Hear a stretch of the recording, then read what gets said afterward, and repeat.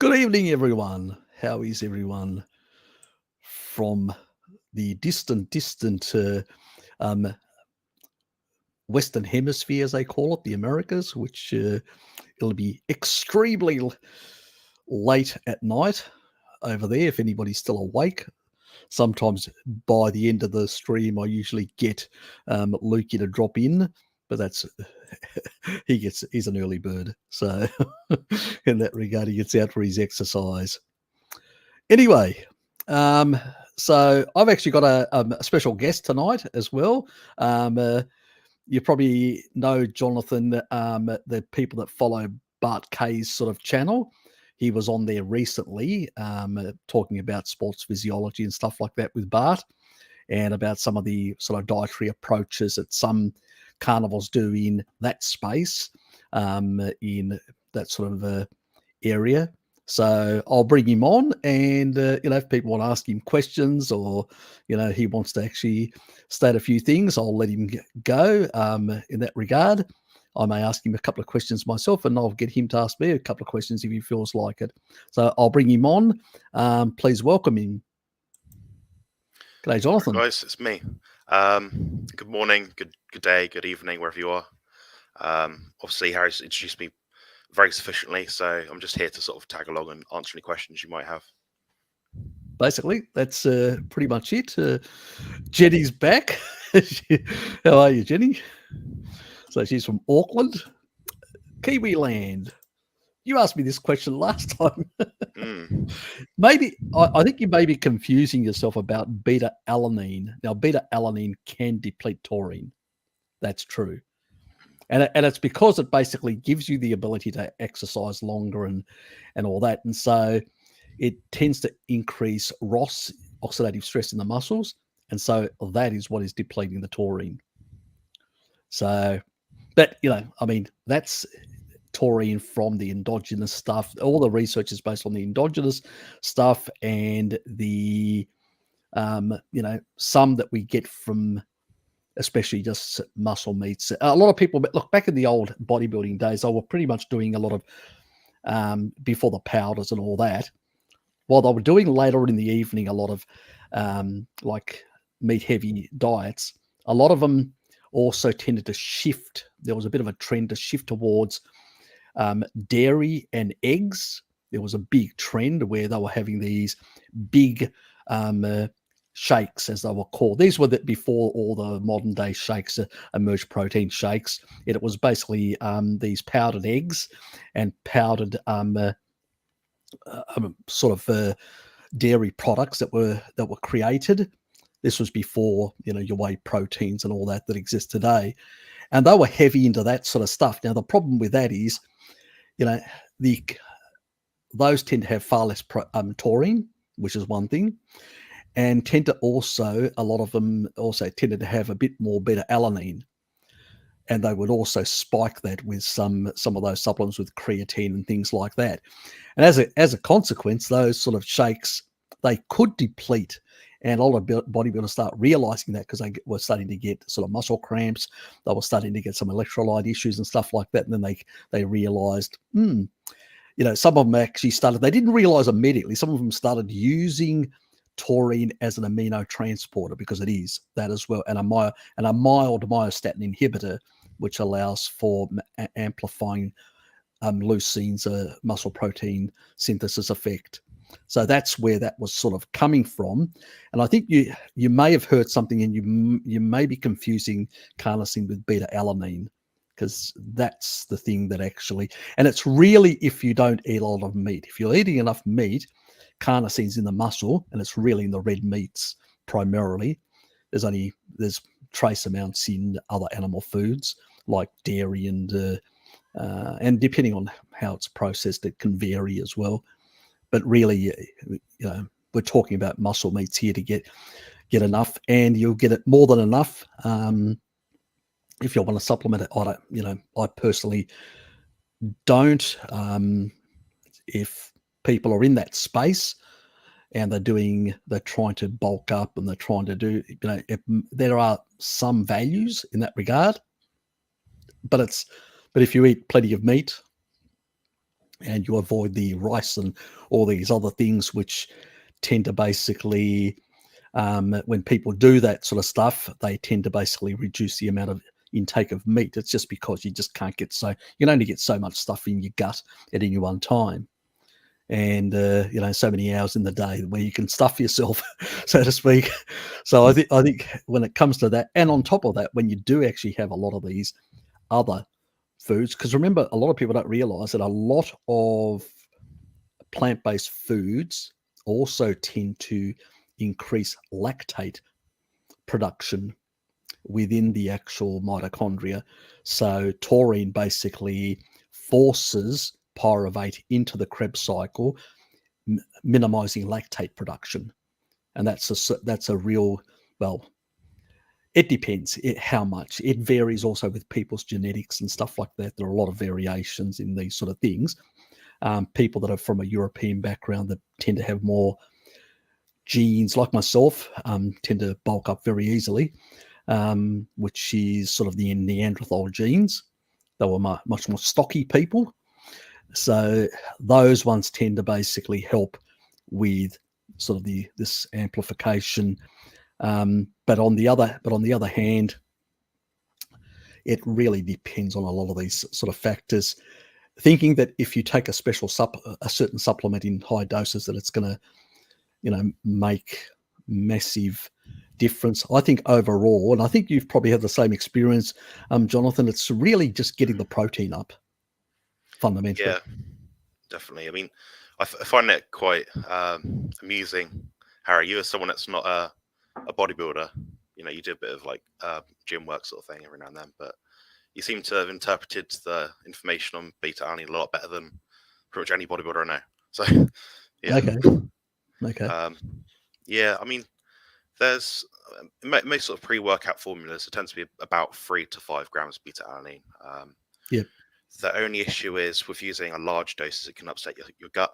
I've used up to about 10 grams before. I didn't see any further benefit from that. With a meat-heavy diet, it's not. Is it really going to do a lot? I don't know. Yeah, I don't know either. It's but the other thing is, it's like a lactic acid buffer. Yeah. So that means you can endure a high intensity for a bit longer. But taurine does the same thing. Taurine does the same thing, exactly. And so it also reduces post-exercise ROS. So you actually get quicker muscle recovery. I think beta-alanine might actually even blunt that, because part of you got 2 schools of thought in bodybuilding. So it's you're trying to gain muscle. You can use either mechanical load, so tension, or you can use the metabolic fatigue. The idea is that you sort of do a pump set, so you do a high repetition set. It might not be much weight. But, I think the damaging part is important. I think that's the mainstay. Bodybuilders are using the pump stuff as a supplementary thing. It's not so much. Yeah. That's why I sort of usually tell people 90 minutes before take taurine, in order to basically, I want to inhibit slightly myostatin. So I'm using it for a whole different purpose. Bring down myostatin, improve muscle efficiency in terms of, the oxidation side of things, energy production. So improve that side and then go into the exercise, tear that sort of muscle. Then, because, and also pre that, I usually recommend people a creatine load like half an hour before, L-citrulline for vasodilation half an hour before. And then within the first 60 minutes, get some leucine in there, and then start putting a whole lot of protein in there. And then I don't recommend people take any taurine after that until they're getting to a stage where it's about 3 to 4 hours, probably 3 hours after that. Because I want basically that, to amplify that muscle, the effect of forcing the body to build and to restore the muscle. I don't want to blunt ROS that early. But at the same time, I'm going to get a massive amino pool coming through the digestive thing, because usually when you eat a lot of meat, it takes about 4 hours in the stomach.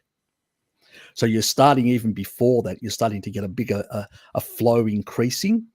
That's the point that I want to kick in the taurine to actually amplify the actual through, because you've got you'll sensitize all those transporters in the actual gut, and it will actually magnify through the middle part of the gut a bigger take up of the amino pool. And that's the moment also I want to basically amplify leucine's effect by, having leucine amplified by also bringing down like myostatin. So it's before so I usually recommend people just take 2 grams before the exercise, no more. We don't want any more, because we don't want any effects on ROS signaling inside the muscles. And then basically at a later stage to take about 4 grams, but that's really for I want to amplify then the build, the repair, and the stuff like that to come after that, bring down the ROS, build new tissue more rapidly, bring in more, inhibit myostatin in a bigger way. So that's that 2-4 sort of that sort of ratio. A couple of the guys that have done that, been doing that sort of stuff, they actually found, even though they weren't doing a massive amount of exercise, they found that within only a couple of months, there was Dom from Ireland, and I mean, these guys are not bodybuilders or anything like that, but Dom was doing it, and who else was doing it?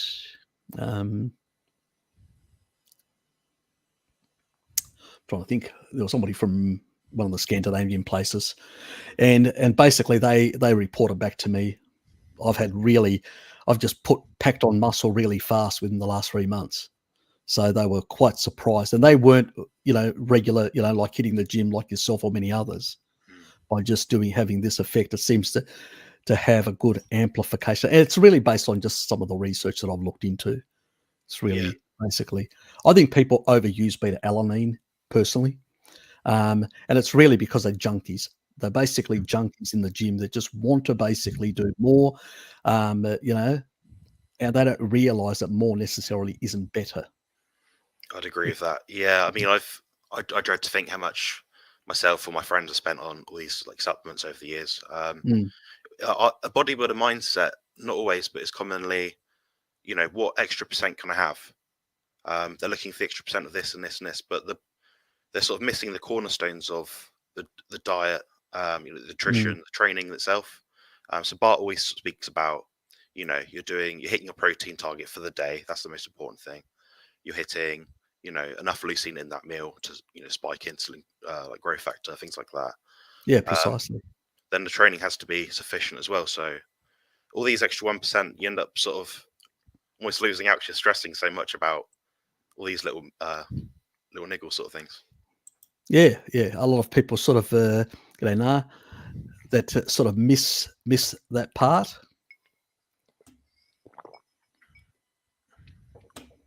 And basically, this is the person that we're talking to right now.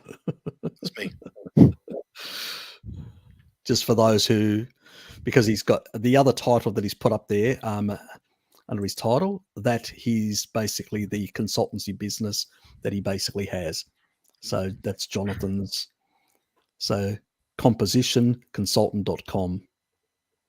So if you want to get some really good advice on a carnivore style of bodybuilding, check out the site and speak to Jonathan, because he knows the stuff. Yeah, provide some good services on there. So if you're someone that's a bit like me, you like to analyze everything, and probably like Harry as well, I do go into depth. I'm not someone who just sends out a cookie cutter program and this is what I found on Google sort of thing. It's nothing like that. You get your value for money for certain.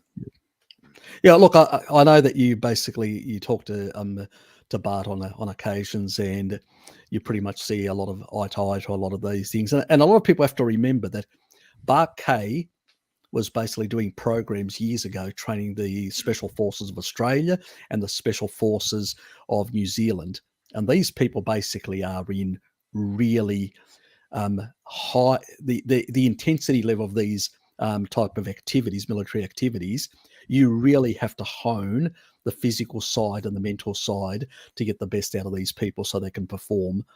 And so you fail, there's you're at the end of another bullet. Basically, you're dead. So there's no rooms for errors, so to speak. Mm. And so all this bullshit that most people talk about, the sort of, get on your treadmill on nonsense like that, they got no idea, how to get the best out of people. And the reason, it's another reason why I've approached you, Jonathan, as well, because I know that you're very much a follower of a lot of Bart's sort of work and that sort of thinking, Yeah. and you're you're in the carnivore space as well. And we don't have a lot of people like you that have that, that sensible knowledge when it comes to carnivore and human physiology and understanding of that sort of side, but also the bodybuilding side and the industry itself, because unfortunately there are, let's say, there are issues in that industry, and a lot of young people that get into it can sometimes, let's say, lose their way. Yeah, I mean, just to comment on that, I have been involved in the sort of nutrition industry, food supplements, companies in the UK. A lot of the time, the people that are coming in to see me are someone that says, what can I take for this? But I think a lot of the time it's a matter of like deduction, so removing something from the diet. Because they've got people nowadays are eating, in one day you might see someone eating 20, 30 different things. The reality is we can sustain ourselves on less things, which are going to be less toxic. I'm seeing a lot of bodybuilding plans nowadays with the cream of rice is quite popular. That's not too bad. Things like the protein powders, the meat. They're doing like 0 fat meat, so they're not getting enough fat to sort of give them like cholesterol, muscle building nutrients.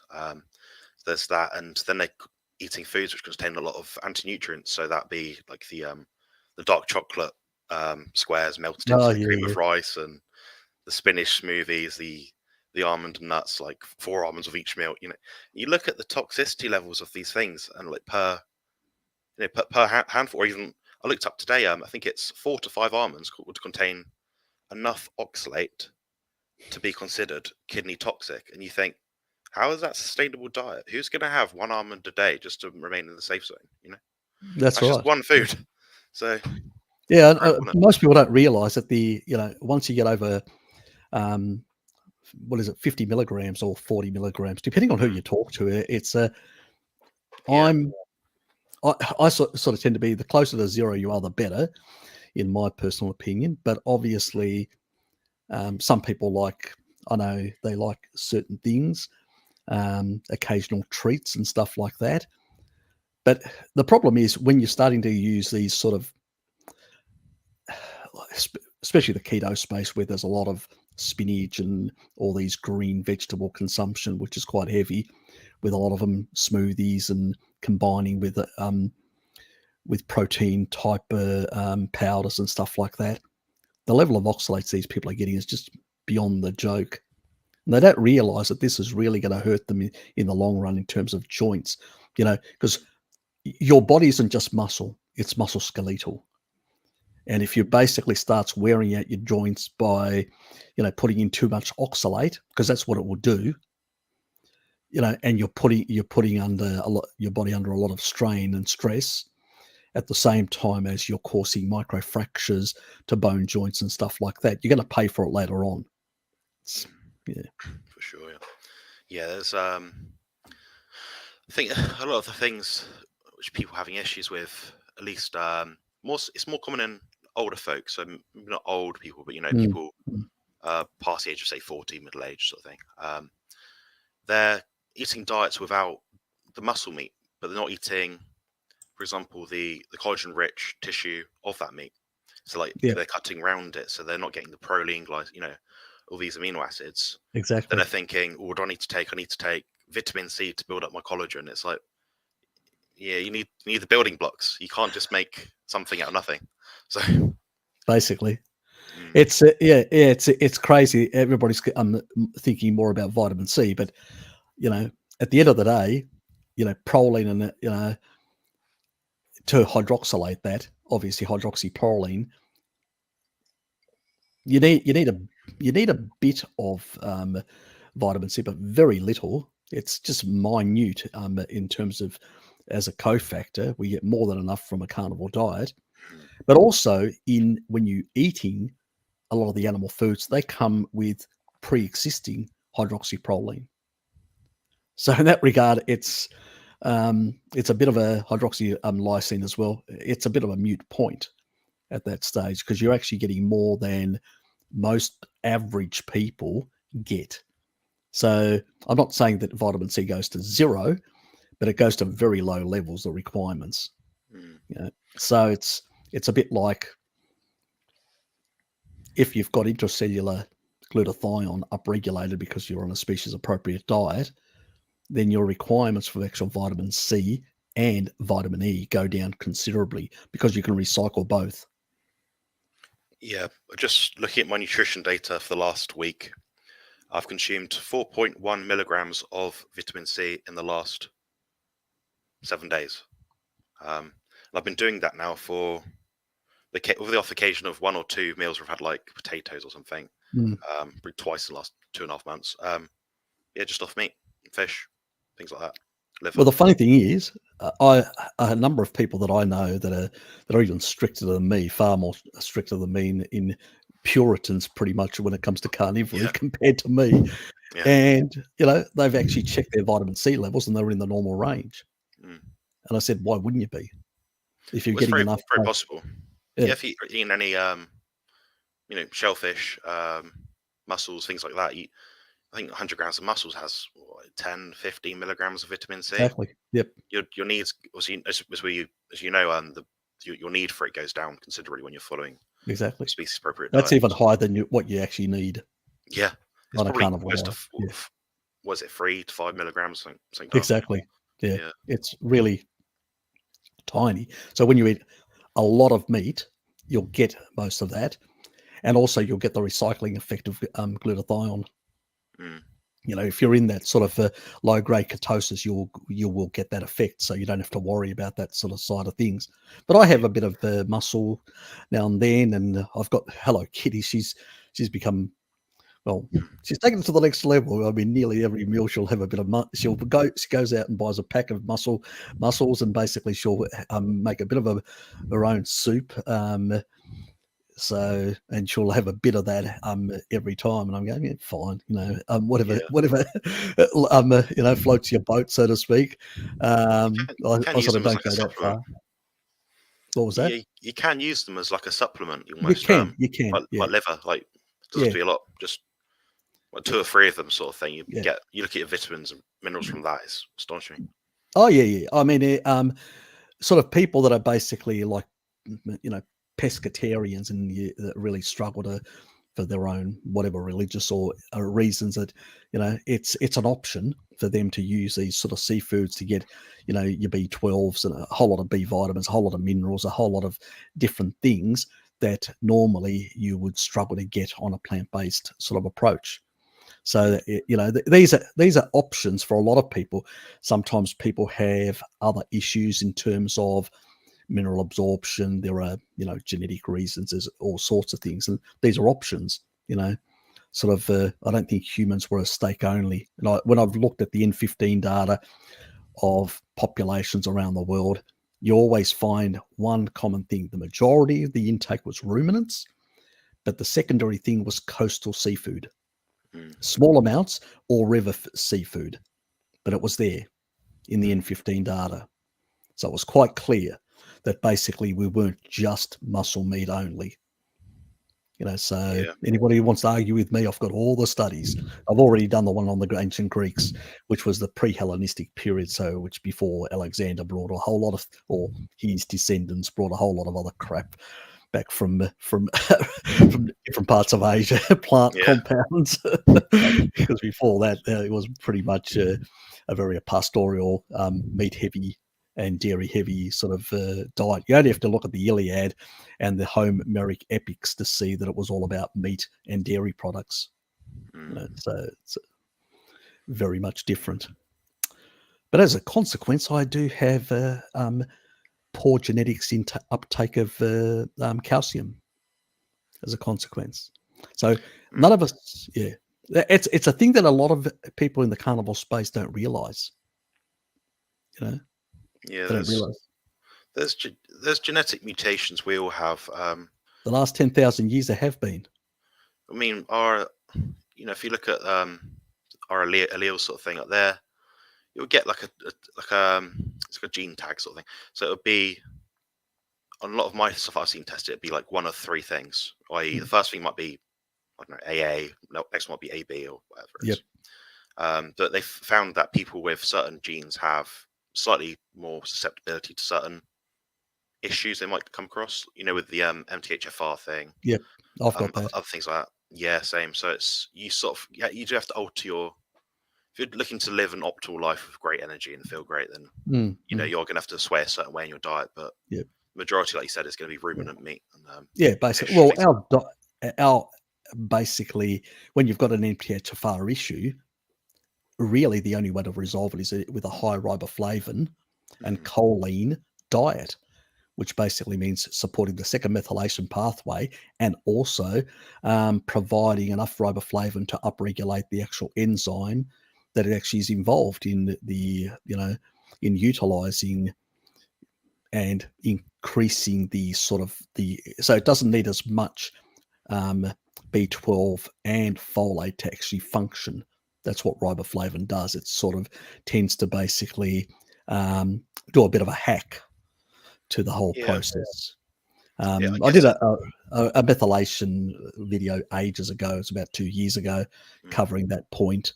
And it was just dose dependent. You could just immediately lower homocysteine in those people with the MTHFR. You don't need to. That's a great video. I recommend people watching that. A lot of people do have these sort of gene mutations, and it's worth trying. Like you say, if you're someone who's sitting at home with chronic fatigue, low energy, like you've tried a B12, you've tried your methylfolate, all these things. It doesn't work. Riboflavin. It's not going to hit the nail on the head. I mean, I used to recommend that to other people because I did a brief bit of research back in the day and sort of thought, oh, it's methylfolate. Then no, you look further up the chain. Riboflavin, was it 2 to 5 milligrams a day or whatever? That tops it out. So yeah, pretty much. Yeah, and a carnivore diet, you get plenty of riboflavin. You don't even have to worry about it, and it sort of just eliminates even having to supplement anything. And having to worry about MTHFR becomes a non-issue. So it's, probably takes an income stream away from a lot of naturopaths, but so be it. That's the reality. Eat more meat. Funny thing is, most of the people that do visit those sort of people tend to be plant-based. Yeah, they do end up needing these extra things. I think one of the most dangerous statements we've ever heard in modern health history would probably be a plant-based diet can be a well-managed plant-based diet can suitable be for all ages. And I was like, suitable doesn't mean optimal. You're actually choosing the less optimal choice. There's a right way and wrong way to do things, and whatever your ethics are regarding that, it's your own business. It's nothing to do with me. But if you're truly someone that's like looking after a child, you're going to want the best for them. So I think doing something suboptimal isn't the best choice. Well, I think that is the statement is an outrageous statement. Personally, I think it's a criminal one, because children in neonatal sort of state, they can't even synthesize taurine. If they don't get it from breast milk, and the mother's suboptimal because she's on a plant-based diet, and they don't get enough, they get retardation, problems with brain development, problems with retinal development, and all these other things. So they can get problems with their heart. Some of these children, when the mother's deficient, tend to can have holes in the heart and all sorts of cardiac sort of issues at birth. Yeah. So and it's probably a reason where I've actually seen some research. It's associated. I know. I'm not going to say that it's causal. I can't prove it. And it's with diabetes 1. But it explains why, because low taurine, because taurine basically can ameliorate some of the damaging effects of the islet cells. And if you basically take high dose of taurine in the early stages, they've actually shown deliberately damaging islet cells in little rats, and then giving them high doses of taurine and fixing up their pancreas again. Now, I mean, it's a dose dependent. It's in a rat's model. Yes, we can't do the same sort of stuff, experimentations in humans, obviously. But I would say if it works in a mammal, in this very much, and most animals, in it's a substance, or it's a molecule that has ancient roots to early life. Around those vents in the deep oceans. So as far as I'm concerned, it is unnecessary, and most people don't get enough for a whole lot of reasons, especially in the modern diet today. It's so processed. And I think that if you're not eating animal foods in early life, you're really harming. It's child abuse, as far as I'm concerned. I'd agree. I mean, there's just to look at the news, like someone recently was put in prison for life, basically for killing their child. Looking at the infant formulas, I mean, a single serving has, I believe it's 0.15 milligrams of taurine in it. You think it's not going to do anything really? It's there, but it's just there for label's sake, Precisely. Yeah. I think a lot of them out there. There is, I think, when we had a lot of those low little taurine amounts with a lot of caffeine, and it created a lot of arrhythmias because of the high caffeine, because it amplified caffeine and created a lot of these. It actually, a lot of people got the wrong idea about what taurine is, and I'm going, why don't you look at the neonatal research and really understand what it really is, for human development. And I mean, God almighty. So energy drinks, misuse of taurine in small amounts with high amounts of, caffeine to amplify it, by companies wanting to sell product to make profit, and then basically the media's sort of run with it and demonized taurine rather than the caffeine. It's just ridiculous. Yeah. Seems that, I agree. What other questions have we got? Let's get through some of this. G'day, Stefan. Thin people like me to hydrate with fat heavy cream. You can douse whatever you like. Our ancestors always hydrated with fat. I have never seen a tribal person walk around with water. You look at any of these videos of all these tribal people, they hydrate on fat. They're in this low-grade ketotic state and swing in and out of it when they eat a lot of meat. And that's what they primarily stay in. And they do not basically inhibit hormone-sensitive lipase. And they've got access to fat oxidation continuously throughout the day. And they produce their own endogenous water, which is low deuterium. So, I mean, yes, I'm diabetic and fat, doing carnivore 4 years, now raw meat 3 years, and I wasn't getting well from cooked. I reduced my fat and I ended up so fatigued, not a good idea, and burnout. I just cannot tap into my stores, stop focusing on those sort of things. Taurine's going to help because what it does is it'll actually lower any lactate production. You may be actually producing a lot of lactate, because if by the time you get to a diabetic level, or the time you get to a cardiovascular level, or the time you get to a cancer level, you've done a lot of mitochondrial damage. So your mitochondrial density, that means the amount of electron chains in each one of those mitochondria, is going to be quite diminished, which means that you have difficulty other than fermenting, that means lactate and glucose for energy, and you've probably got a lot of your Krebs cycles in reverse, causing basically fat storage. That's the problem, So really what you need to do is look at some of my cancer videos and look at sort of how to deplete deuterium, how to dilute it. Because what happens is when you're in reverse Krebs cycle, I did some videos just recently about all this sort of stuff, covering it. I haven't gone through all the studies. I just wanted to cover as a general overview for people, and then I'll go specifically arguing my hypothesis in that regard over the next couple of months. But when you basically are in a reverse Krebs cycle, you're pulling in more 2H deuterium out of the cytosol, the inner part of the actual cell, and you just keep on sucking it in, and that's the problem. So you need to dilute the deuterium content within the body, including within every single cell of the body. And the only way you can do that is with a heavy fat diet. But a quicker way is, but it's more expensive, is with deuterium depleted water to do that. So some people can't afford that. And I usually say to them, stop worrying about your fat levels. Just go out there, get that, use taurine in higher dose up to 10 grams. And the whole purpose is to repair the electron chains, because that's what we want to do, so we can reestablish good levels of, oxidative phosphorylation and produce ATP the ancestral way. And so that's what we need to do. And on the other hand, you need to also improve your sleep quality. So that means you need to amplify, blue light in the evening, not a good idea. Blue blocking glasses, very much a necessity for people that have got these sort of problems, because you need to increase your melatonin in the evening, because that will basically heal your mitochondria. So it's a long haul, mate. Took me 12 years to get here.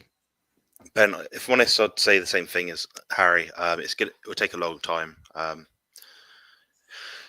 From a bodybuilding perspective, basically, you said you've reduced your fat, you're fatigued. So what a lot of bodybuilders do is something which Raymond Nazon, the Steak-'em Butter Gang, Bart have done at the start of this year. Basically, what they do is what's called a priming phase. That's it. That's where they'll increase their fat intake to, astronomical levels, like you're eating, a stick or two of like butter a day and fatty meat sort of thing. That's going to upregulate your metabolic pathways. So it's pretty much the same thing as what bodybuilders have been doing. So before you'd compete in a show, say 12 weeks out, you're doing a 12-week diet. What people would do before that is the last month or two, they'd actually aim to increase their energy intake exponentially. So when they start their diet to go down, their energy levels are still maintained, but they're actually losing fat at a faster rate. So that's something you might consider as well. And obviously, the priming phase would be tough, but you just stick at it for as long as you can, sort of thing. I think the recommendation is around 2 weeks or so.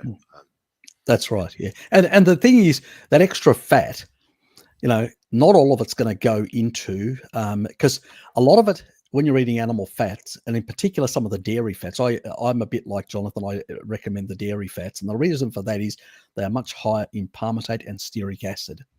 What these two do is they induce mitochondrial biosynthesis through reverse electron transport through complex 1. So they send out a signal, and the cell gets that signal and goes, okay, we need to basically ramp up the actual cloning of additional mitochondria. That's what it does. It increases the mitochondrial density. These two fats in particular.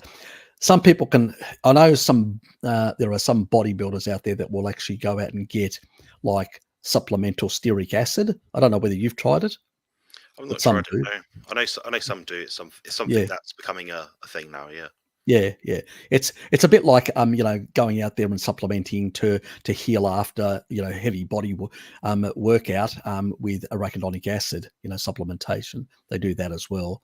Inflammatory pathways. And it sort of helps improve. So your requirement for arachidonic acid goes through the roof if you really pump hard and do a lot of workouts. So that's sort of.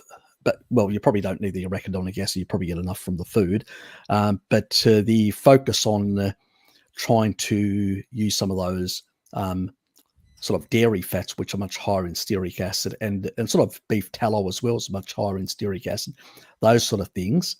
That's where I basically, when people are trying to do this sort of stuff, like you're suggesting as well, I usually steer them away from pork specifically for that reason, because it's got less stearic acid.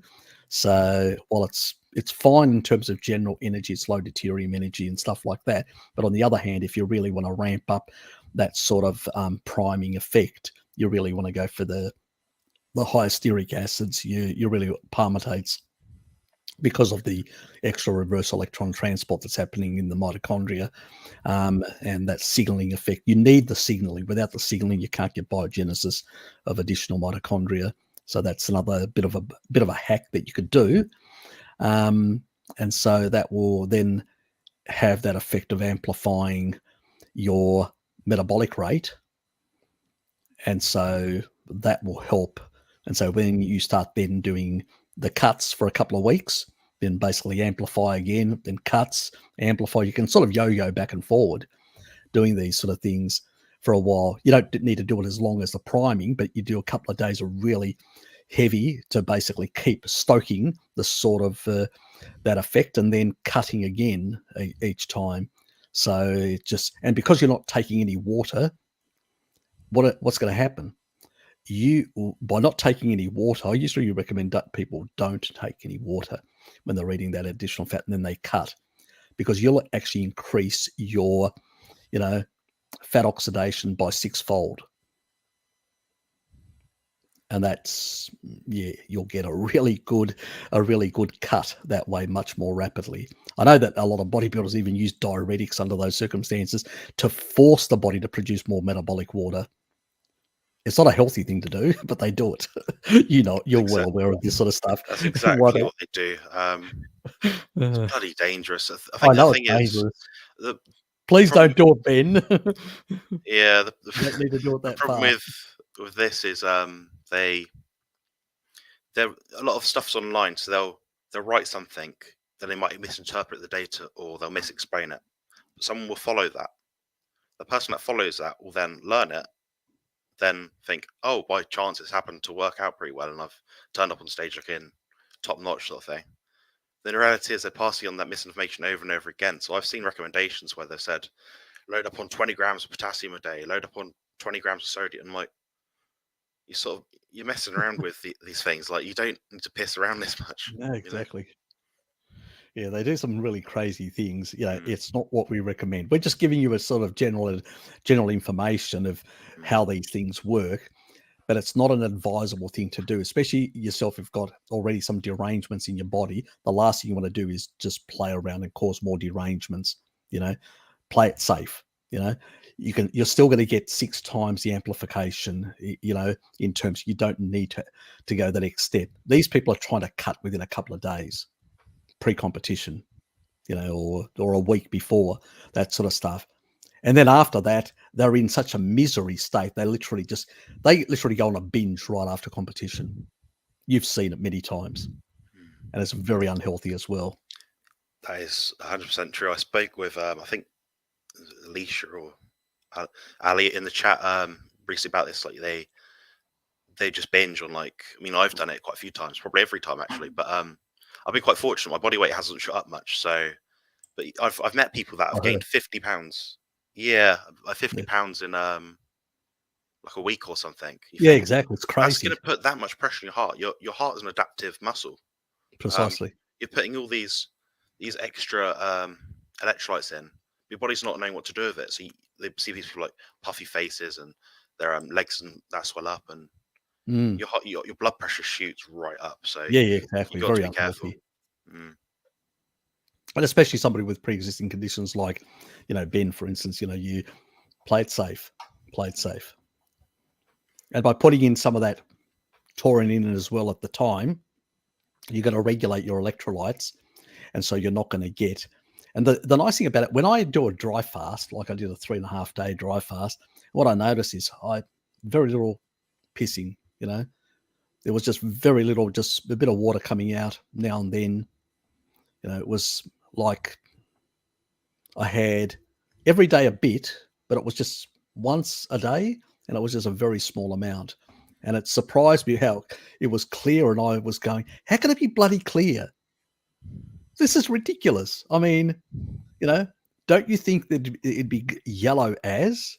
And it's sort of towards the second day, it got a bit yellower. The third day got a bit more yellower. And I realized maybe, with all the coffee, 3 coffees a day, sometimes 4, maybe I'm drinking too much water sometimes because of the coffees. I still enjoy the coffees.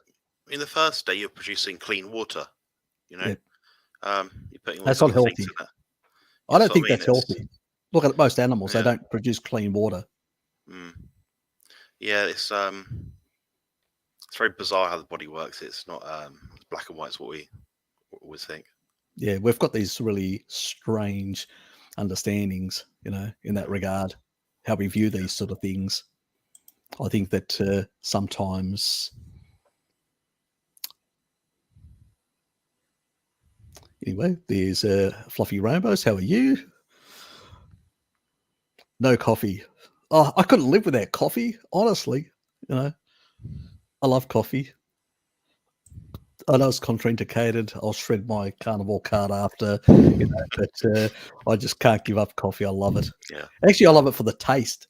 I know Bart goes, I hate it for the taste. I just am addicted to the caffeine. And I go, well, the caffeine doesn't do anything for me. I'm like a fast metabolizer. Within about an hour, it's out of my system so fast. I hardly get a blip. And for me to really actually feel caffeine, I literally have to have like a triple or quadruple shot. Yeah, I'm the same pretty much. Yeah, I break down alcohol and caffeine me too. very fast. Yeah. Me and my brother struggle to get drunk. Yeah, me too. I have the same problem, and it runs in my family. My dad as well. I think I've got my dad's genes. He couldn't get drunk very easily. My younger sister, she'll basically, she's a tiny little thing and skinny and tiny. And you go, where the hell does she put it? It's just basically, if your liver can basically process it faster than other people, it's not going to do you as much damage. It's actually longevity pathways. They considered longevity genes that people can actually detox quicker, drugs, alcohol, caffeine, those sort of things. So there is an advantage. Yeah. But I get no real pleasure from, there's no buzz for me. It's all just basically the taste. Yeah. I like the taste. I don't know why, whatever reason. Blame my father for that.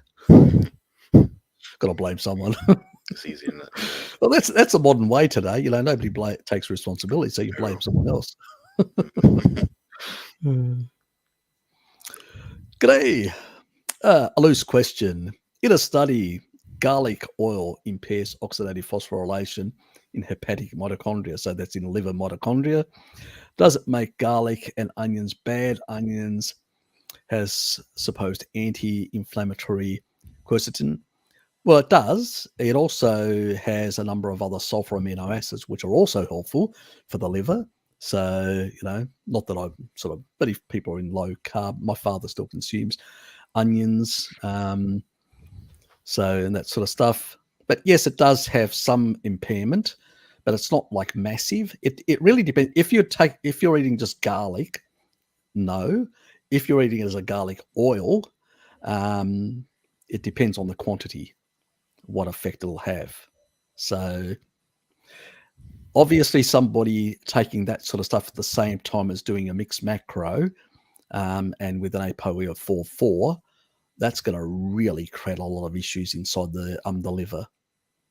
So it depends on a whole lot of genetics and the quantity and stuff like that. But I don't think, I believe it's contraindicated to be taking these oils. But if you were to use a bit of garlic or a bit of onion in your cooking or all that, it's not going to be a deal breaker with me. Yeah, I'm of the same opinion, to be honest. I don't really use like onions or garlic. I might use a bit of powder, but nothing like the raw vegetables sort of thing. Yeah, I've stopped using them altogether. I've even stopped using pepper. I used to use a lot of pepper. Now I'm just down to salt. I've got a whole lot of herbs. I should just take them over to my father. They're sitting in my cupboard, before they go all off and rancid. I've thrown some out. I should just take the rest over there. He'll use them. He's very much, he likes his peppers and herbs and stuff like that. So yeah. On the note of pepper, sure, but black pepper has, I believe, 5.5 times the amount of oxalate as white pepper. So that's just something for people watching this to think. You can make a switch there if you're looking for a bit less. That's that. Well, I've stopped using black pepper altogether, even though I love it more than white pepper. But Dad, I've got him on white pepper, so he only uses white pepper. So he's switched, because I said, well, you got to add me. I said, you can't use black pepper. What do you mean? I said, you can't. Can I? I said, you can use white pepper. It's got less. So he's switched to that. That's what he uses now. So he's I don't think he's completely happy about it, but well, you can't have everything in life. I told him you got enough treats there, so get, I think but Raymond's yeah, come in the chat. what's that? I think Raymond's come in the chat. Is he? I actually think haven't so. even. That's what I forgot. I actually usually have the chat going. Let me plug in. Yeah. Because I'm not plugged in myself. I'm just using okay. the audio, so to avoid the sort of feedback. I don't know what's happening on the other end. I'm probably causing some feedback for you when it comes to everyone else. So I do apologize. Sounds clear to me on my headset. Okay. So it's not causing any problems. It usually doesn't, but just to be on the safe side in that regard. And I think I'm going to quickly bring up the chat so I can see how far behind I am, because usually I have all the time. That's nothing new. That's nothing. Like 5 questions behind, probably 4 or 5. I think it's Harry time. As I think it's Haraldos, as it's Harillos, but he calls me Haraldos, Bart, and he says I prefer calling him that. So basically, Pim calls him off, but he won't change. Yes, he is. There he is. Good day, Raymond. He's right at the end.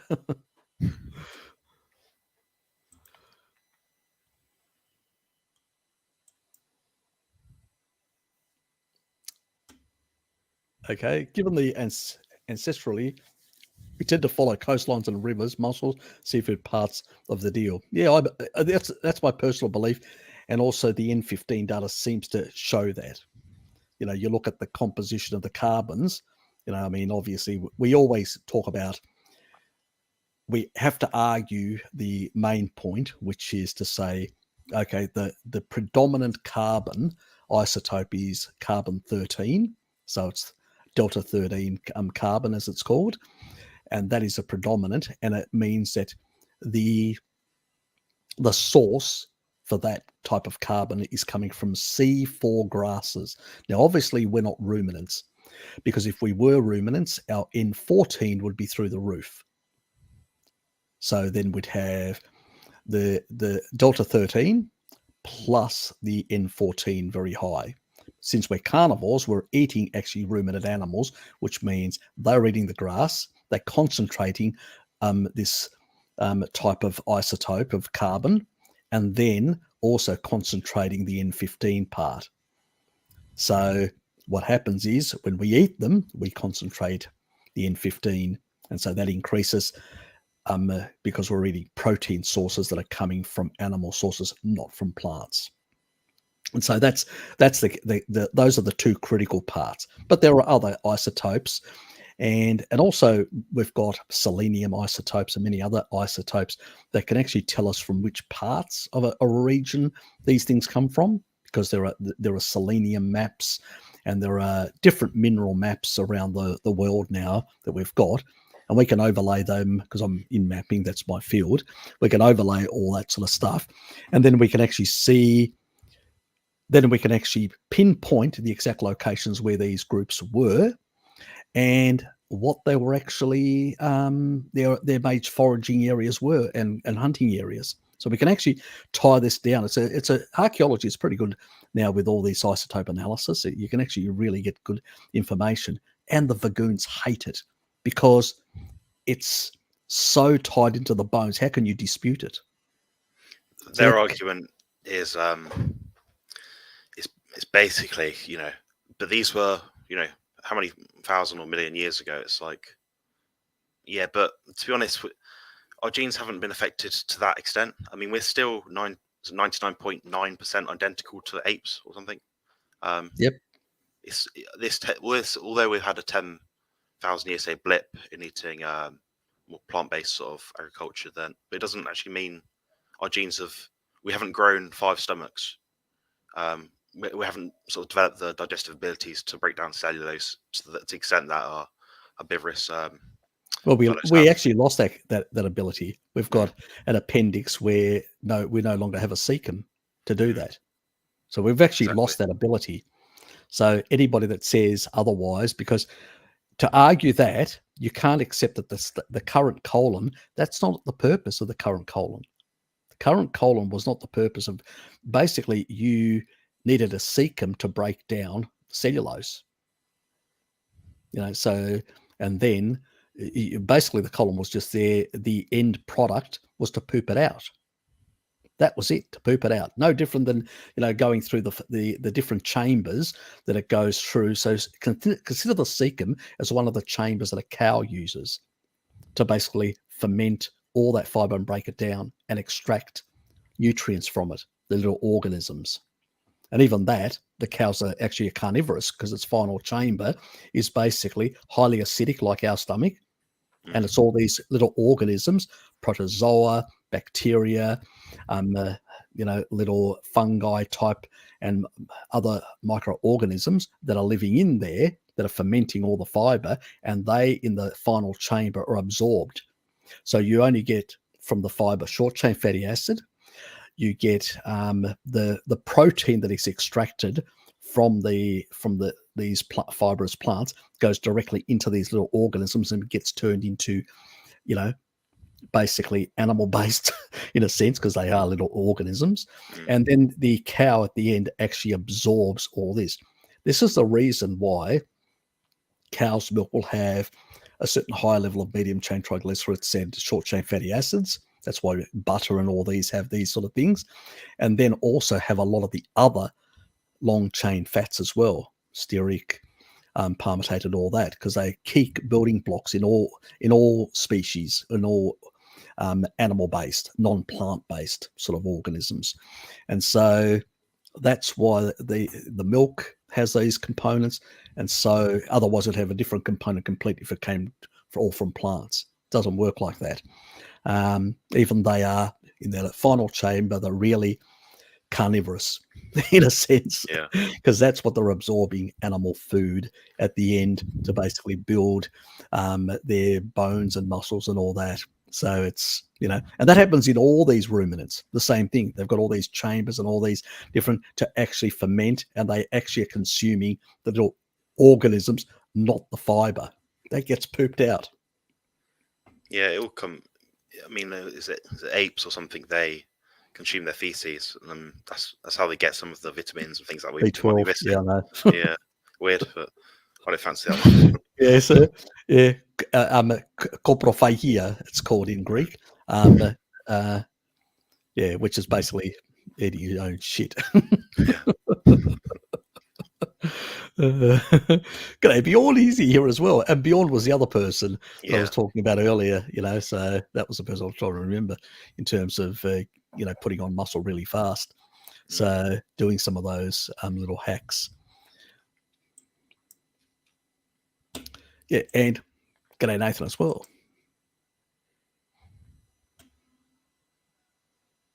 The magnesium stearate, probably. Talc powders, dextrose, whatever they're putting in it. Yeah, there's a lot of that sort of stuff. It's sometimes you have to pay a bit extra if you want to get something which is clean or it doesn't have any sort of stuff in it. It's like that. I find that a lot of the even taurine out there's a lot of fillers in them. That's why they call them taurine. And a lot of the bodybuilding, they put it with a lot of other things. And I go, now I'll just go for this pure free form that I don't have to really worry about. This will make you laugh. So there's one brand in the UK. Well, there's actually a few now. But, the modern protocol over here is, no artificial fillers, no artificial. Do you know what they fill in with in the space that they would use for that? Don't know. Like everything is rich in anti-nutrients. They put it in a long list. It's like always like herbal things, which are like.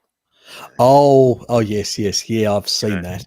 They've gone crazy on all these, like in the I don't know why it's happened. I think because, and I've noticed it more with the plant-based proteins and sort of supplements that are out there. There's a lot of these like extra things that supposedly we need, but also it's probably, I think, filtered in the general sort of bodybuilding sort of arena and general supplement arena as well. It's just like, this little compound and this little compound. I'm going, and when you actually look at a lot of this sort of stuff, you realize, don't they realize how many anti-nutrients are involved a part of this, and you go, yeah, you shake your head. Yeah, I mean, you can reduce some of them through different methods. Like you're cooking it, steaming it, reducing or increasing the titration between the liquid and the whatever it is. But at the end of the day, it's going to be in there. I find it easy to ideally sort of have know the least of stuff. none. Yeah. I think it's way easier to avoid the stuff in that regard. It's just too much hassle. I'm too lazy to get so heavily involved in that, so trying to fix things. Yeah. Anyway, do you recommend weight training while fasting? And also, how long after training should you eat? I'll leave that to you. I'll go first. Pressure's on. It depends where you're at. So I mean, if you're someone that's walking around 6% body fat, you're very lean, like you've covered in veins and things. Probably not. I'd prefer someone had a meal before, just because it's not going to be enough. I mean, your body will sort of alter it through your diet, but your substrate just isn't ever going to be topped out if you're walking around at 6% body fat. For your high body fat, it's quite all right. For example, I've done intermittent fasting before for a period of about 3-4 years. I trained fasted a lot of that time. It didn't impact my muscle gain, but as long as the meals you're having around that are sufficient. So that's that part of the question. Mm-hmm.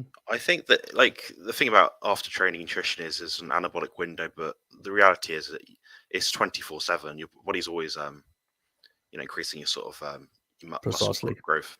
As long as you're giving that stimulus to grow from. Yeah.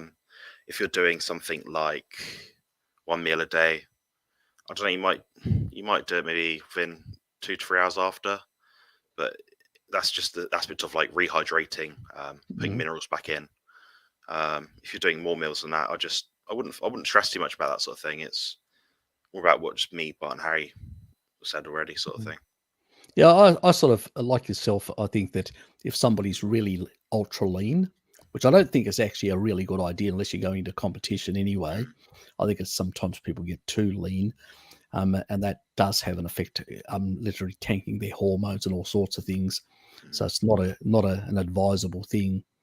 I mean, I definitely wouldn't eat right before I'm going to do the exercise. I'd probably stick to about an hour and a half prior, or so I've got just a bit in the tank, as Jonathan said, and then an hour after, because the whole purpose is you're tearing down, and as long as you're getting really the fundamental thing, as Bart knows, Jonathan knows, and anybody in the bodybuilding thing, 2.6 grams of leucine.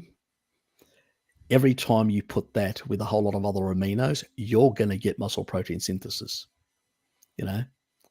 So how much you get is how much substrates you're going to put in, how much taurine you're going to put in to amplify for the protein transporting effect, plus the myostatin inhibition to amplify leucine's effect. So that's really what we're sort of talking about. Also, taurine does actually raise insulin slightly, but not a lot. It sort of improves insulin signaling in a sense. It's sort of a regulatory thing. So I think it actually combines really well with that sort of insulin to glucagon sort of 1.3, where it actually will pump it up to probably about at 1.5. So you'll get a better effect than what you would get just having a couple of steaks and not doing much else. And that's the reason why I view the taurine as a really important biohack in bodybuilding, to basically amplify but not overexpress. You don't need to overexpress insulin, but you need to basically slightly try and actually increase the sort of signal strength, but not a lot, because that's not important. It's just slightly above that base level. It seems to have, without going too crazy, to improve the sort of because I think that bodybuilders really need to, as you're basically healing right after, you really need to pick up a bit the actual mTOR signaling, especially mTOR1, because that's going to play a big role in the healing part and really building more muscle a bit more rapidly at that point. So that's how I sort of view it as a hack than anything else. So that's sort of the combination sort of thinking behind that I sort of have. But you know, and that's another reason why I'm not a big fan of a lot of these protein powders, because a lot of them just don't have any taurine, and they, it's some of the old people in the past used to sort of consider those, because some of them actually, I know that. Do you remember some of the old bodybuilders? They used to put in some organ meats into their smoothies. Shakes. Yeah, they did. I know a top for the extra national taurine competitor did exactly that. He would do a glass of orange juice, I know, whey protein, and like some liver or something, like a palm-sized liver. And he thought it was brilliant. He said like his training was on fire doing that. So yeah. So and it's really getting the choline, the taurine, those sort of things in there at the same time, and they really have a lot of important roles to play. It's a synergy of all these things. It's the synergy of nutrients that what we're talking about. And sometimes people we over focus on single supplements or single nutrients or stuff like that, but really the magic comes from this sort of symphony of all these sort of animal compounds, which are largely animal related from their sources where they come from. So it's really that makes the big difference, I find. And I actually learned more from some of these old bodybuilders than I actually learned from the studies initially. They sort of opened my eyes to understand, okay, I need to look into this research. I think that it's underrated, where the modern guys are completely unaware of it. I think you've probably noticed that. Yeah, it's what we call in bodybuilding bro science. So if you go back, say, 50 years, maybe a bit longer, the standard like training protocol might have been like an upper lower or full body split. So getting multiple periods of time in the week within you're getting training stimulus. So frequency is up. They've realized muscle protein synthesis for a body part can be, I think 2 to 3 days, give or take. So it means it sort of equates to training each muscle group at around about 2 to 3 times a week. They've done studies on it recently where they've said basically 2 is about the bouts of area you want to be in twice a week. 3, you sort of risk the issue of undertraining some muscle groups because you're not giving them a stimulus. So if you're doing something 3 times a week hard with a high level of volume, you're not going to be able to recover from it. So it's very individual in your sort of adaptive and recovery ability in regards to that sort of thing. I think there's also a bit of concern that you also may end up, as you said, over exercising some muscle groups and creating imbalances in the body as a consequence. So that can actually create more injuries and sort of also funny, where some people sometimes say, "Oh, I'm getting this sort of strange pain in this part of my leg, or this is happening, or whatever." And I'm going, well, you've probably overtrained this part, undertrained your glutes. And I actually did that in the past, and I had really a lot of pain in the front part of my legs because I, sitting too long and walking too much, like a high intensity, and sitting for many hours, and then eventually ending up undertraining my glutes, and then having all this pain. I'm going, oh shit. So just to reiterate a point earlier about the about Nathan's question. So having a meal beforehand, if you're going to do that, just like Harry said, just have a small meal. It doesn't have to be a pound of meat or anything. Sort of depends on your size, but 2 or 3 eggs and I don't know, half a pound or less of meat. You just want a bump, so you don't want your body to be in a state of digest when you're training. You want a sufficient time between having the meal and training. A lot of your blood and your energy goes towards digestion when you're actually doing it. So you want your neural drive basically to be not impacted. Exactly. And that's really only the people that are basically, as Jonathan said earlier, that are too lean. You really need to get something in there. And sometimes something that actually gets in faster and digests a bit faster. It can be a protein shake type thing. It can be, you know, like a whey protein type thing with a, you know, so an egg or two, something like that mixed in. You know, we're not talking about just a small meal type thing. And then, Yeah, it's exactly what I've done. Before a competition, my biggest meal of the day would actually usually be my pre-workout meal, but that's because I'm walking around at 5% body fat. Exactly. I just need, and my body's so depleted from the day before that, you know, I don't want to eat a massive meal late at night. It'll affect my sleep. So it's all a balance. You have to work out in your head Yeah, what's going to precisely. give you the best bang for your buck, and what's going to improve recovery the most.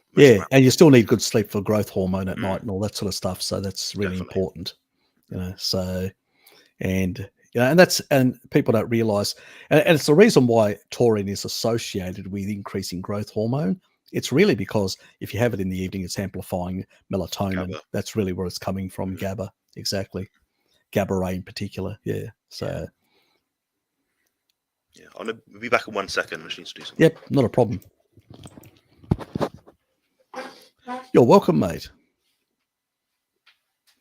Yeah, when it comes to autoimmune stuff, we've had Luke Gear, that's one of, you know, comes on quite a bit of Ben, and, you know, vitamin D status is really important in that as well, you know.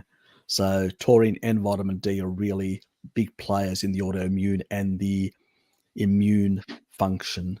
So you need to, you can, I think Richard Vivid Mouse that comes on here from New Zealand, you know, next time you see him, ask him, because I actually got a kit, but it wasn't as accurate, a vitamin D kit. He actually came across a kit that's really accurate, because sometimes doctors won't do it for you. And he actually was able to get where they've got a little device, and you, once you've taken you put it in this strip, you put it into this device, then you plug in this other part that actually will read. It's like an auto reader, and it will actually give you the exact number. Where the other one that the strips type thing that I plug into this little, you know, one of those little devices, you know, similar to the ones like the COVID, the rat tests, something similar to that. It gives you a range, not exactly how much. So it's cheaper, but it gives you a range. And I did buy it, and I go, oh God, I was disappointed. I actually remember I did that video, but I was really disappointed. I felt like if I just paid a bit more, I probably would have got a better result, or a more precise result. Now, the 80 odd nanograms or 200 sort of with the metric system, which is the millimole type that we use in Europe, Australasia, New Zealand, not sure which other countries. So that's the two that you can play around with. So you need to get it at close to that level. And that's what basically Luke got onto a carnivore diet, got his basically vitamin D status really at that higher level of 80 nanograms, and pretty much sorted out all his issues. So he's reversed his Hashimoto's, and then he was able to build muscle, because when you've got, you know, Hashimoto's thyroiditis, really your whole system's in the toilet and you can't build muscle. He was trying and just failing. And then it was just effortless. He said, I was doing less training, less, you know, putting in less effort, and I was building more muscle faster. He couldn't believe it. Just, you know, getting his vitamin D status sorted and literally putting himself into remission. A lot of people on a carnivore diet have put themselves into a remission, and those who haven't, it's usually because they're poor vitamin D status. It's usually the missing link or element in the diet, sort of sun, salt, and meat, as I usually say.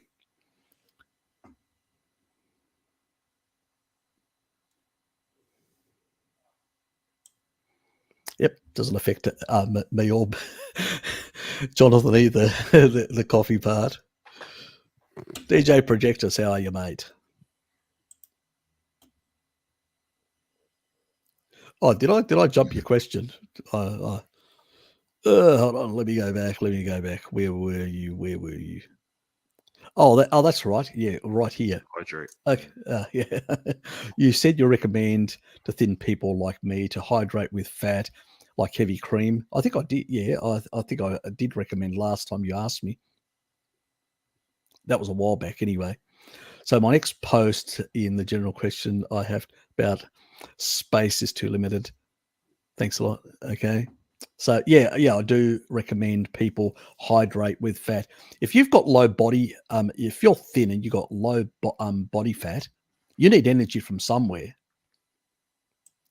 Now I could resurrect basically Walter Kempner with his sugar diet, high sugar diet, 96%, 4% protein and 2% fat, as non-Randall cycle. He actually, that German bloke, he was a German Jew. He used to whip people back in the 1930s to comply, but he did get them to lose weight.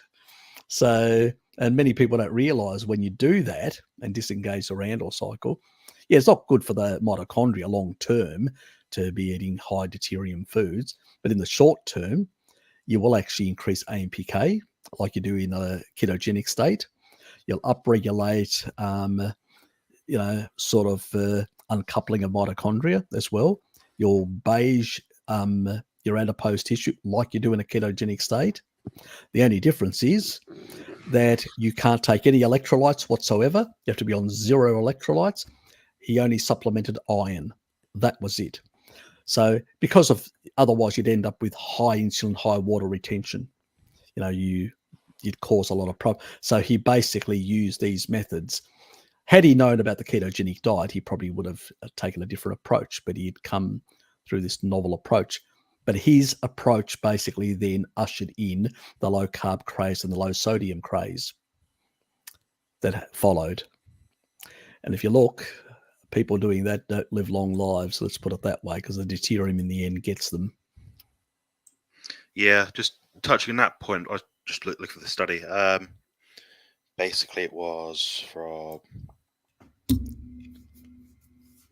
I'll find the reference in a minute. Basically, they did a bulking up period with participants. They were doing something like 50 grams of fat a day, so quite low fat, and 800 grams of carbs. This was supposedly 1,000 labeled, food calories over maintenance. What they found is because they kept their fat so low, as you mentioned, they weren't activating the Randall cycle. So what they eventually did was actually gain more muscle without gaining the fat. As you pointed out, the deuterium, the AGEs, everything that goes downstream from that will be impacted. So that's why you'll see someone following a fruit-based, low-fat carnivore diet, and it'll be fine for now. But give it 5-10 years' time, you'll see a shift like we do with nearly every single fad. Precisely. It's only a matter of time. It's like the honeymoon season because they're disengaging the Randall cycle. Yeah. And they are also uncoupling mitochondria as well. So they're causing slightly in the less damage, but they're still causing some damage. So that also is happening as well, like it happens in a ketogenic state, which is another thing that actually most of the low fat people don't even know about. I was quite shocked. I was having a discussion with a vegan once, and he wasn't aware that basically they also can undergo uncoupling of mitochondria like happens on a ketogenic diet with a high-fat ketogenic diet. And I go, really? You guys don't know that? So yeah. I was quite surprised. Yeah, it's a problem with a lot of people can be helpful in that they do like a 12-week course on nutrition, or the basic outlines of a lot of things, but the minutia in it is unbelievable. Like, I've been reading about nutrition for like 14 years. Every time I think I know about something, like I've got a good gist of it, more research comes out, and you've got to then reevaluate your views. So you've got to stay on top of it. So Harry does exactly that. He's still to this day researching things and finding out new ways to do things. Yeah, I mean, you got to treat yourself like a student for life. Our knowledge base, a lot of, anybody going through doing biochemistry, physiology, and all these sort of things through universities or whatever, what they learn is sort of you could say, parrot a whole lot of reductionist enzymatic pathways. That's what they learn. So they can actually tell you some, I sort of know a few of them, but sometimes I have to remind myself or that, they can actually go right through all them. And I've done it a couple of times in my live streams where I'll go through a number of those pathways. But that just tells you that, all the enzymes that are involved in basically reducing equivalents, right through these enzymatic pathways. That doesn't tell you exactly how the end products of these enzymatic pathways are interacting with a whole lot of other pieces, with hormones, with all these things. It's a complex symphony. And unless you see it in this way, you end up going down the wrong pathways or viewing the things in a very blinkered way. And a lot of people do. That's why they fall into the repeat effect. They go, oh, if you don't do this, this will affect your thyroid. Well, they don't really understand that the thyroid actually has different set points depending on a whole lot of hormonal and a whole lot of other inputs that are coming in. It doesn't have one set. That's a set for carbohydrate metabolism. But there's a different set for fasting. There's a different set for carnivore. There's a different set for a whole lot of things. And there are good reasons for that, because if it's also protective. If you basically don't actually have this sort of downregulation of GLUT receptors in the periphery tissue, they call it peripheral insulin resistance, but it's really just a downregulation, because it's not really insulin resistance. You're not actually resisting taking up anything. It's just basically you're in a low carbohydrate state. There is just demand-driven sugar that's being produced by gluconeogenesis just for the red blood cells, the brain, and a couple of other areas like your reproductive organ, a few other areas in the body that require it. And that's pretty much it, because you're basically just oxidizing fat primarily and using some ketones for the rest, for some of it, and the rest is whatever is produced within that small gluconeogenic sort of precursors to cover those other areas. So obviously you don't want it going elsewhere, since otherwise you would have, it's really hard for the body. It likes managing things in a certain way. It goes, okay, you've decided to basically primarily focus on using this sort of energy, this source. We're going to downregulate the other pathway enzymatically, so you can actually do that. And there's nothing wrong with it. It's normal. And the thyroid will adjust, everything will adjust accordingly. And as I say to people, don't be concerned. See, if you're on a carnivore diet, you'll be less catabolic. You'll get more taurine. And the taurine, basically, what it does is it actually, and also you're eating more selenium, and selenium and taurine play one effect. They reduce reverse T3. And that's correct. That should happen. That's why the nutrients are in the real food, because basically you're actually increasing insulin, you're blunting some level of free fatty acid or fat oxidation. You're blunting that to some extent when you're eating all this sort of stuff. That's the getting you slightly out of ketosis once a day when you eat enough or in that low grade. So you're blunting that. So immediately those mechanisms have to fall into place. And so you get these cycling. So even your hormones slightly adjust throughout the day as well. They go through cycles. Your cortisol goes through cycles. All these go through cycles. This sort of reductionist nonsense that people have, is due to this sort of the way they've been educated pretty much. And sometimes I have discussions with people and I go, you're just basically just reciting what you've read in the book, haven't you? I realize that you don't really understand how this works. It's really easy to realize that.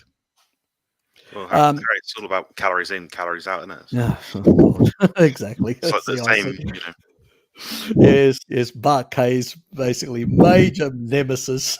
Yeah. Yeah. I did say I can't remember, somebody, I've had a sort of a sly comment once, but it was like to see how he'd react. He bit like a marlin. I can tell you. He will bite very easily on that. Very reactive. Yeah, we are a bit like that, I think. Yes, especially Mr. K. If he was here, I'd basically slag him off a bit more, because basically that would get him online, because that's what I usually do. Oh, I see. No, I'm just joking on it. He's one of my, look, as on the social media front, he's the first person I came across that I actually for the first time said, I've actually found a soulmate here. You know, up until then, I used to follow a whole lot of people on social media, and I just realized that they had no idea what they were talking about most of the time, or they had really they were just reciting the same thing that everybody else does. And I'm going, don't you have a mind to do your own look into things and investigate things, and try and see if you can understand things slightly beyond that sort of thing.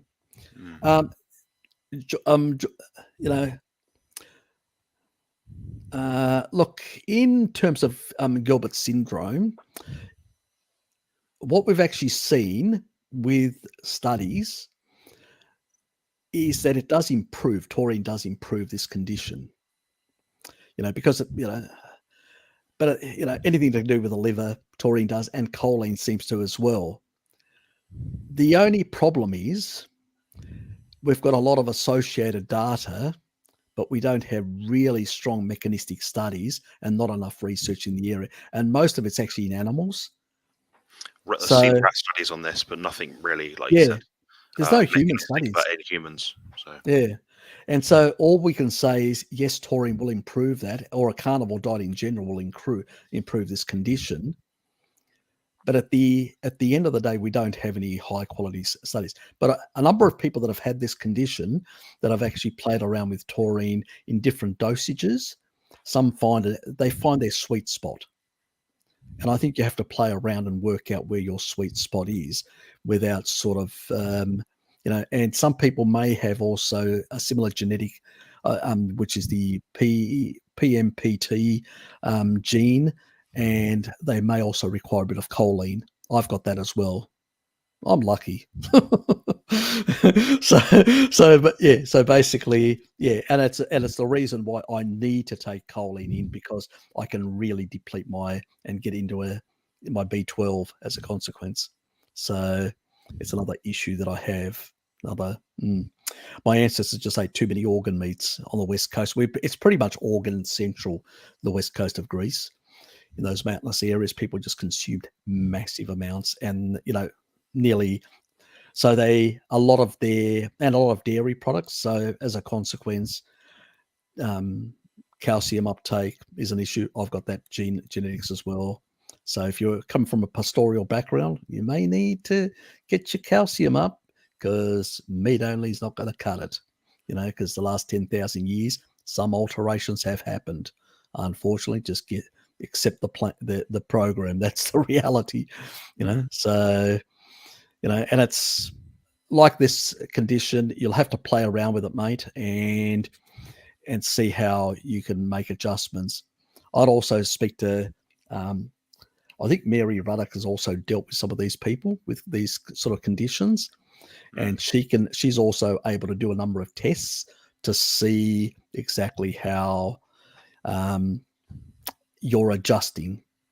So she'll work with anybody on any diet. She'll work with people on a carnivore diet, people on a low carb diet, a vegetarian diet. She works with a lot of different clients.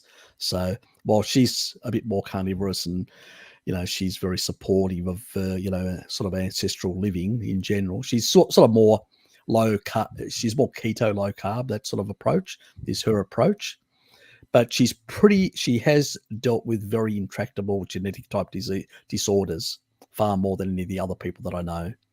So she's really well up to, as far, you just have to tell her, look, I'm on a carnivore diet. How can I make the adjustments and all that? And what sort of tests can I do to find out exactly where I'm at? And because you sort of have to look at a number of biomarkers to see what's working for you, what isn't. So, keep that in mind. But a lot of people that have just done a standard carnivore diet that have this condition, doing taurine and choline, seem to basically be doing pretty well. So, give that a try. And if it sort of doesn't resolve, then consider consultancy options. You may have to refine it a bit more because there may be other things at play, and it's a thing about, not knowing enough about somebody's genetics or other sort of a bit of a health history, which also is important because there may be some other underlying condition that never got resolved properly. So it may not be just this syndrome. So sometimes people can have multiple things that are actually issues that are basically in one way cross-reacting with other things. And sometimes it's hard to tease out things without proper testing and sort of eliminations and stuff like that. So it's complicated sometimes. Sometimes it's really easy with some people. Mm. You're welcome, mate.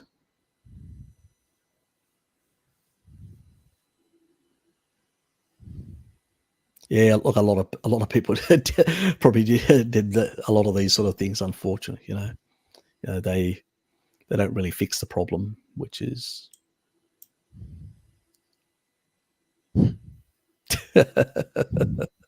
I'll post it to you.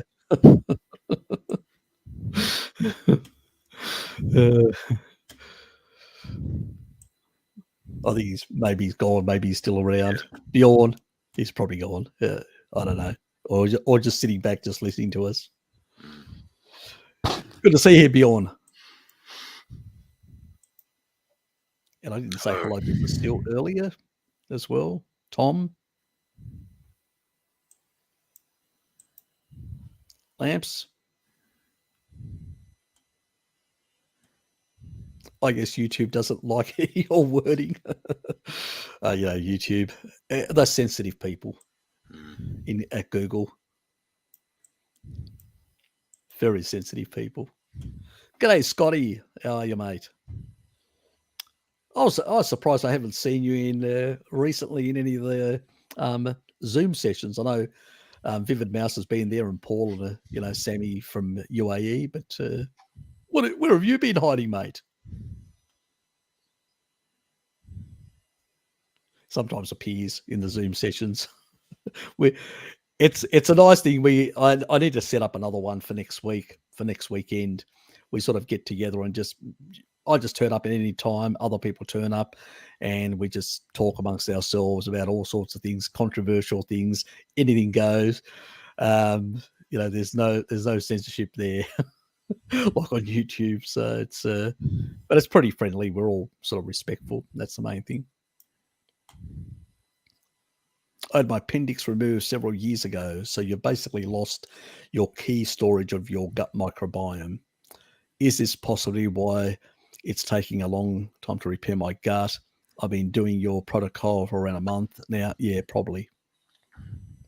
Yeah, your actual gut microbiome. So when you take antibiotics and you kill off a whole lot of things, your part of your gut microbiome is actually stored in your appendix, which used to be your old cecum, where it used to be stored when we were related to apes, so to speak. But now you don't have one. And I know doctors say, well, an appendix isn't that important. Really? It's like your gallbladder isn't very important. That's why in the bile ducts, your body tries to recreate another one over time. It's not important, apparently, according to the medical profession. Just let's cut it out. Oh, my tonsils were removed. That's an important thing in actually protecting me from respiratory infections. Yeah, immune system, isn't it? Exactly. It's part of the immune system, and it actually, it allows for a lot of mucus to basically be generated at the bottom of it, and sort of allows to basically capture a lot of these viral particles coming through. The same thing happens in your mucosal layers throughout your nose, and that sort of is to capture, to reduce the viral load coming in, to give enough time for the body to respond, and also to detect. That's the early detection there in the tonsils. I don't have that early detection anymore. It's been removed. as a child back in the 60s. Oh, tonsillitis, let's cut it out. Out you go. So yeah, that's probably your issue. I usually get people to do kefirs with a number of different bacterial strains of the lactobacillus family, of a wide spectrum type thing in kefir for quite a number of months, and that usually restores a lot of the missing microbiome that you would have been able to populate from your appendix, but you don't have that capacity anymore, unfortunately, because somebody thought that it was a wise idea to remove it, where they basically could have given you a certain antibiotic at the time and a few other different approaches. And if you're on a more species appropriate diet, you probably wouldn't have had the problem anyway. So it's just one of those. Yes, Yeah. unfortunately. Yeah, Nathan, adding on to that, I'd agree with everything Harry says, obviously, but just whatever changes you make it slow. Don't think Harry said take kefir. I'm going to do a bottle a day. Just do everything incrementally and take a Exactly. solid body. It just takes time. These sort of things. That is good advice, actually. Yeah, don't go crazy on the kefir. Just have a bit, and then sort of progress to taking it longer and in larger amounts. And at the same time, do take it with taurine, because we want good bile flow to prevent any bacterial overgrowth as well. So it's sort of reintroducing species, but not growing too many at the same time. It's sort of a balance. I think Jonathan would agree with that as well. Yeah, definitely.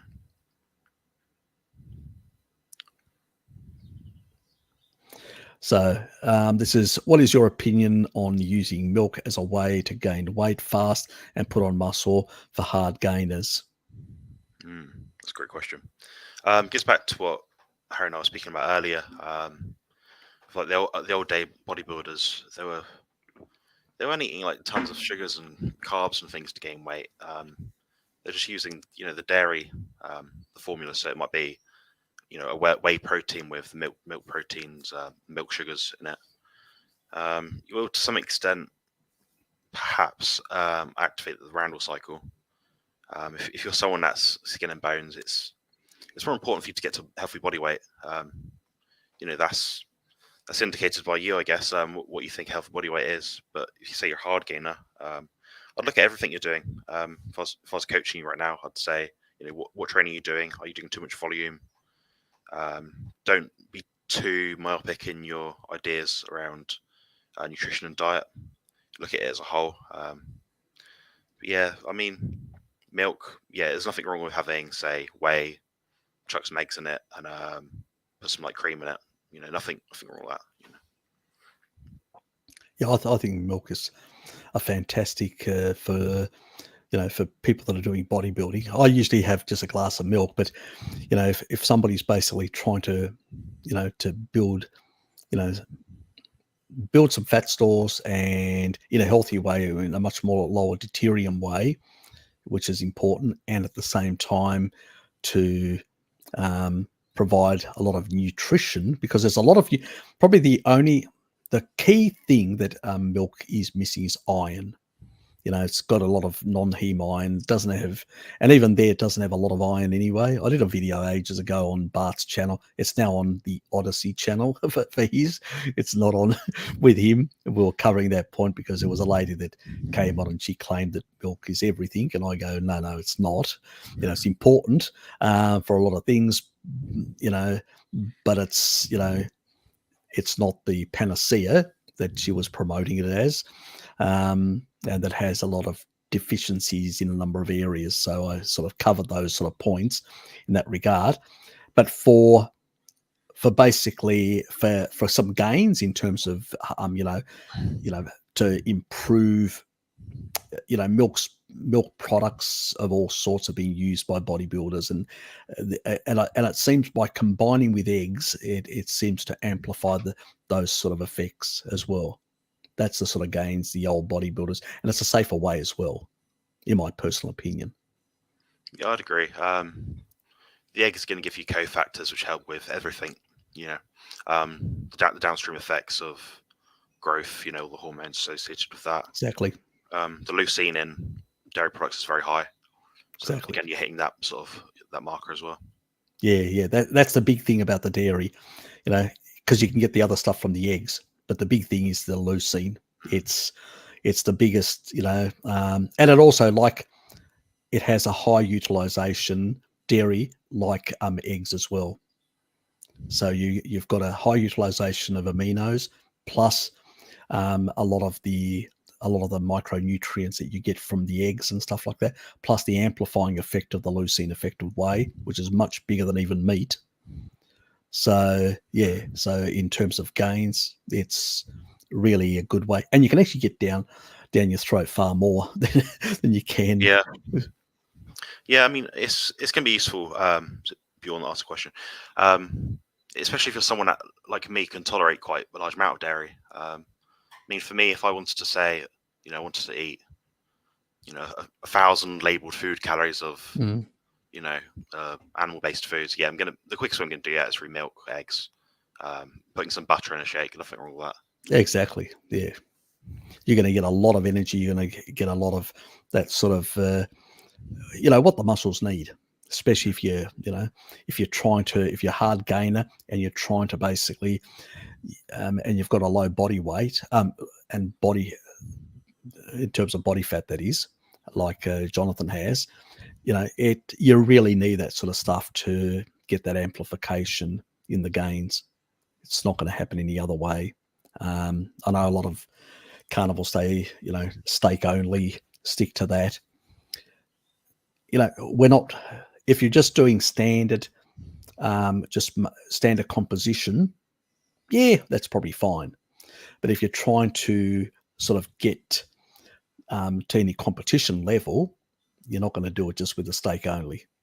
I know that some people out there may disagree, but you're not.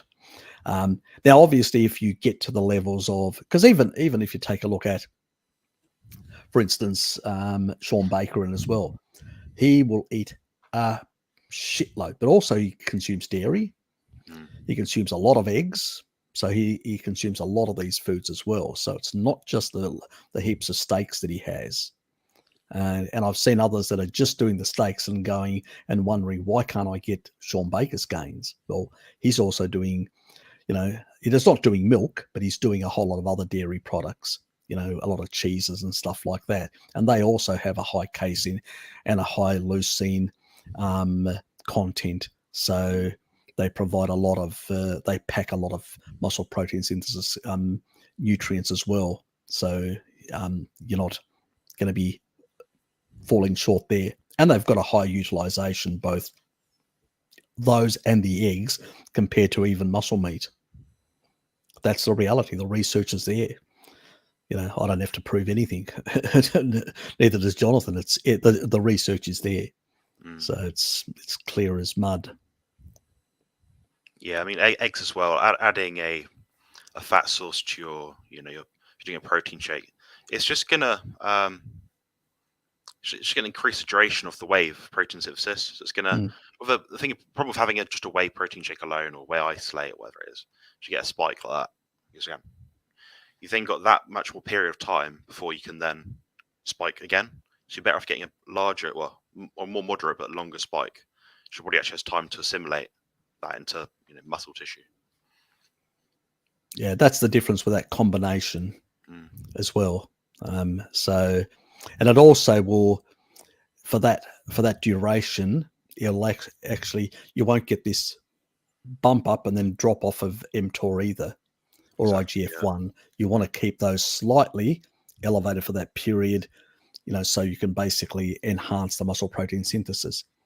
This is not like Randall cycle activation, where you've got an overexpression, where you've got something like a 70 to 1 in terms of insulin to glucagon, and you've basically got insulin through the roof, dragging IGF-1 and mTOR through the roof as well. But that basically just pushes fat growth. That's reverse Krebs cycle. That's that's a different state altogether.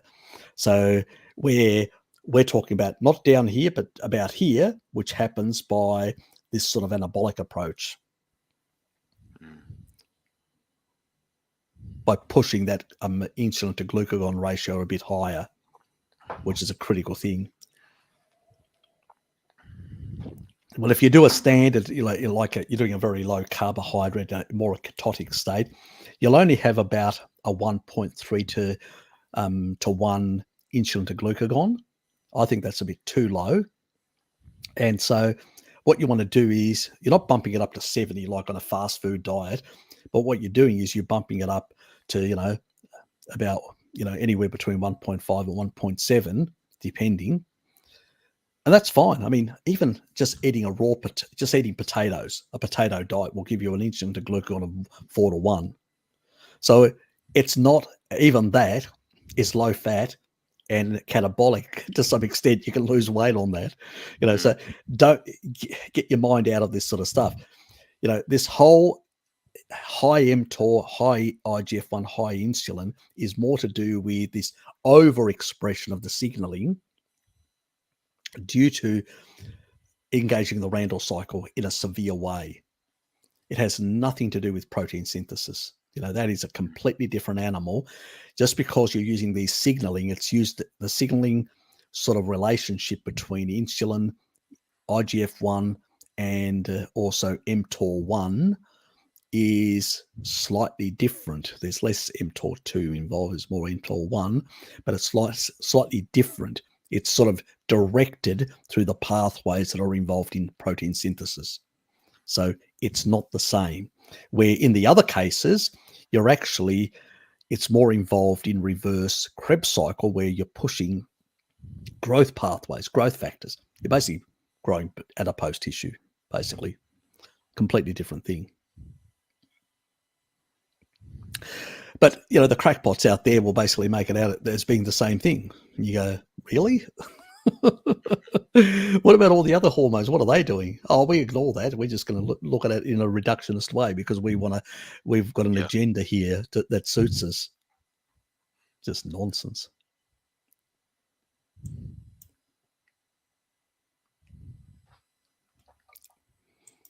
Yeah, I did. He's reminding me. We did cover his question eventually.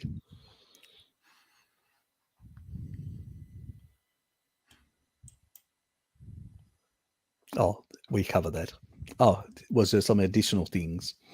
When I drink it on a hot day, the body can't directly hydrate with it, I guess. Nothing to do with whether it's hot, cold, or whatever. Must first process it in the mitochondria to make metabolic water. Any energy substrates that go into the mitochondria, especially in the Krebs cycle in particular, are going to basically create, which is in the matrix of the mitochondria anyway, but it is going to create metabolic water. It doesn't matter whether it's a hot day, cold day, freezing day, you're upside down, you hung yourself, whatever, from the roof. If you've got substrates in there that are going into that part of the machinery of the body, you'll produce metabolic water, especially if you're not taking in water. Simple as that. And you'll produce more. You'll ramp up your fat oxidation. So I must move and sweat even more. No. Actually, the best way to amplify water production from fat is not actually the heat. Is basically denying yourself water.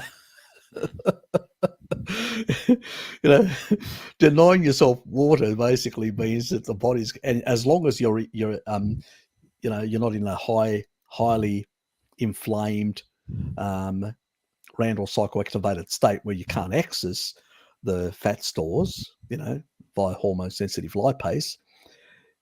Under those circumstances, then it's not an issue. You'll hydrate very easily. Doesn't matter what the day is like or where you are on the planet, more or in what orientation you are to the planet. You'll basically produce metabolic water. So the more you take in water, you'll basically reduce the amount you will produce from your own fat stores or the fat that you consume, pretty much. And if you are consuming less, the excess energy will be stored. So that's the other thing. And there's nothing wrong with that as long as hormone-sensitive lipase can be activated when you're not eating to reuse that. That's fine. That's what that's the whole purpose of having places to store stuff and then using it. Most people just can't use it because they're always engaging the Randall cycle, so they can't tap into that stored energy. That's a different thing altogether. People call it insulin resistance. I just call it engaging the Randall cycle and constant all day long. That's because people every 2 hours are in the trough. Modern people. So your hydration is going to come from any source of fat, whether it's exogenous or endogenous. Yeah, I think it's something like a kilo or a liter of water for every kilo of metabolic fat you oxidize, something like that. I mean, I can say my recent experiment is doing a slightly higher fat carnivorous-based approach, and that is, it's making a big difference in my hydration. I mean, I don't need to drink a ton more water. I'm drinking maybe someone of my size with 95 kilograms of lean body mass. I'm having 2 liters a day. Before I was having maybe 3 or 4. So it's reduced that a lot just by having higher fat. Yeah, the more fat you consume, the less water you need to consume. It's simple as that. Your hydration levels from water come down dramatically, But at the same time, if you drop your fat stores drop very low, then you've got 2 options: either drink more water or drink more liquid fat like cream, because that's going to get it in faster and produce greater hydration a bit quicker than some of the other stuff that needs to be dealt with a bit. Well, it's the other reason is cream also has higher amounts of medium chains, because all dairy has higher amounts of medium chains and short chain fatty acid, which can be turned into ketone bodies much more rapidly. That's the other part of it, and also so you can actually get energy a bit faster that way as well. So it's the other part. I think that's the reason why a lot of bodybuilders tended to shift away from tallow to liquid fats, because they just could get energy much faster. Yeah. Anyway, another question for you, mate. What's your opinion on high intensity or hypertrophy? For hypertrophy, slow concentrics and eccentric movements, one set to failure, etc. That's a good question. Very, very, very individual specific. If you're someone that has not weight trained before, it'd probably be useful. It's going to give you more of an opportunity to sort of focus on the exercise itself rather than just moving the weight. So if you're doing, say, I don't know, 8-10 repetitions of a slow concentric eccentric, you're getting both the metabolic byproducts from having the long time and tension. You're also building some strength. If I'm honest, the only issue with that, doing that long term, would be that imagine you're doing a bench press and you're holding a weight. I don't know if I'm going here. If you hold the bench press here, so you're doing it slowly to the front, the force is going directly through your elbow. I'm going to remove myself for a sec so you can actually show. There we go. Yeah, so you're going to be using your weight through the elbow like that. It's funny. And it's just going through your wrist basically. So you're increasing the tension through your wrist rather than your chest. So that's why that could be not as beneficial. Whereas if you're just to explode up, the chest is actually activating a lot more. So you'll find like your biceps, your forearms will fatigue faster doing something like a bench press where you're doing it slow, concentric and eccentric. My personal methodology is tempo does vary between exercises. So for example, a bicep curl might take me 2 seconds to perform, or maybe 3 seconds up and down. A lat pull down might take 4. It's counting in your head like 1 up, 3 down. It doesn't really work for every exercise. So I'd say as long as it's a controlled, explosive, concentric, and a slower eccentric, I wouldn't get too fussed about timing it, as long as what you're doing is you're feeling the tension in the target muscle. So that would be something that you'd be able to sustain for a lot longer than versus doing something which is one set high intensity. Does the one set thing?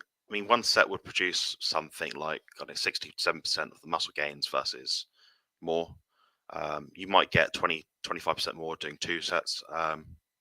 Depends on time as well. Like if you're someone that's got 30 minutes to train full body, you're going to be doing 1 set per exercise. But basically comes down to doing about 2 working sets per muscle group per session. Over the course of the week, that might amount to 6 to 10 sets based on the current literature.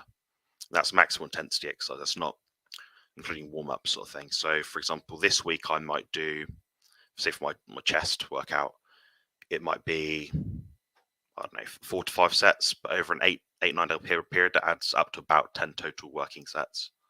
I hope that answers your question anyway. Harry, if you want to chime in. Oops, I better unmute myself.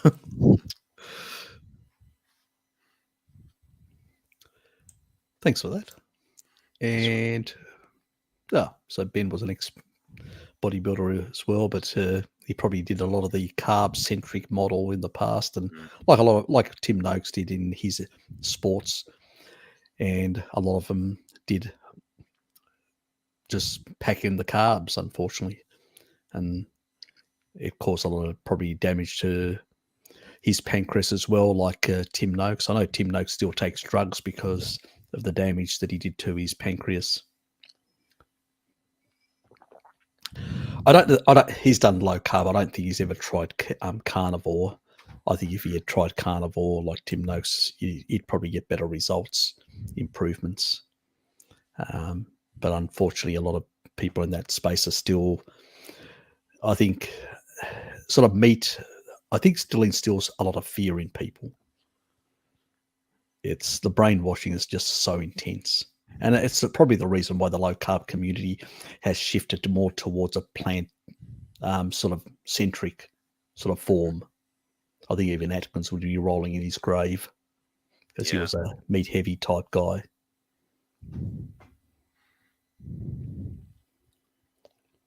Yeah, look, I think at the end of the day, Ben, what we said earlier, you really have to focus on dealing with your diabetes. You really have to focus on, fixing up, your improving the functioning of your pancreas. One good thing about taurine, if you're not on blood pressure meds, because I have a video, or lithium, which it can be an issue with taurine as well. This sort of the way it reacts, it sort of holds on to lithium, which can be a problem for people taking it for mental reasons. Or on the other hand, blood pressure meds, you can drop your blood pressure very low and pass out, and there are risks involved in that. So we have to be very careful.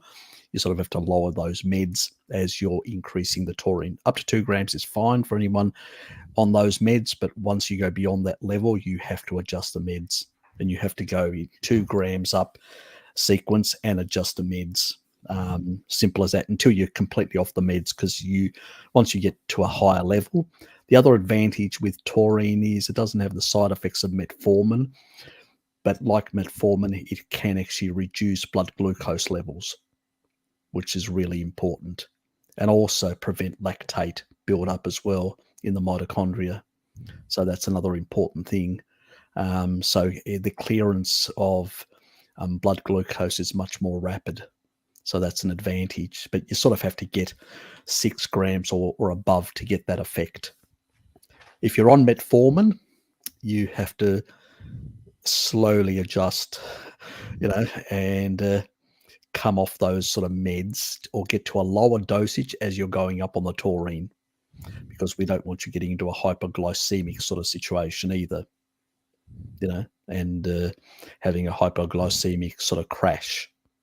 So keep those things in mind, because you can't do metformin or these sort of sugar lowering drugs and at the same time taurine.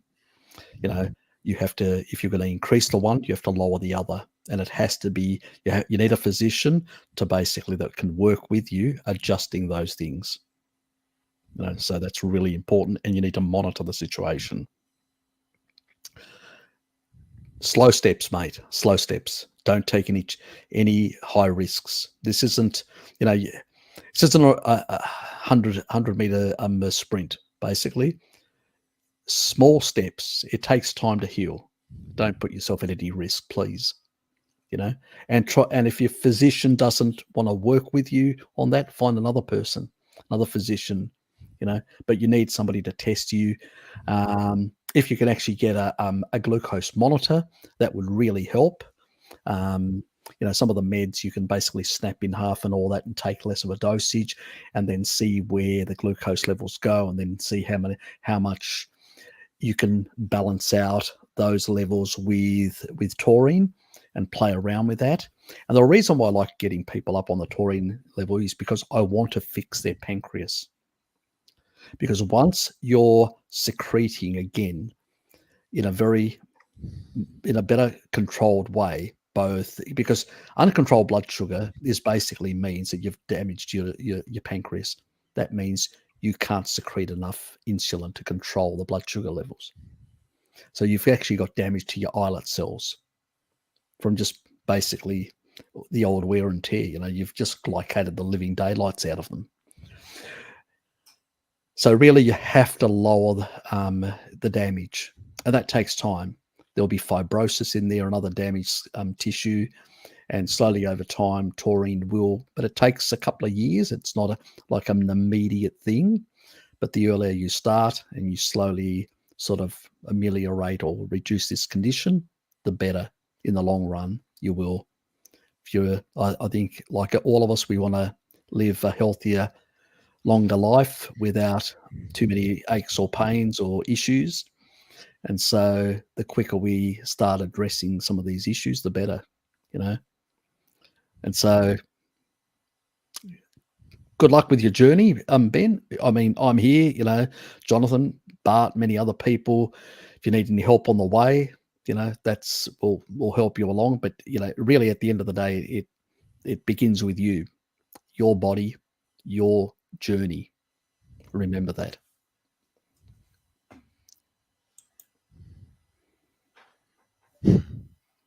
I find many things annoying. G'day, Lamps. Could you tell him something? I just deleted the word "sweetie." Well, if you use things which are inappropriate, you should know by now. You're on YouTube. Certain words are not acceptable. Saying I'm a toxic male is not acceptable. Unless you're a feminist and basically saying it. So then you're allowed, but until you have a sex change, you can't do that. All for thee, but not for me.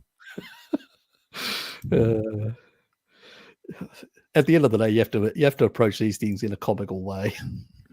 I do. Otherwise, it'll drive me crazy. I just listen to some of the stuff and I'm going, okay, I'm old school. High protein versus high fat for getting lean. I'll let you go for that. You have a go first. I'm interested in what you say. Okay. Oh, okay. My sort of view is that it depends on if somebody's got like high derangement of mitochondria, and this is really important. A high protein state could end up basically providing just a lot of material for glucose and lactate production, pretty much. So, it'd be far better to get a whole lot of fat in there, which basically initially you'll bump up your weight a bit because you'll start storing some of this. But what you do over time is, and lowering water consumption, what you do over time is you'll start increasing, you're reversing your Krebs cycle, you start producing your own metabolic water, you'll start producing energy through the oxidative phosphorylation approach and low deuterium, water source. And as a consequence, over time, you'll start healing and repairing. It'll be slow, but it will happen. And then you'll come off over the... But on the other hand, if you're trying to lose, it depends on what stage. Like, let's say you're healthy, you're young, and you want to really use... I would go high fat, high protein initially, ramp it up, like the bodybuilders, what we were saying earlier, Jonathan and me, ramp it up, and basically like the Raymond's approach, and then basically do a cut, which is sort of, you can either go high protein cut, or you can have actually, especially if you want to maintain some, maintain muscle and just shred, because then you take out the water as well. You got to get energy from somewhere, and if you got healthy mitochondria, they're just going to rip the fat off you like mad in that regard. Now that can create a few, especially if you go really low fat, can create a few issues like constipation, a few other things for people as well. I know that bodybuilders have used basically, a number of, let's say, laxatives and other things like that in the past. It's another option. I'm just being honest about all these things, because these things is what some people do in this space when they do a real big cut pre competition. But I mean, you don't have to go that sort of radical. I mean, the general community, we don't need to do that. We just have to lower slightly, the intake of energy once we've ramped up, and then cycle. So you cut for a couple of a week or so, then you ramp it up again a bit, you spike it up again, and then you cut again. And so in that regard, you just lower the intake of energy, and you got to get it from the body. So that will lean you out. How low you want to go is, well, how long you want to persist with it.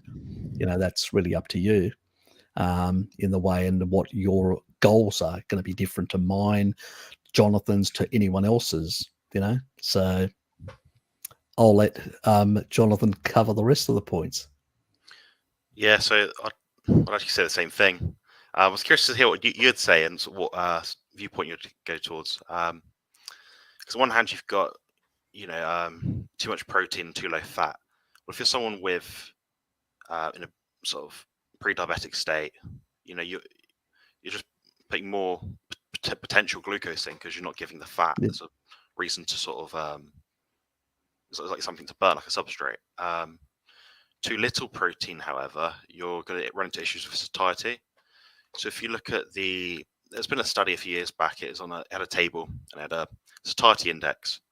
You'll find most of the high satiety foods were animal-based foods. Something high in sugar, high in fat generally wasn't too far up on that list. There's some exceptions, but generally speaking. But then I've noticed some people in the community have sort of said, all right, so I've altered my protein fat, so I'm doing higher fat. My satiety's better, my hormones feel better, I feel great, my energy's better. So if your energy's better, you're going to be able to actually expend more energy, so you can actually lose the weight if that's something you're, getting lean sort of thing. I'll add that I've been altering my ratios over the last 2 months. Basically, my first diet was around about 2,800 labeled food calories. That's not effective energy. That's just what the labels would say. Very meticulous. It's tracked properly. And well, within the 20% margin of error of labels. But yeah, that period of time I was using around 50 to 60% protein. So it's a high protein diet. It's not something I'm saying go out and try it. Do what you want to do, but it's not something you'll be able to sustain for very long. Basically, I lost a ton of fat doing that. But I've also now the last month I've been doing something where it's been close to around 60% fat and like 40% protein, something like that. I've noticed the same effect, but my digestion does seem to be a lot better. My sleep seems to be improved from it. My skin, how I feel. So what I might suggest that people do is they almost stagger it. So if you're someone that's, say, 20% body fat, 50% body fat, you're looking to get to maybe 6, 8, 10%, whatever your short-term goal is for that, thing. You won't be able to maintain 6% very easily without great suffering. But say it's 10%. Say you're doing a long, steady cut. Say you're doing it over, 15, 20 weeks. people have been doing is they've basically been doing 6 to 8 weeks of reducing total energy intake, doing basically slightly higher protein, not really 50%. It's about as high as most people want to go, I think. Then as time goes on, you sort of get to 6 to 8 week mark, you notice your body slows down. So your NEAT or NEAT, your energy expenditure sort of, you're less jittery towards that sort of 6 to 8 week period. You're not expending as much, just innately, you're just not doing as much. Your body's breathing slower, everything's slowed down a bit. What people do is they upregulate their metabolism by doing, the priming sort of thing, or they're going to do, I believe it takes about 2 days of eating at maintenance to increase your thyroid output. Your thyroid is based on your body mass. So generally, people that are getting away 400 pounds are going to have a higher energy expenditure than someone who weighs 100 pounds, generally speaking. Obviously, the muscle within that obviously makes a big difference as well. But yeah, you do a 2 day increase where you get to maintenance, maybe just slightly above your energy, the diet you started with, basically. Then from there, you then cut back down again gradually, reducing your intake, and that's going to be a sustainable way of getting from 15-20% body fat to a lower amount. But everything Harry said about the metabolic derangements, you got to resolve your hormones as well. So yeah, it's a very individually dependent question. My girlfriend's been she started off doing a high protein, moderate fat approach. She's now using high fat, moderate protein. So, but she's actually eating the same effective energy near enough, and she's still losing weight very incrementally. It's funny. You'll notice with different macronutrient ratios that your weight will come off differently, and not in the sense as in like your body, but you'll find a period where you'll almost like stagnate for 3, 4, 5 days. Then you'll get a drop, like a 2-3 pound drop, and then you'll maintain that 2-3 pound drop. Nothing's linear. I've noticed it can often, the fat loss that you sort of notice in week 1 might have all began at the first 3-4 days, but you won't notice it till the 7th or 8th day. Your body's got to get through that and alter your body composition to sort that out, sort of thing. I think the machinery is adjusting continuously. Yeah, that's right. It's always a constant battle. You're fighting with either reducing energy intake or reducing your output. You got to discover for yourself which one is going to be more sustainable. So if you're on say 1,000, I don't know, calories a day, and you're like, oh, I'm not eating much, we'll try doing a bit more exercise, increasing your calories, because you're never going to get the vitamins, minerals, and amino acids from fats to sustain your body at that low energy intake. So you have to alter different mechanisms, and you have to use different methods to reach the goal, basically. Yeah, exactly. And I always remind people that they do need a whole lot of cofactors, because enzymes don't work on their own. They do need cofactors, and that's the micronutrients. So if you don't get those, enzymes don't work, and certain things can slow down functions. So it's not just the macros. The micros are still important in that regard. I mean, I did ages ago, I did a video showing these rats that were put through, like, they were deprived. They were still given some energy in terms of, it was basically like 30% and 70% was coming from protein. So they were just protein heavy. And these just rats leaned out like mad. Absolutely leaned out like mad. It was just crazy. But humans would struggle to do that. We would just struggle to do that. That was just basically my point, because people were arguing against protein. I was saying, well, no, protein is not going to harm you. These animals were the healthiest rats out there, and really big rats and strong rats compared to all the other rats in the litter, the control rats in comparison. But the difference is that when we're talking about human physiology, it's not the same, because they do run a high metabolic rate. They only live for 2 years. So it is different. And they also deal with fats very differently than us as well. So there's a lot of differences. But within a mammalian model, It just shows that protein isn't going to be a problem. But I think when it comes to human physiology, you really have to play around with the macros. So, this is why people get this plateauing effect and don't realize if you don't play around to mix it up. And I think, you do get your body starts moving into these lower set points. There's a protective mechanisms that the body uses. And so sometimes you need to play it around, and that's why people go back and, spike it up a bit.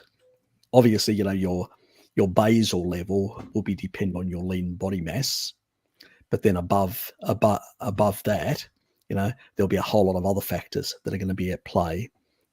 So, and that's really I think it's the body gets used to certain level of intake. And it's understandable. We would have gone through the winter periods for months and months on very low intake. And we would have had to have protectiveness by reducing our metabolic rate, even though our lean body mass was quite, fairly good compared to a lot of sedentary people today. It still would have lowered, and it would have just given them a bit of a bump in the morning with a bit of, cortisol spike, giving them a bit of energy so they can get out there and try and find some food and keep that going. But they would be getting a bit of lean stuff here or there. But at the same time, the body had to sort of preserve. And so, you can't basically, you got to adjust energy. So while it will give you a bump at certain circadian hours to basically get to utilize energy specifically, but in the evening, these people would basically, their metabolic rate would go down. It would adjust, and so does ours. And that's why we say that, you can really pack on the weight in the evening if you eat a lot. Yeah, there was a study with the UNIS when the was it the Maasai people? Obviously, their energy intake is going to be a lot higher than the average person in the US.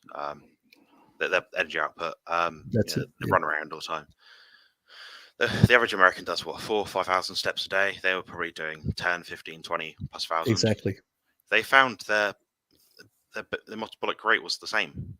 There's basically no difference. So your body will regulate what you're doing just to survive. It's Precisely. the purpose of living is to keep living, sort of thing. So Exactly. you got to keep doing it somehow. Yeah. That's why sort of this sort of reductionist, high protein, high fat, high this or whatever is going to do it.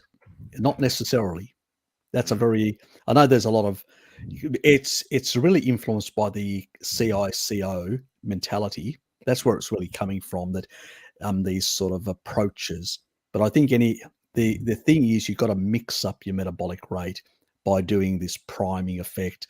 And I mean, Raymond and the Steak and Butter gang, they do a lot of this sort of stuff, and they're really good at coaching that sort of stuff. Jonathan also does it in the bodybuilding world, and he really understands how to do it properly as well. And you've got to make these adjustments. And so if you're really going to do it properly, you really need to get coaching. And so, that will help.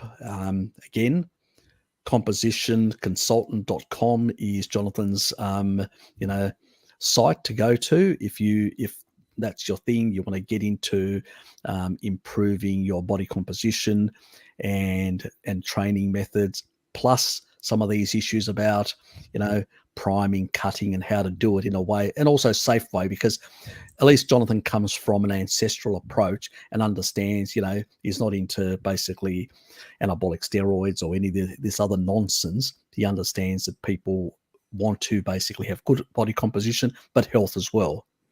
So, and that's the sort of stuff we want in our community to promote that. That's why I actually asked Jonathan to come on. Now, I've actually also put him in my feature channels.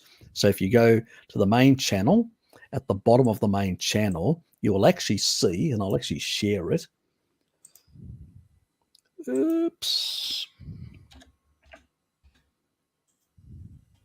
While you're finding that, I'm just going to mention. Yeah, go right ahead. Yeah, I've started writing almost like an ebook sort of thing, like a big document on bodybuilding, dieting, this sort of way. How you might do it to alter your body composition using healthy methods.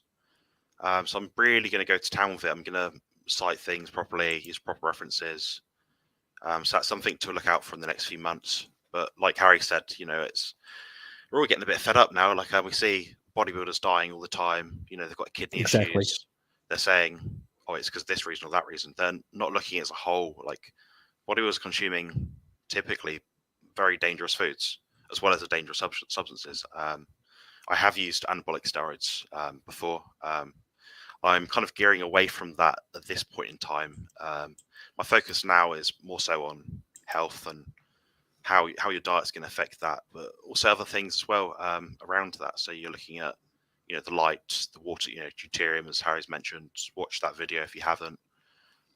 Just other means, looking at health from the whole perspective, not just one angle, supplements and things like that. That's me. So there's Jonathan Griffiths' YouTube channel. Just go there and subscribe, please. So it's in the featured channel. So all you need to do is just go there, click on the subscribe button. It's simple as that. And if more of you guys put there, he's put a couple of videos there of competition stuff. He'll start putting more content there if it gets more support. Yeah, it has to be a demand for it. Yeah. Yeah, you got to support a channel if you want content, guys. As simple as that. And a number of you guys on here are into this bodybuilding space. You got now somebody in the carnivore community that knows his stuff, that basically is into healthy approaches in improving body composition and sort of weight training and stuff like that. So go to the featured channels, and pretty much you'll find Jonathan. And it's the 1, 2, 3, 4, the fifth one along is the one there. So please go along and please subscribe. Yeah, the other way to contact me is Instagram as well if you use it. That's just composition_consultant. I'm very easy to find. I've got the same logos behind me. You'll see me. Just send me a message, or if you have a query about a certain plan you want to do, or if you want a different rate, just say you watch the podcast. I'll put all that in the description after. Sure. Yeah. So we're basically there, so people can go to the description and actually just click on the links. So I'll add that at the top of the description after, so people can actually find it. Anyway, would fluid deprivation of keto state without fasting work for cutting fat similar to dry fasting? Sort of. Yes. Not as good as dry fasting, because remember, you're actually taking in energy at the same time.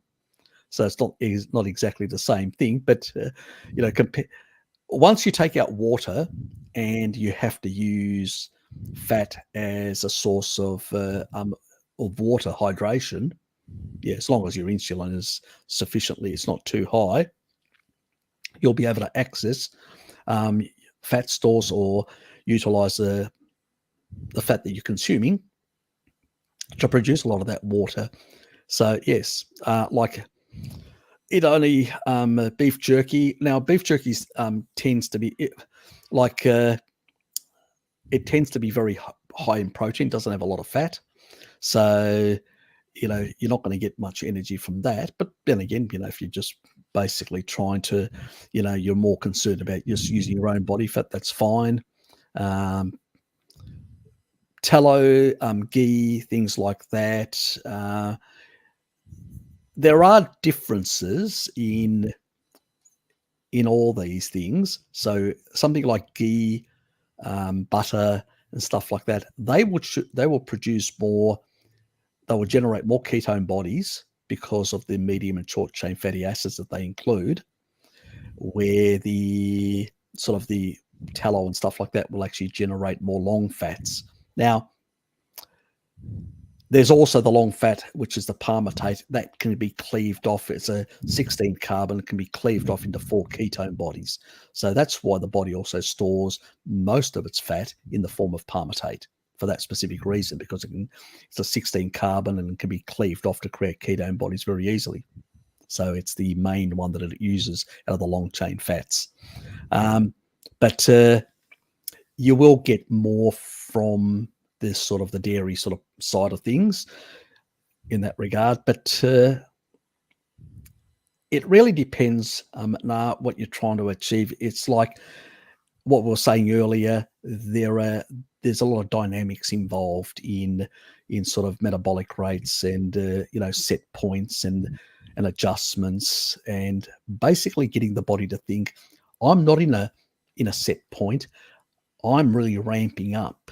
That's what priming is all about. I'm really ramping up. I need to basically get more energy. And so the body starts going, okay, this person really is ramping up, needs far more energy and all that. I need to basically increase the metabolic rate. And then you withdraw some of that stuff. So it's going to go, oh shit, this person still needs that extra energy. I need to get it from somebody. It's going to get it from the body fat. But if you basically do that cut for long enough, then you'll start plateauing out again. It's just the way the body works.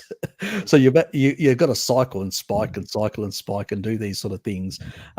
It's the reason why bodybuilders then go to the extreme level to basically, using diuretics and using laxatives and using all sorts of things to accelerate all these processes in a short amount of window, because they don't want to basically plateau out before competition. It's all about that, just maximizing getting the to the low body fat levels. So I don't think the rest of us need to go to that extreme level, is what I'm saying.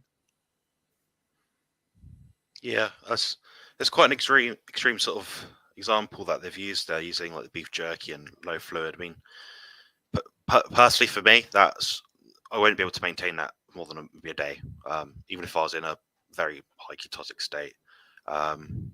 My need for water would just exceed the amount of fat that I could eat.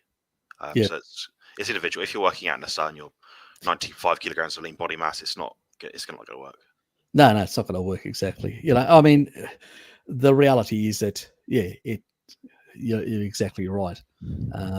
If you're in an office, sedentary, not doing a lot of physical stuff, at a basal level, you could do this sort of stuff.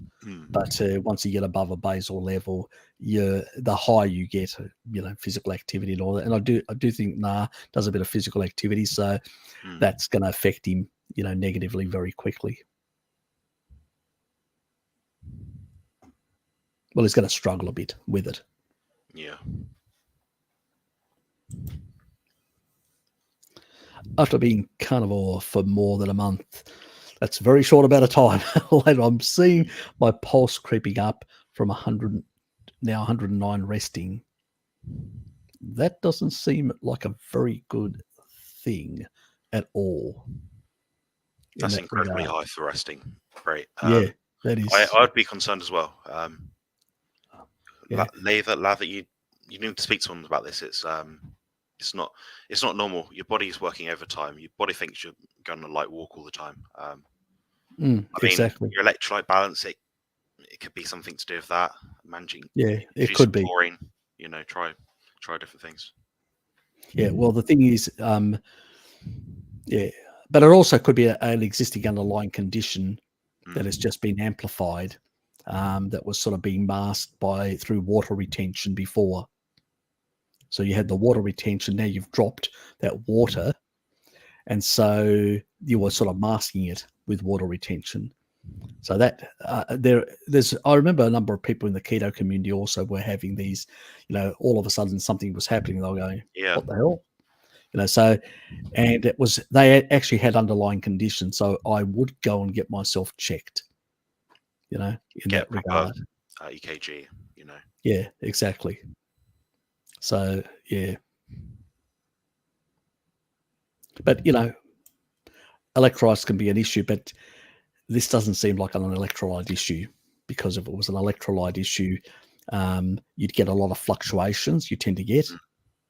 I find it with electrolyte issues where, some underlying condition that's just already there. Yeah, so that's the thing with anytime you make a major diet change, like I mentioned earlier about the kefir, and it's got to be. I don't know how quickly this person went from whatever they're doing before to carnivore. They might have done keto, paleo. No, so it's. I mean, when I especially started if you go from a sad diet, diet directly to a carnivore. Ooh. exactly. I mean, when I went from doing a standard bodybuilding diet, high carb, like 800, 1,000 grams of carbs a day, whatever. Yeah, it's quite a tough transition, I must admit. Coming from that point, you change your body's sort of metabolic preferences, towards fat. It's something you want to taper and do very slowly, as we all say, Yeah, exactly. Sometimes there can be a coincidence of other things that are happening, like there could be an infection that some sort of infection can cause that sort of issue. So it's not only you could have had, I don't know whether you've had a jab. My father had a jab, and he was in his resting heart rate. His blood pressure was like in the low range. Like even came below 120 because he's on taurine and stuff like that. So he doesn't have a high blood pressure issue or whatever. But his heart rate just went through the roof. And when they put the blood thinners in, it brought it down. So there can be blockages in the body. That's why you need to test these things, because you may have had, because 1 month you might have been on a sad diet, had pre-existing conditions, and something's actually gone a bit funny in that regard. So whether you had a jab, whether you did other things, I don't know. Whether sometimes even a virus can actually cause, clotting factors to be deranged as well. There's a lot of things that can actually happen. That's why, unless you test, you don't know. So he needs to go and check. Thanks for the donation. So get your tests and get your white blood cell count checked, things like that. Exactly. Neutrophils,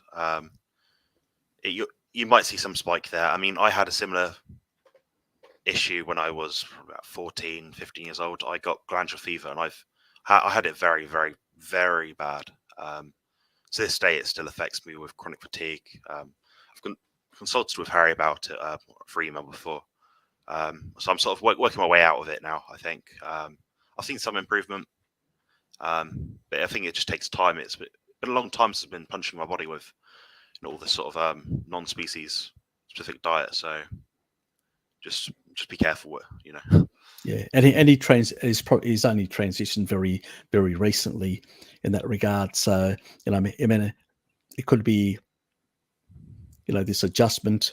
I don't personally think it's an adjustment thing. I think there's something else underlying there that's just creeped up and would have happened anyway. Happenstance, yeah. Whatever, it's just a coincidence. It would have happened anyway, but maybe it was amplified slowly by changing some of the electrolyte or water sort of balance within his body.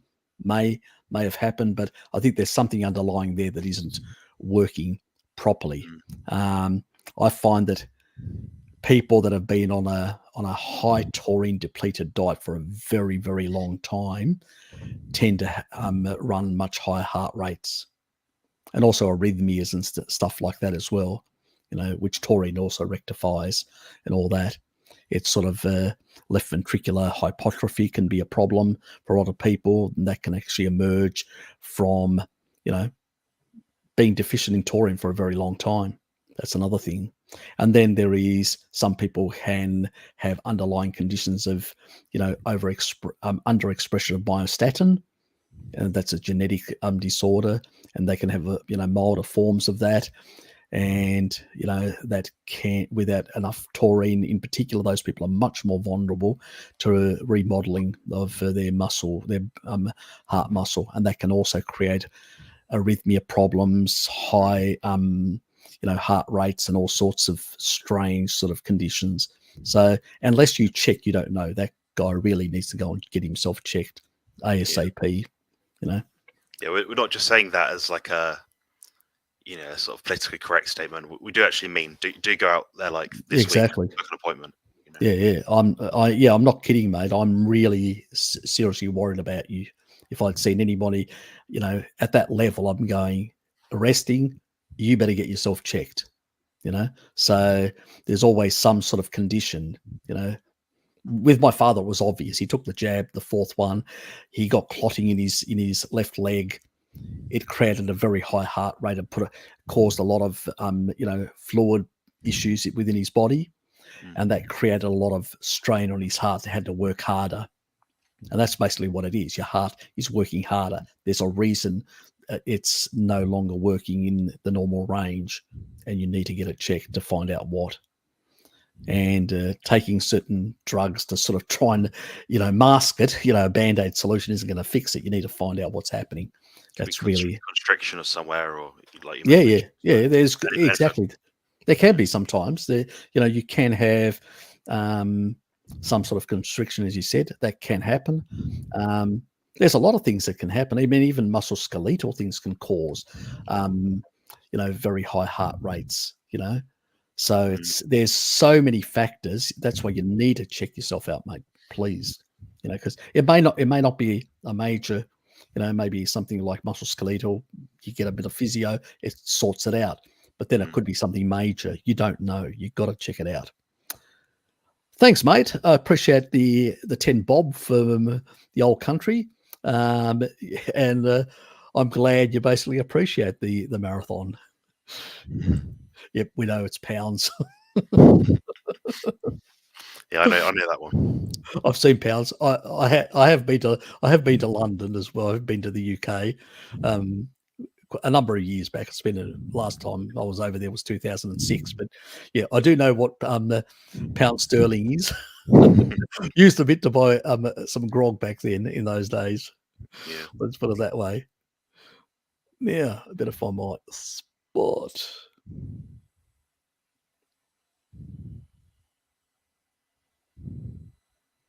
One about OMAD or something.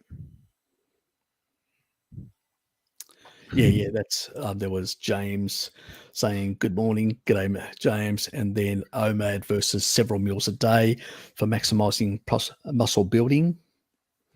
My sort of view on this is it's not really a question of OMAD or multiple meals a day or that. It's really how much aminos you're getting in, really, and how much leucine you're getting in and stuff like that. That's really what it is fundamentally. For some people, it works better. They can do the OMAD way. Some people, I do 2 meals a day. Bart does 1 meal a day as professionals in the bodybuilding game sort of thing. We're just amateurs and we know more than we actually do physically. Let's put it that way. Where Jonathan actually is a really bona fide person that does competition and really has honed the skills in this area far more than me or Bart.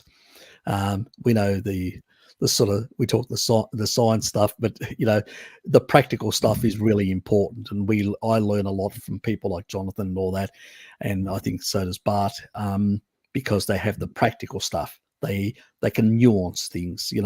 That's where the advantage is, and that's why I wanted Jonathan to come on. I think he's underappreciated within our community, and I wanted him to basically have a stronger profile and standing. And for you guys that do come to my channel for this sort of advice, you've got an opportunity. So that's my view. I think Jonathan probably has a similar view, but he can nuance it a bit better than me. I'll let you go. Yeah, I appreciate it, Harry. Thanks very much for the kind words.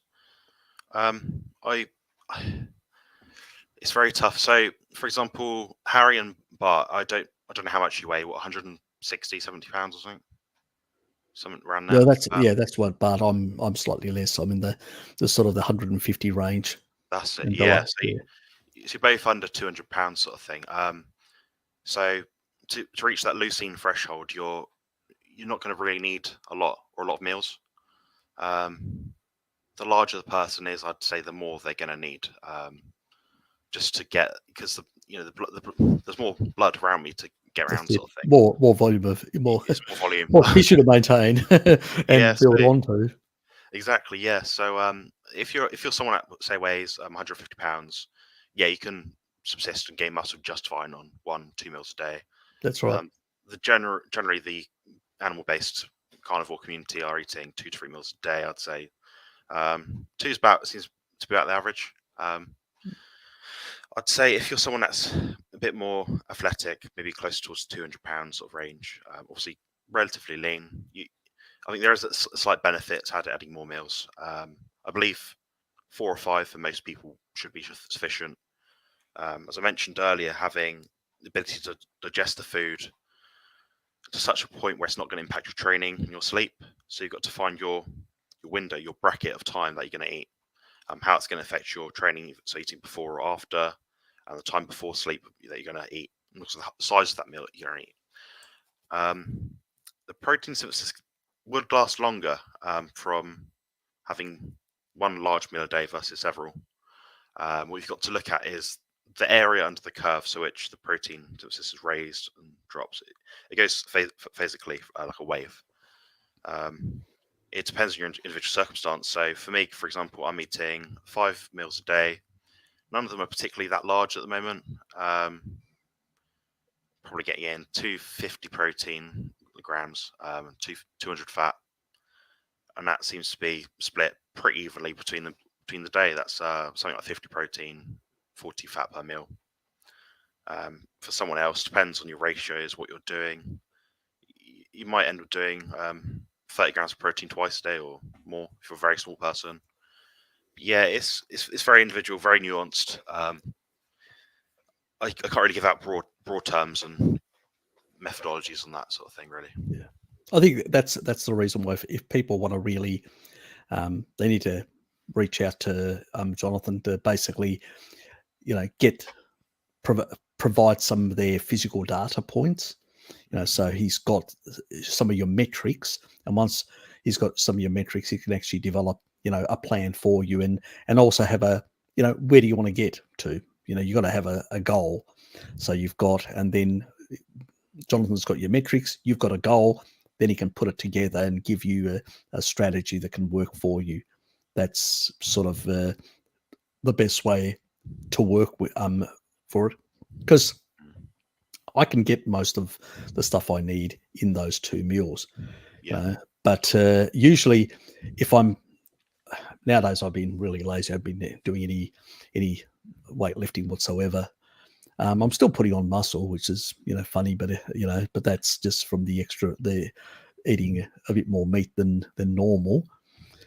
But generally speaking, is that as a person, you got to work out what your goals are, your time frames, and all that sort of stuff. And so for me, I go, well, I'm just doing this amount.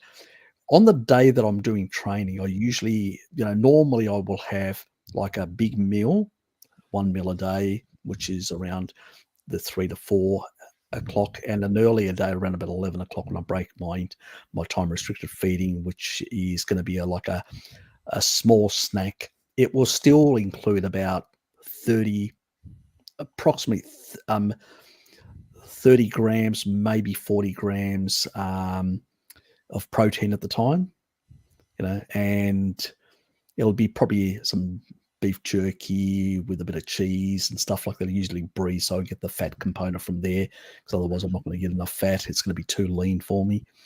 So that's the sort of combo that I do, and then I'll have a main meal later on. But if I'm basically going to be training that afternoon, and I'm going to be leaving work earlier to do some lifting and stuff like that, I'm going to really have a lot of food in that early meal, and I'm not going to have my 3 to 4 o'clock meal, and that's going to be deliberate. So I've got about 3 to 4 hours to digest the initial stage. So I've got quite a bit of stuff in the kit, and then I'll have after training. So it'll end up being like 5 or 5:30 or 6, around somewhere between 5 to 6 before I have my next big meal, and that will be a big meal. And I'll probably have not 6 eggs or 4 eggs that I usually have. I'll have 12 eggs, and I'll have some big juicy steaks at like 7 or up to nearly a kilo steak sometimes. But that's going to be on that. But on the days that I'm not doing any training, which is most of the days,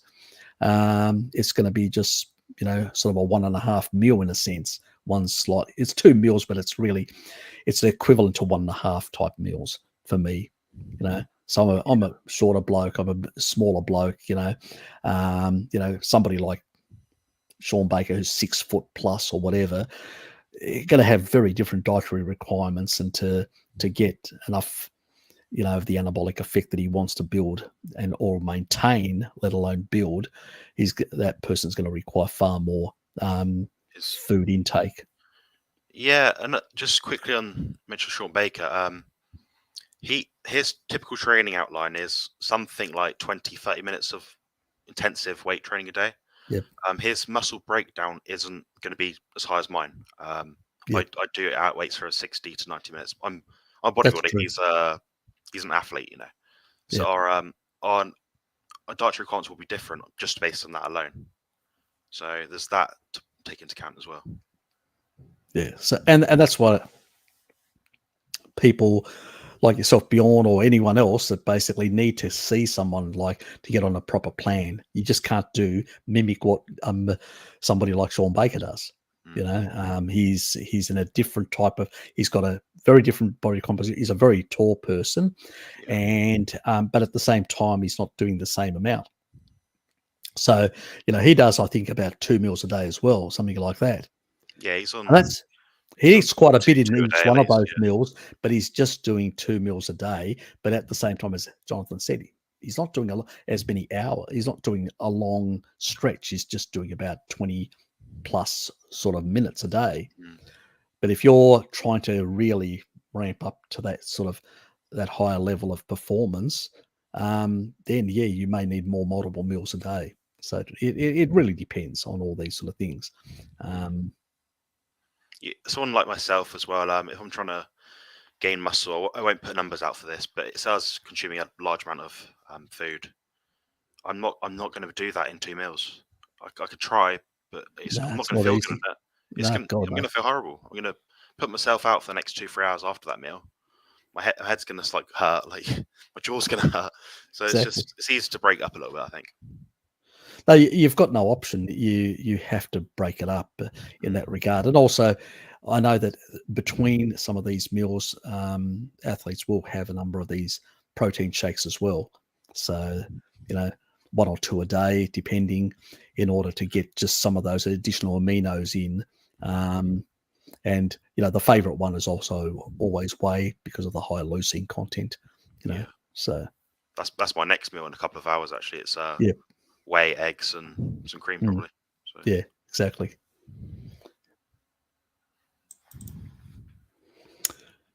Okay, you missed 5 of the earlier this week.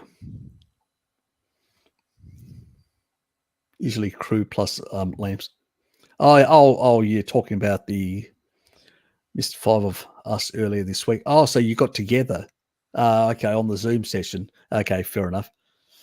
Yeah, I probably was doing something. You know, I was probably busy with Dad or work, one of the two. So I was working from home throughout the whole period, but just so, because Dad's only about, for me to run to Dad's place, I can get to his place in about 3.5, 4 minutes. So he's pretty close. If anything was to happen, I was really close and ready to go. So I said to Dad, if anything happens, call me. I'll be there immediately. So, you know, luckily, you know, everything's going pretty good. I spoke to him today. We had a coffee, and his pressure's come down in his leg even more, which is good. So he's feeling less tense, and it's a bit softer now, his legs. So, you know, seems that the clotting factors are coming down. They were telling us that it's going to take much longer, but it seems to be, you know, but I think that's the lubricase, all the stuff that this new stuff that we're putting into him, these enzymes that are going to go through and reduce. The nice thing about lubricase is it doesn't cause any severe bleeding issues, which is good. And it does regulate fibrinogen and, you know, a lot of the clotting factors in there. So, and it will break down fibrin, which is good. It's probably a safe one for people. Let's say somebody's got, you know, you're on warfarin. You've got basically a heart valve.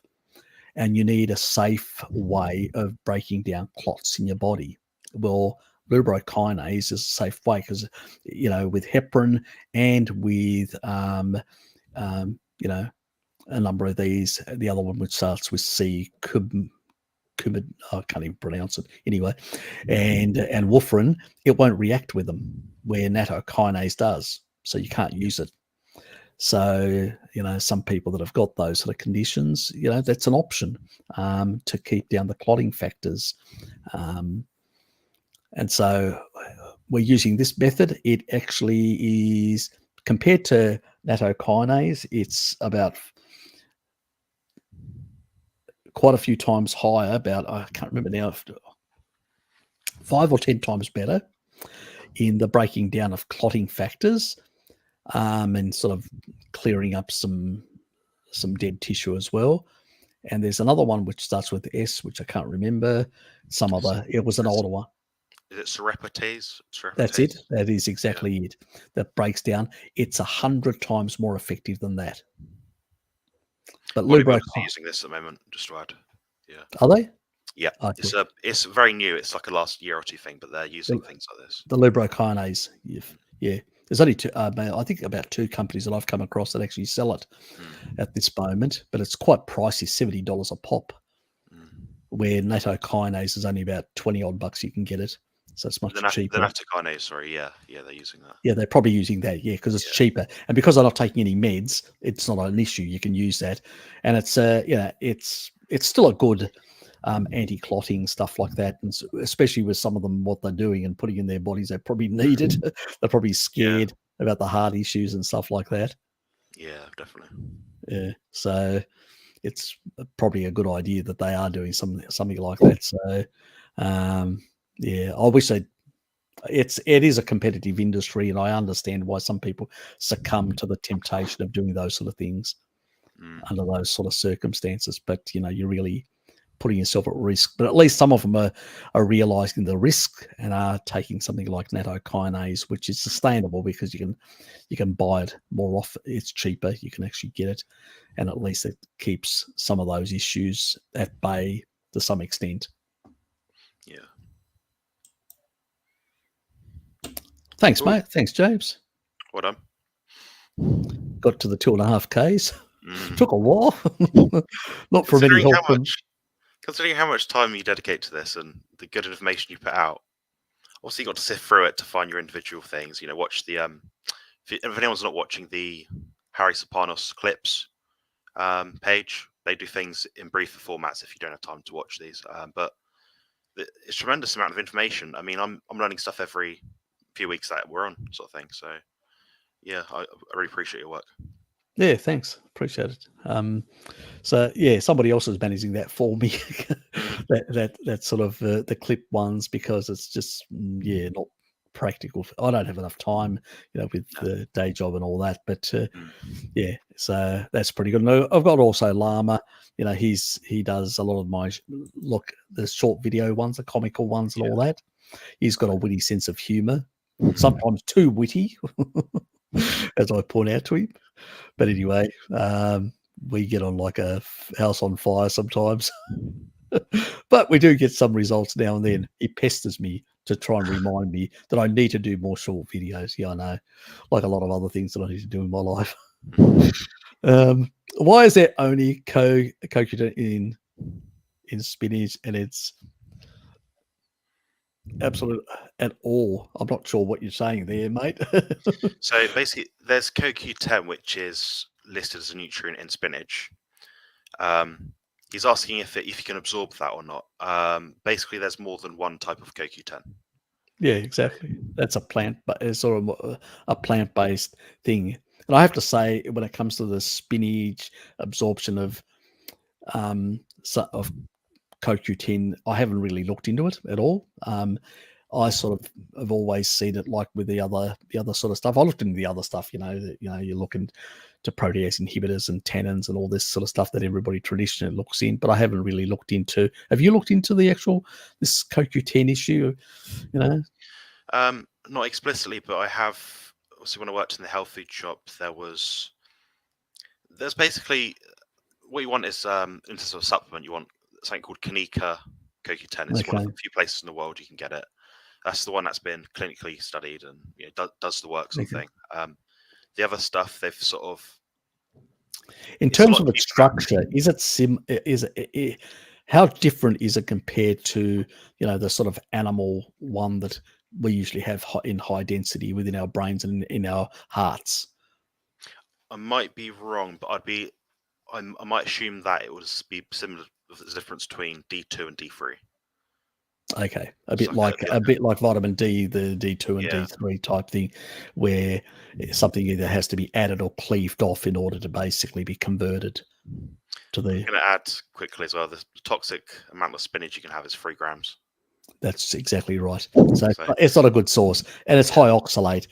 Even a small amount will give you something like well over 700 milligrams, which is way beyond the 50 milligrams. So it's not a viable solution. Let's put it that way.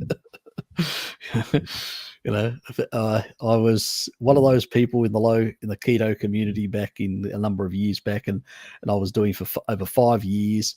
I ended up with 4 kidney stones, and I had to have surgical intervention twice with laser to basically have them removed. So yeah, it was That one of the great makes 2 of times. us. I had kidney stones as a direct result of adding spinach into my diet at high amounts a few years ago. I was eating salads and things as well, but Yeah, me too. that Yeah. was the only reason for it. There was nothing else that changed in my diet other than that. Yep. Within months, my body went downhill. My absorption of everything went down. My skin wouldn't recover from tears very well, things like that. So yeah, I had something very similar. All these. I was losing. I was in a very catabolic state, and I was losing body fat very fast and all that. But I sort of in that whole period, I dropped. Well, when I really ramped it up, because I'd already dropped, about 7 kilos, and then ramped up from there, and I dropped another well over 10 kilos. So it ended up getting close to, well, most of it was water weight came back, but all up it's probably about 15 kilos actual real fat. That I'd actually, so I really ramped up the ketogenic, and it was sort of, but at the same time I was eating a lot of these sort of things, and I was feeling like crap. Yeah, okay. You can, even on a vegan diet, it's very catabolic. You can lose a lot of weight, but at the same time, you can feel like crap and do a lot of derangements and damage to your body. So it's not a smart way to do it. no, definitely not. So I think we've all been down that sort of path. Yeah. I mentioned having lettuce and cucumber to my girlfriend yesterday. She follows the same diet as us, sort of thing. She's like, "Really? You can't eat that?" I was like, "Well, they're 2 of the least toxic things you could eat out of all of them, so it's not Yeah, not that's a big true. issue." So I was like, if one day you want to have it, just have it. Don't stress about that sort of stuff. Look, I when I go around to Dad's place and have a meal with him occasionally, he loves gherkins, and he'll put them out. Yeah. And at that time, I'm going to have a gherkin, 1 or 2. And yeah, so I don't have them at home. I used to, but I don't have them at home. But I will basically have the occasional gherkin. Then I have to say I do like them, and if I'm going to cheat on any plants, it's going to be gherkins. Just like use the phrase hormesis or something. I don't know. That's it. That's how I justify it. And I don't care what anybody thinks. What the hell kind of logic is the medical profession following? They just cut out Tonsils, appendix, things and bodies, of course. Everything is important. It's highly fine-tuned system, exactly. Yeah, you don't need a kidney, you don't need tonsils, you don't need your gallbladder, your appendix. Let's just add to the list things you don't need. You don't need your colon. We'll give you a bag. So yeah, it's a crazy world we're living in. So yeah, chop everything out, and then or how people rearrange their guts and their stomachs and stuff like that, and then basically they end up with massive deficiencies and anemia and all sorts of things. Yeah, all these gastric bypasses. Yeah. You're not able to consume like that much food. Like your meal is like the size of your palm, and you think, It's ridiculous. unless you're eating like eggs and liver and high NG and nutrient density foods, you're not going to easily sustain yourself. It's not. No, you can't. You just can't. I mean, obviously, you can get some level of turnover with where organelles and other damaged stuff comes out, and it can be recycled to some extent within an amino pool. But at the same time, the enzymes will break a lot of that down, but at the same time, you're not going to get a lot of that. Most of it will get excreted because it's too damaged and can't be used. And then on the other hand, you're going to miss out on all these nutrients, especially when it's bypass type thing. You have this bypass thing into the lower part of the small intestine, and you can really get a lot of deficiencies in that regard. And I say to people that if you've done that sort of remodeling of your digestive system, which is really contraindicated, you're really stuck then. The only way of actually getting a lot of nutrients is through liposomals. Yeah. So that's the only way of getting a lot of the micronutrients. And that is a really expensive, you got to have money to be able to do that. That's not an easy option for most people. I think it's criminal what they're doing, personally. There's dietary guidance after is quite minimal as well. It's very baseline stuff. You're not getting followed up nearly as much as you should, I don't think, just from what I've heard. Exactly. G'day, Zach.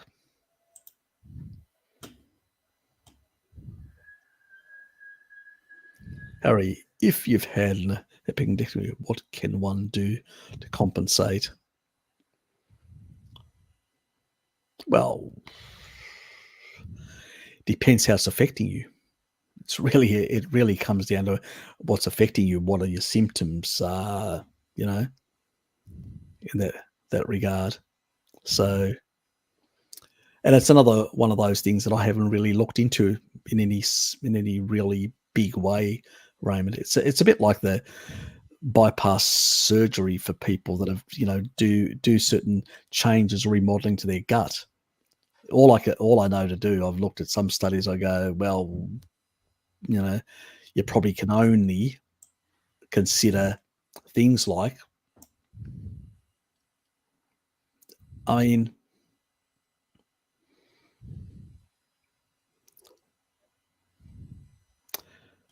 let me look into it. I'll look into it.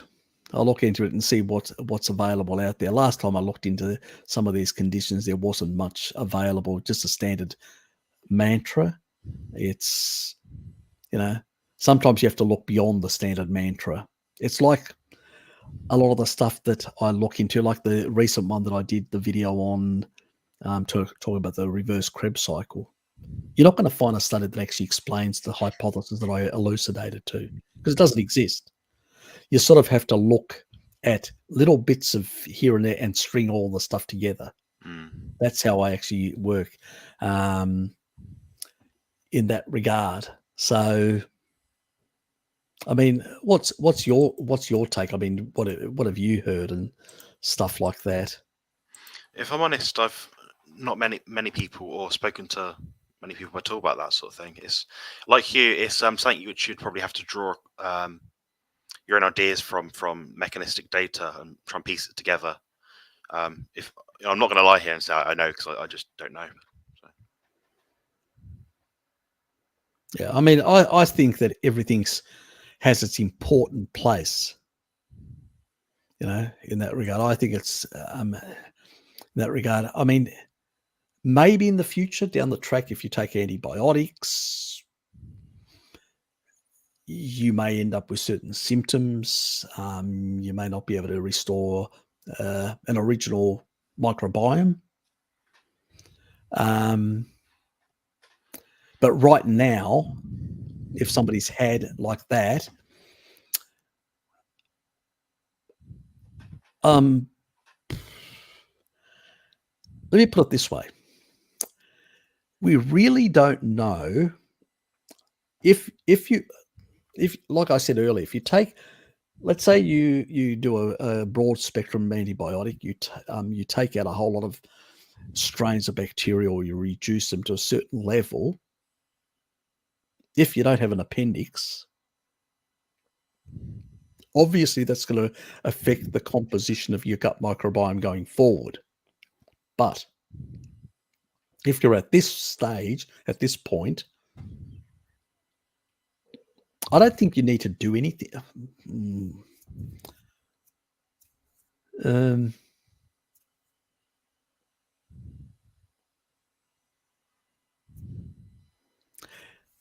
Yeah, it's a difficult one to answer. Let me put it that way, because it's really hard to say. Obviously, if you're in a future state where you've actually done antibiotics and all that, and you have to basically, you don't have the ability to restore, you've done this surgical method, I don't think you need to do anything really right now. But I could be wrong as well. Because the thing is, we know that you hold part of your original gut microbiome in your appendix. But does your appendix talk to your colon or not? We don't know. Is there a feedback saying, yeah, I'm missing here?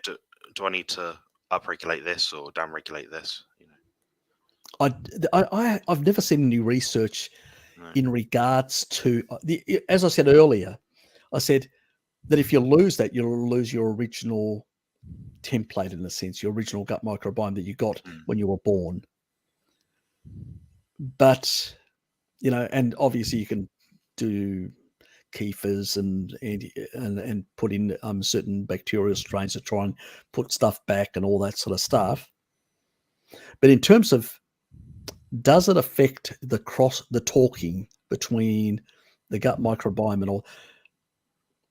In my gut, my gut feeling is that there is a relationship, some sort of signaling, some sort of stuff that's happening. And I'll tell you why I think that. Okay, we may not have a cecum, but there's still 99%. So the origins of the cecum that's turned into an appendix, it's still a shrunken cecum. The appendix, that's what a cecum, an appendix is, a shrunken cecum in a sense. We know that in the chimps, because we've got a common relative, there is a lot of crosstalk between the colon and the cecum. There's a lot of signaling that's happening. Now, even though we have zero research about signaling relations between the colon and I've never seen anything. I don't know whether you've seen anything, Jonathan. No. Yeah, I've never seen anything.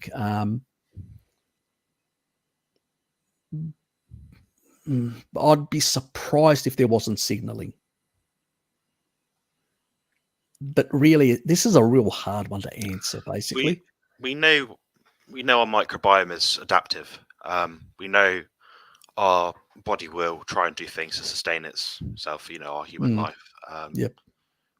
Would your microbiota alter to that? It's like you said, I'm thinking the same thing as you. Is there a signal there saying, what's going on? What do I need to sort out? So yeah, exactly. Yeah. It's like, see how it goes along the line, then reassess. Most people, when they've come back to me and said, look, I had my appendix out, I remember the lady saying, and I said, is it causing you any problems right now? She said, no. And I said, well, if you have to take antibiotics and you're starting to have, we'll look at it that in the future. Obviously, taurine plays a big role in modulating the gut, but there's also a number of bacterial strains. And if you've taken out an important element of the microbiome, I think until you basically get into some issue, like you've been forced to take some broad spectrum antibiotic. This is the other thing that I've been looking into, but I'm on the fence. I can't make up my mind. I'm baffled in a sense, and it has to do with certain viruses that can actually attack certain bacterial strains, and they can infect them and actually reduce their prevalence. And depending on the state of the gut microbiome, certain viruses can have a better foothold or not. Now, obviously, let's say somebody has a compromised immune system for whatever, COVID, whatever sort of thing, and it has an effect, and certain viruses or actually can get a bit of a foothold, that could change slightly your gut microbiome. Now, if you don't have the original template, how could that play out? This is the reason why I think Bart says it quite clearly. We've got no idea anything about the gut microbiome. We know that, certain strains like the Reuteri, the Lactobacillus play certain roles. We know the bifidobacteria play certain roles. We know Prevotella too much will actually increase certain interleukins. That's what the Vagoons eat to increase their Prevotella. Far too much. Some of it's okay, but too much isn't a good idea. But at the same time, this complex interaction between protozoa, fungi, bacteria, viruses in the gut is so damn complicated. Most of us have no idea how it actually works. And I can tell you, I spent about a month trying to get my head around certain things. I nearly did my head in. I thought that I was going around in circles and I was seeing ghosts, virus and bacterial ghosts. And I realized that it was a fool's errand and I abandoned it. And I think Bart would have said the same thing. You're an idiot to me, because you basically, it's really a fool's errand trying to work out what the hell's going on. Yeah, it's like sort of this bacteria interacts with this sort of stuff, but it also interacts with a whole lot of other things. What is it really doing? And do we really know what the signals are internally and all that stuff that it's doing? No idea. We've just got all this limited reductionist sort of microbiome research. That's about it. Yeah, we don't have the exact research. What we almost need is these sci-fi films where they put someone in a bod pod and they say, "Oh, you got something wrong with you. Here's your injection. This sorts your body out." So we need like a mapping sort of system, but we're not there in evolution yet. No, we're not. So, we're way so far away now understanding of the microbiome. And not only that, also viruses that actually go up the vagus nerve into the brain and come back. And they do all sorts of things, interact with all sorts of parts of the brain, affect anxiety centers, all sorts of things. Even a lot of that we don't really understand, because sometimes we say, okay, serotonin, and then we give people certain drugs in that regard to influence both serotonin or dopamine, and it doesn't work. And we go, well, it worked for that group or a couple of those people, but all these other people don't seem to respond. Yeah. Do these people have different genes, which mean after a while, exactly, they need more dose or a different medication or a different pathway? It's basically meant that the serotonin sort of hypothesis has gone into the wasteland. We're back to square one. We're still scratching our heads, wondering, how's this working? The only thing that I've actually found, the only molecule that I've found that actually seems to influence the gut microbiome through inflammasome is taurine. It's the only thing that actually seems to regulate the microbiome. It's the only molecule that we've come around where we can say, here is a molecule that lowers histamine, that lowers spermidine, that regulates and balances out the microbiome, seems to regulate sort of GABA A and, calm things down and sort of allow proper signaling in the brain. And there's no other molecule out there. And and that key molecule is only found in animal foods, not in plants.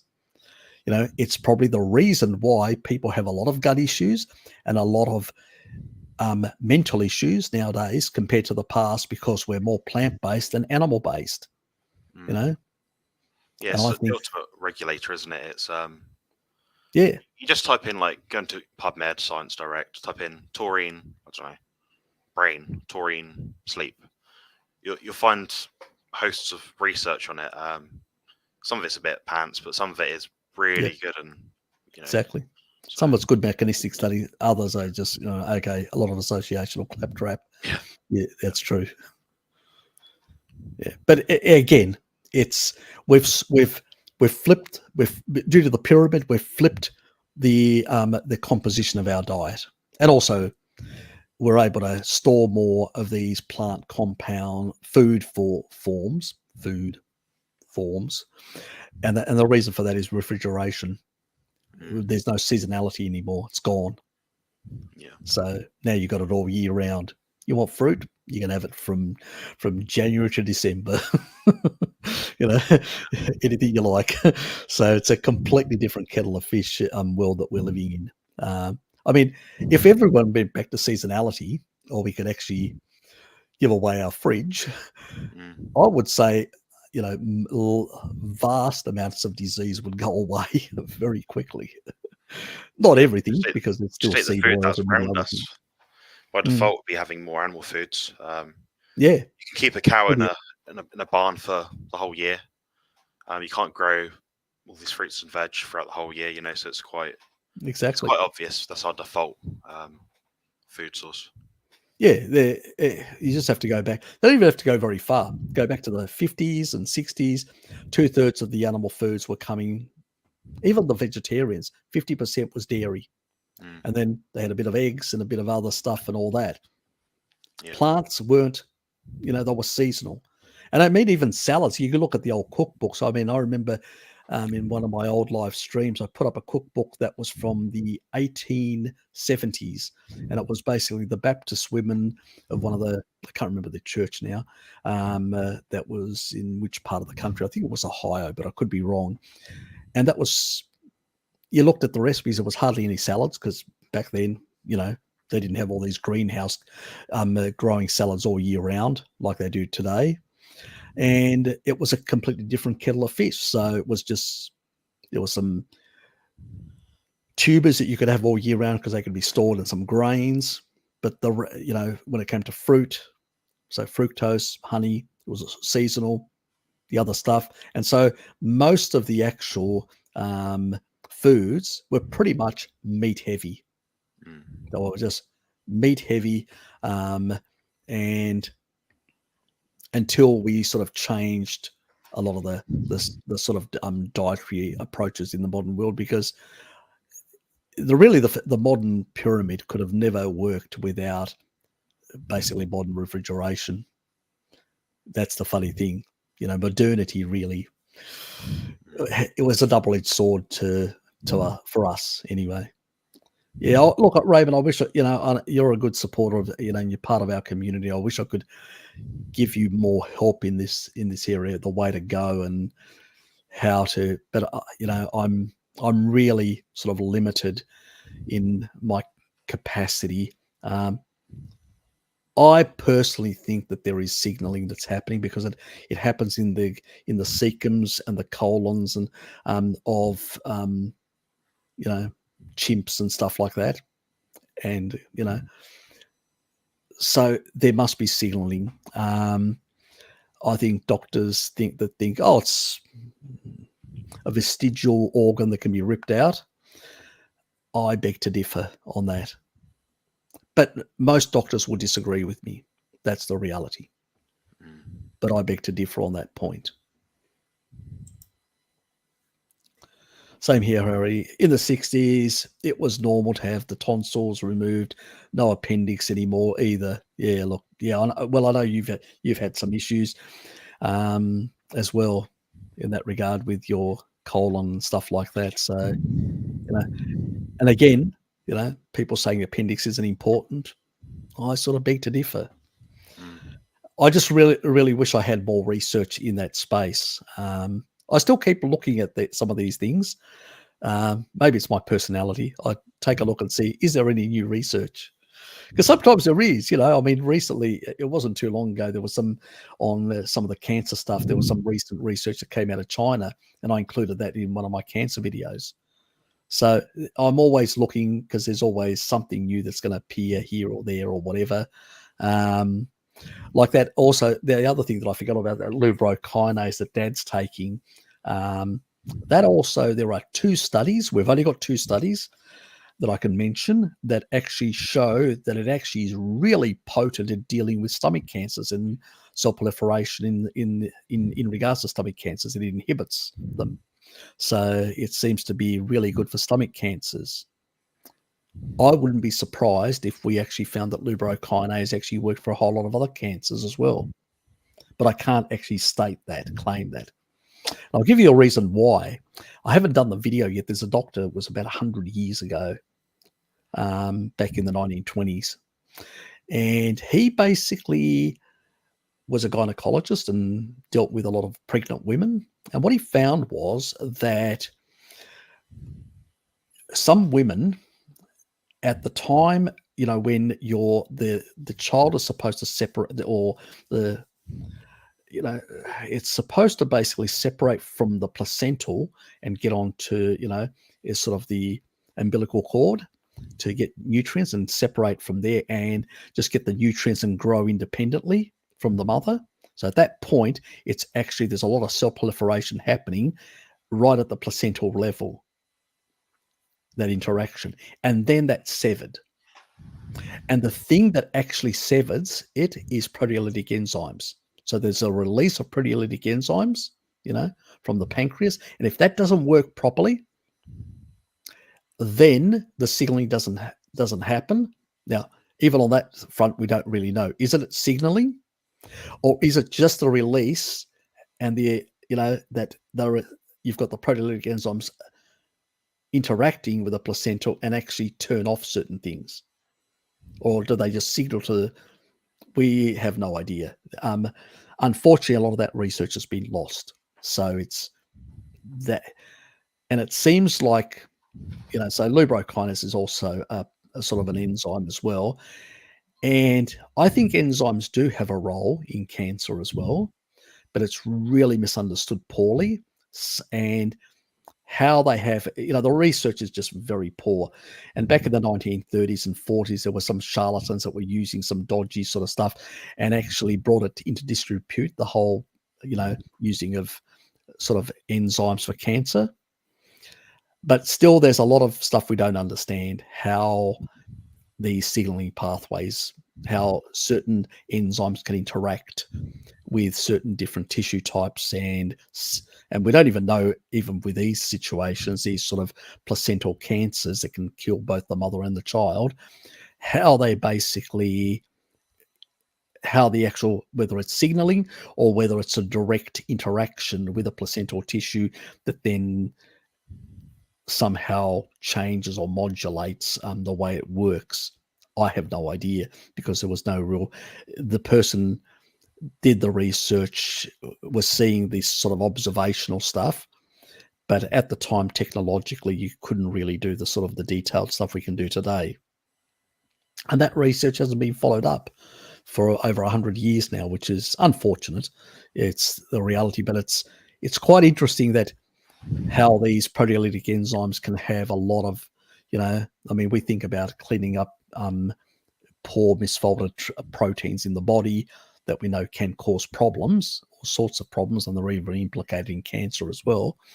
Taurine plays a role in refolding them properly in that regard. That's what has this sort of anti-cancer effect throughout the body, and it's well established in the literature. But I'm, you know, when it comes to a lot of these things, and a lot of bodybuilders, a lot of people that are professional athletes get a lot of like damage and, you know, tears and tissue, sort of the way it actually heals doesn't heal very well, and there's a lot of fibrotic tissue. Now I know that taurine helps with breaking down the fibrotic tissue, but it's a very generalist. It sort of doesn't specific, where these sort of enzymes, on the other hand, can target specific tissue that's actually got more concentration of, you know, damage or stuff like that and clean it out. So they will go after dead, damaged tissue in those sort of areas. So it does a better, where fibrosis can be still in live tissue, where dead tissue, taurine doesn't seem to work as well in that regard. So I think that these sort of proteolytic enzymes and all that, or these something like nattokinase and lubricase have a place in a lot of, in the athletic world, in my personal opinion. But I'm sort of more interested in the cancer sort of side of things as well. But it's still, my research is still in the infancy stage. So I've been looking at this now for well over a year, but I'm saying it's still in my infancy stage because I'm still haven't worked it all out, basically, and how to implement it into an anti-cancer protocol. So I've got a number of things that are already getting people into remission, with fixing up, the mitochondrial respiration sort of side and sorting out a lot of things. Could these be additional helpers for specific types of cancers where these other approaches don't seem to work? And there are also bacterial cancers induced, and that's another area where it seems that enzymes seem to play a role in inhibiting some of this sort of stuff, and I still haven't got my head around it or how it works. So it's another area. So expect more stuff on that front. I mean, I don't know, within the bodybuilding world that you're sort of in, how many? I know you mentioned nattokinase before. What else is being used in sort of for these sort of reasons? For injuries and stuff like that. Well, if you look at like a bodybuilder's health supplement stack, it's a lot more common now. It's not so much a thing. Okay. It's very common now. It'd be like N-acetylcysteine, Tudker. Taurine's not really used. It's in pre-workouts, generally speaking, but it's not something that's been supplemented to the way that we'd use it. Yep. Nattokinase, milk thistle as well. They use that. They've been using that for years. Yep. They're quite big on overdosing on vitamin C, which isn't great, but really, okay. Yeah, it's not for me. But it wasn't the case in the past. What sort of brought that on? I'm not sure. Is that sort of dealing with inflammation type attitude? It's like the mantra of like, oh, vitamin C a gram after training is gonna be great, but yeah, you need some inflammation, so you're trying to like. Oh, I know what it is. The collagen side of things they're focused on. Very focused on that. Yeah. So doing collagen supplements. Well, if you're doing high, because they're doing high sugar as well. They're putting in a whole lot of rice and a whole lot of other things. Yeah, goes up. Yeah, exactly. That makes sense. I'm trying to think what else. They are using some prescription only medications, manage blood pressure, heart health, things like that. They're using metformin. Metformin's a lot more common now. The one that's being used more now is berberine. Okay, so that's a bit better. Better. It's an updated sort of thing. That's the main things, like controlling their blood, like glucose disposal agents in general. Things like that. If they just gave up those carbs, they're trying to get. They think that muscle protein synthesis is coming from the insulin signaling. That's so they got it the wrong way around. I mean, that video that I did on leucine in a fasted state, just putting in the leucine actually still increased muscle protein synthesis, even in an insulin suppressed state. Yeah. What was that? They're insulinogenic. Yeah.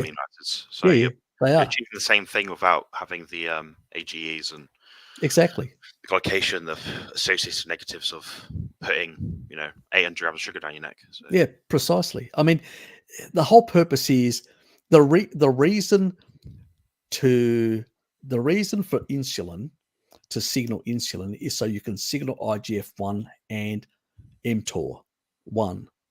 That's the reason for it, because in primitive organisms millions of years ago, there wasn't something. IGF-1 didn't exist on its own, and neither did insulin. It was basically insulin IGF-1. It was the same thing. It was the same sort of mechanism. It just, in complex organisms, became separated. But that's why when insulin goes up, so does IGF-1 by similar magnitude. Yeah. So, and you don't need a massive amount to signal for protein synthesis. The only time you need massive amounts is to basically increase adipose tissue. I think they got it the wrong way around. I don't know why. To this day, I haven't been able to work out.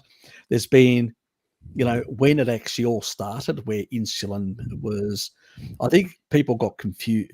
Got a lot of. I know where it started. It's like if a bit helps, more will help even more. Sort of attitude. I'm just moving. Yeah. It started from a few years back. Basically, this idea of driving in nutrients after the workout phase, so you'll be getting a higher, influx of stuff to build muscle with. So what a lot of them started to use the impetus to grow the muscle.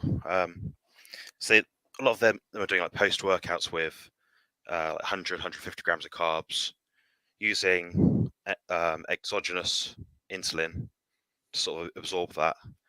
And that's with the whole thing. It's like the same with the Seco thing. Like they're looking at it for such a broad view, but not looking at it from the biology.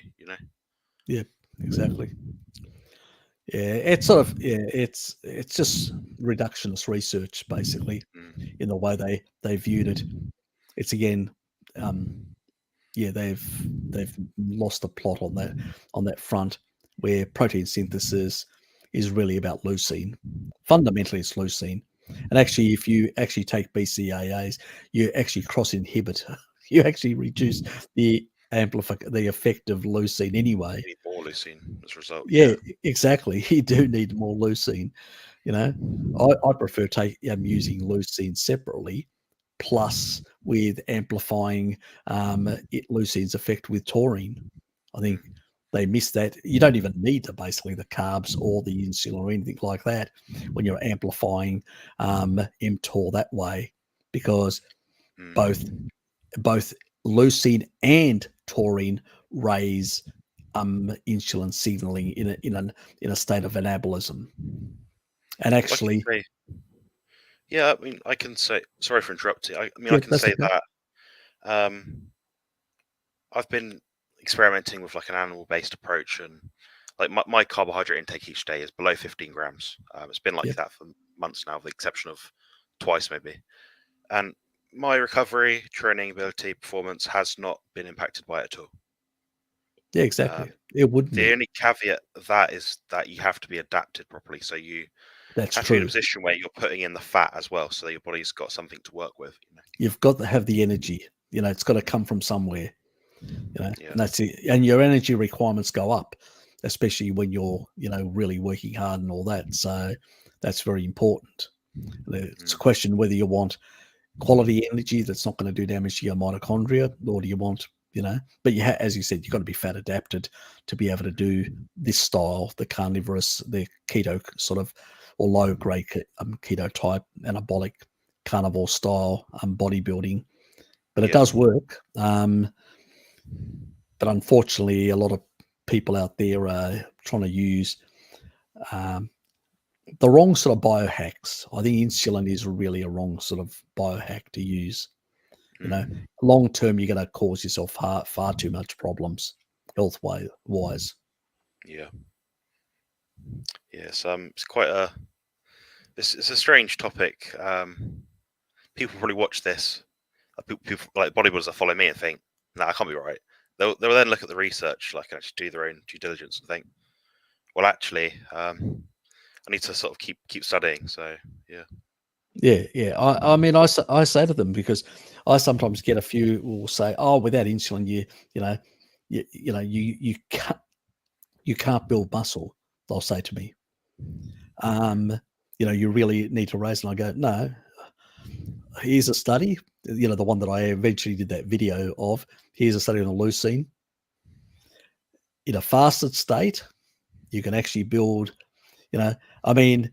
The difference, if you remember the scales, you had really low down here where somebody was in a faster state, and then you had quite this elevation, and in the faster state with leucine, it was just slightly below that.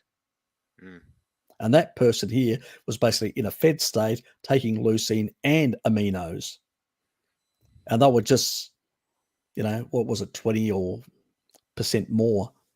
So, I mean, you still got, people don't realize it, you've got tissue turnover that provides some amino pool as well in the body, but really you need to, it's these molecules are doing signaling things, and I think people have misunderstood what is important in the signaling. Insulin works with leucine and taurine and things like that as part of an insulin, as a part of a signaling thing. It's not like it does the job. No, it It's part of signals the and says, matrix.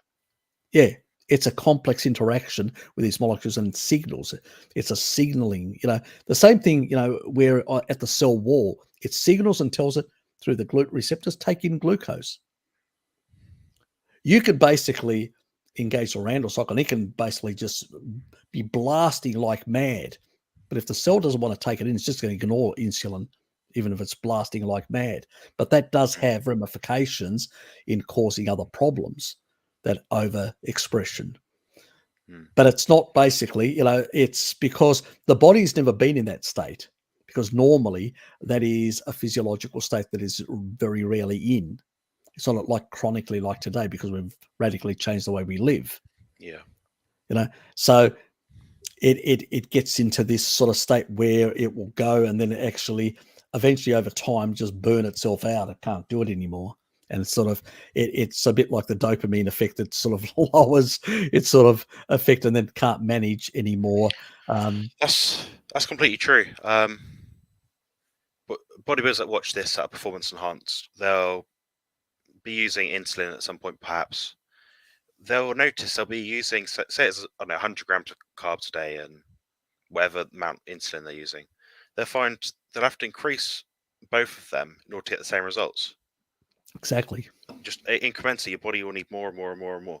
At what point do you think, hang on a minute, this isn't going to do anything good for me? Exactly. Even pushing it to the extremes, I mean, there's more ways to skin a cat, And over time, they're getting sicker, and they're not gaining any. They're not getting any more gains, and still, even at that point, they're not making the connection. Yeah, which is unfortunate. It's a shame, but yes, it is. It's just like, how do you put this information out there? Yeah, I know. But initially, they get all that water retention, that massive water retention, because of what they're doing like that. And yeah, it looks, it sort of amplifies sort of the muscle, sort of it bulges slightly. But you get that, but it's a very unnatural bulging. If you look at the old bodybuilders, go back to the 60s and 40s and 50s and 70s even, they had proper, it was the proper human composition, but just in a more wider framed, those elements accentuated, but they didn't bulge in this unnatural way. I don't consider the modern bodybuilders as, I think they look grotesque in some regards when they actually have these bulging parts popping out, which are just, you'd never seen older bodybuilders in the past.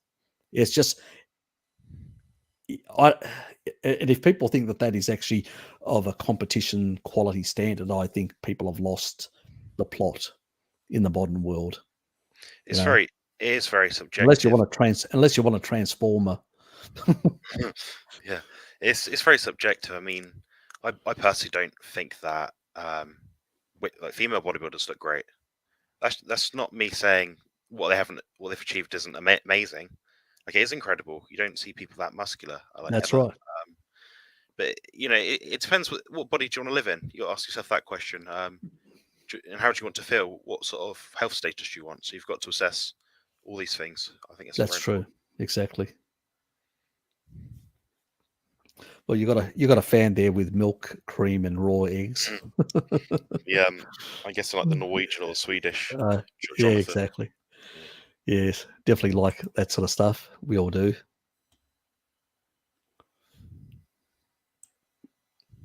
Yes, the whey stuff. Yes, definitely. Harry, finally, I committed to Carnivore and want to thank you so much for the info that you put out. Also, got diagnosed with hiatus hernia and gastritis, plus seems to have histamine issues. ATM. Any advice? Well, with the histamine issues in the stomach, in your gut sort of things, obviously taurine is going to be the big player there to sort all that. With the hernia, I mean, one thing that I wouldn't do is basically what they do now is they offer people, like when they do operations of hernia, they like a mesh to be put in. I think that's a really problematic thing, and a lot of people find that they get a lot of like reactivity and problems and pain and all sorts of things. Now, obviously, that's going to hold that much better, but there is some better ways. Some physicians are offering methods where they're not doing just a simple stitching, but they're doing like a stitching where they're actually using part of your own body or fibers or stuff like that, and they're doing these sort of cross stitching to try and actually pull the collagen sort of structures behind there to sort of tighten up and sort of encourage it to build. But at the same time, you need to basically ramp up the sort of meats that you're taking in and stuff like that to help that along as well, that healing when you do that sort of operation. So that's, I think, a better approach, because I've known a friend of mine down here that did the mesh type thing and had all sorts of problems and all that. So I know they promote it, but there's a lot of people that do have issues with it, and I would definitely avoid taking that avenue.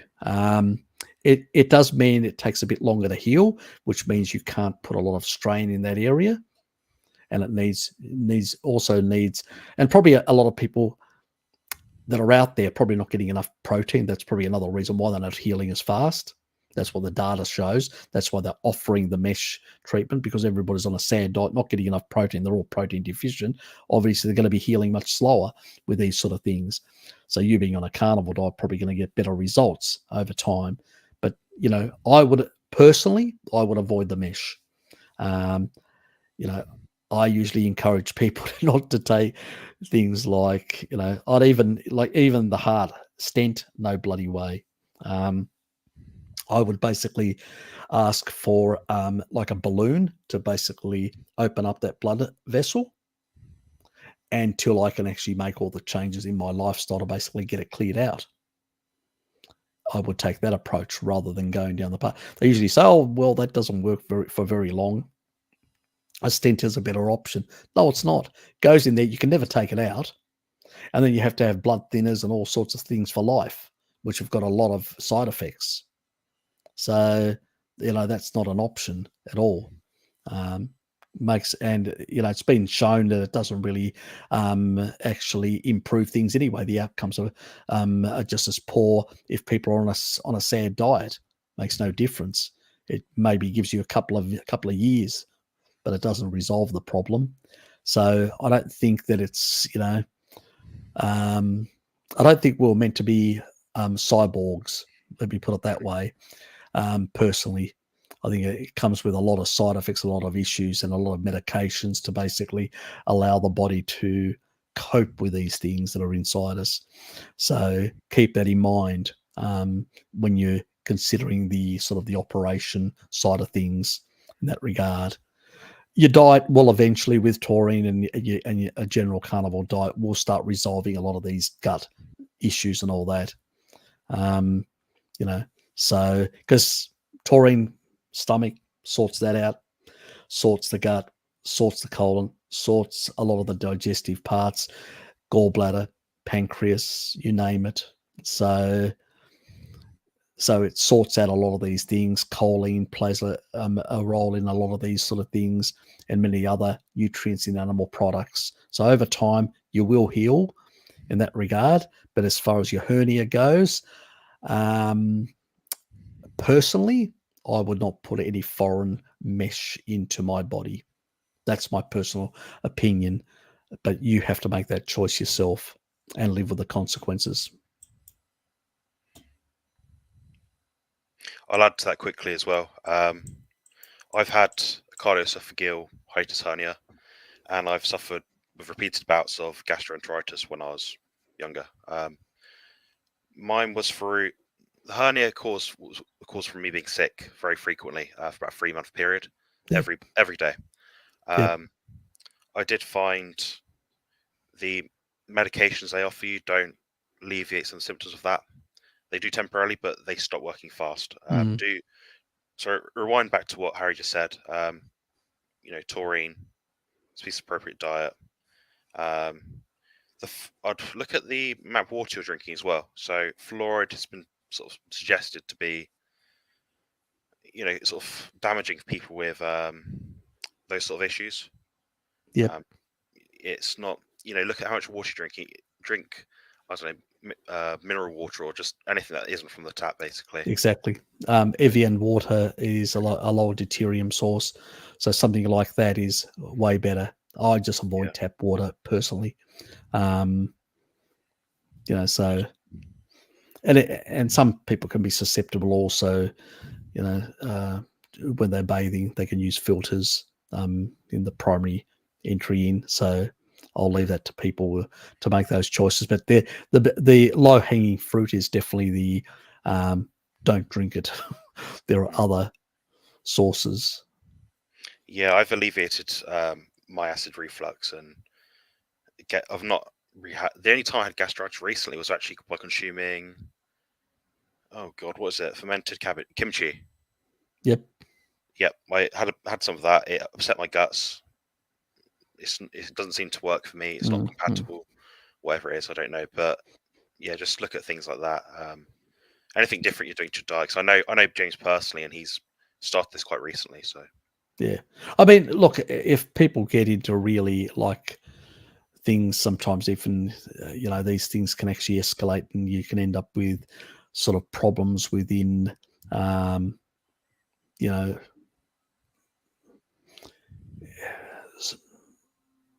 things can get worse. I mean, the valve at the top of your stomach can sort of slightly elongate a bit, not have issues there as well. Your esophagus can sustain some injuries as well. There's all these sort of things, and I at the end of the day, I don't know how far people have been damaged or what in that regard, and sort of what surgical interventions they may or may not need. I think it's really important to get a second opinion as well, and really important to basically look into alternative approaches. Not the first thing they offer you in that regard. But at the end of the day, you need information, and good information, and somebody that's not basically like, so you see somebody holding the scalpel and ready to cut. That always gives me concerns. No other approach than cutting. Yeah, I'm having a major surgery within the next 3 months time. It's not saying I'm just lightly. It's taken a lot of decision over the last year, and a lot of research. Sometimes it is what you need to do, but like Harry said, there's other ways to do it. So look around it. That's right. You got to have good data when you're making a decision in that regard. I mean, the good thing with I find with stomach acidity, taurine really fixes that, suppresses H. pylori, gets the proton pumps to work properly and regulated properly, so they're not secreting when they shouldn't, and they're secreting when they should to digest things. It also helps with the healing of any ulcerations within the stomach, which is another important thing as well, especially because those highly senescent sort of cells can be prone to, well, I'm not saying they're going to be cancerous, but there's always a risk long term if that sort of persists and doesn't resolve. So at least that has a good healing effect. So all these sort of things of sort of re-regulating the digestive tract from your mouth to your anus sort of is really important for everyone. And it takes time and patience, but I think if you're on a species appropriate diet, you're way further ahead than anyone else out there. And that's really important. But sometimes there are issues that people, if people have got really severely damaged, from an accident or whatever, severely injured or damaged ligaments, or, you may have some cranial damage or whatever, you may need to, do certain, and I'm not against operations, but we shouldn't also approach things in a frivolous way. Oh yeah, that's the optional. There are consequences with everything you do. And you really need to look into that, because you have to live in that body long term. So keep that in mind. And it's not, it's not easy. And that's why I never tell anyone, this was what you should do. I say, well, this is what I would do. But then again, you need to basically, because it's your body, you're going to live in that body for the rest of your life. So you've got to be very cognizant of that fact. And when you're looking at doing certain things, what's going to be the outcome? It's not always pretty. Yeah.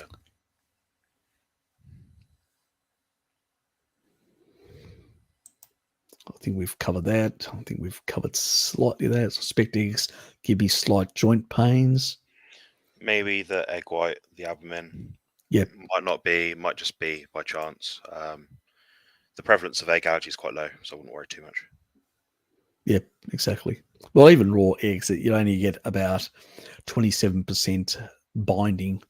So yeah, unless you're only doing whites, that's when you can actually end up with a biotin deficiency or other issues. It's more likely to be the whites which are causing the issue and the yolks. Yep. If you're not sure, just try the yolks for a week as a standalone. Exactly. No issue. Add that whites in, see if it gives a cause and effect reaction. Yep, simple as that.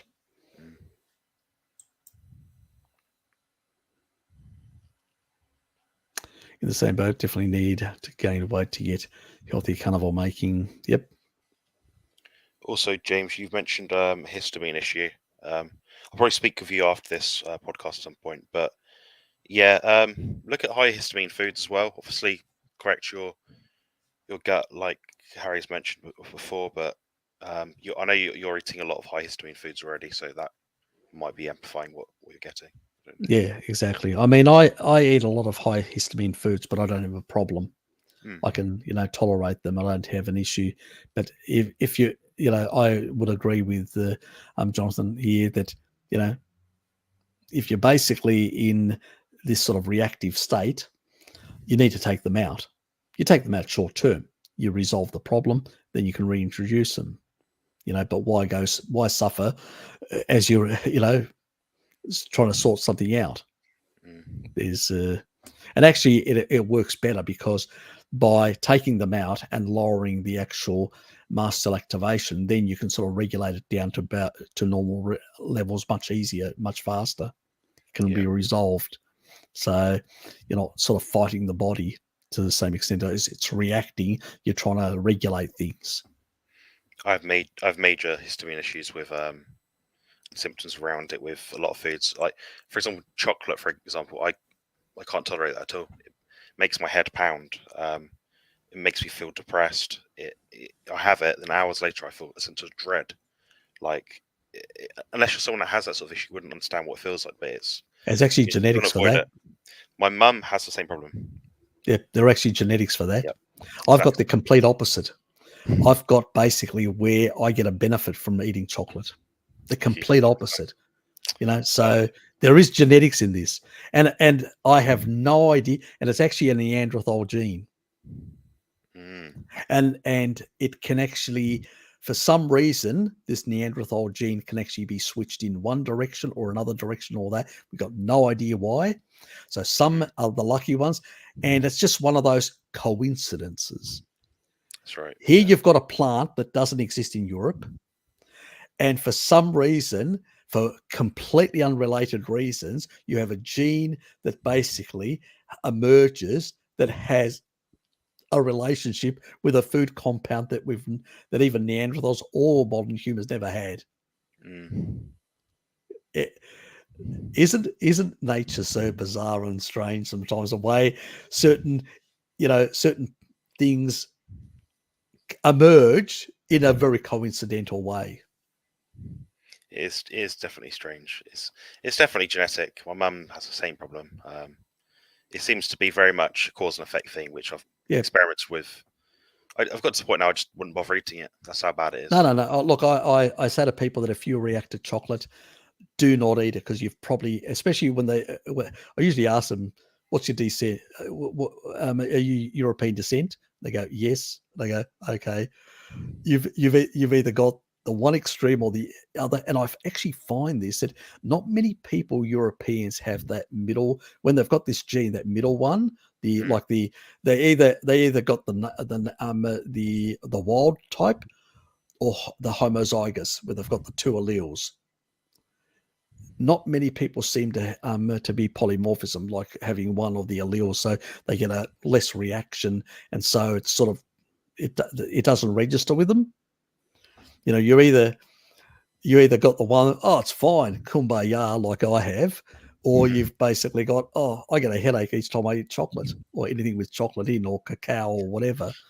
It's They the same go, yeah, instance with blame your genes. people of African descent and people that are white with like dairy, you know, Yep. lactose. Same thing. Was it 60% of African Americans have dairy intolerance, and 20% of the average person in North European descent? Well, the other thing is the even the gene that the Maasai have is a different gene for lactose persistency than Eurasians have. And so as a consequence, they seem to, even the Maasai type people from that background, or pastoralists from the Horn of Africa, like this Somalis, Ethiopians, and that, they also seem to not tolerate as well A1 casein. So they seem to react a bit to that. Some of them, not all of them, but a number of them in that regard. So I think it's because of that different allele, where the Arabs seem to less, even though they also have a different type, which was an adaptation to camel milk.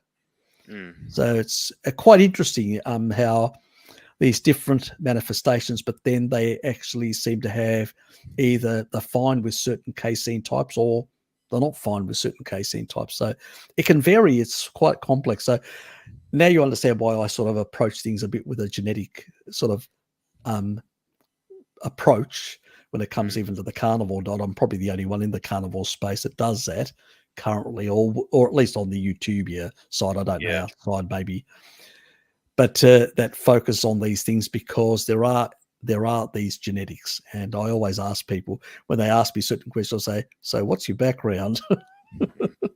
Yeah, you have to give context to things. Like I've been following you now for at least 2 years, watching probably most of your stuff since then. Maybe 90% of what you put out I've watched. Yeah, and it does sometimes just come down to where you're from, who's your mum and dad, sort of thing. So yeah. Look, it has a big bearing. The last 10,000 years, we've adapted. You know, you have to think about it. We talk about a globalized community, but you know, I mean, it's only the last, what is it, 30, 40 years that most people were able, probably about the last 70 years, that people started traveling to distant places in large numbers, you know, so post Second World War. And prior to that, it was only people who were either military or bureaucrats or wealthy people or people like that prior to that, or people out on crusades or other adventures of the sword type, you know, in that regard. But you know, most people actually just lived in a village or a small town or whatever for most of their life, and most of their relatives and all that for, you know, for thousands of years, more or less. yeah. So, I mean, you've got the adaptation of what those people were eating there that have adapted to some modern foods and some variations, or they were getting certain nutrients more than maybe somebody else further down the road, or eating more organ meats or this or that or whatever. And so over time, certain adaptations, localized adaptations, emerged in the population. So I always say to people, your 90 5% you're going to be ancestral like all humans on this planet. But that 5% is going to basically make a difference how you deal with a number of micronutrients. That's right. Whether it's retinol, whether it's choline, whether it's a number of these things. Like the Han Chinese, 76% endogenous production of choline. They only have to consume very little. They produce a lot of it internally, so they can support that second methylation pathway very easily. Yeah. Again, because of those historical consequences of deprivation of food, of certain foods for many years, for a number of generations, that made that change, and those who survived actually manifested this change because, so important as a neurotransmitter, said a choline or whatever. So it had to happen. So that means these people can become diabetic because they've got less fat stores, but at the same time, they don't actually manifest these high fatty liver issues that Europeans do. Again, because they can produce endogenous.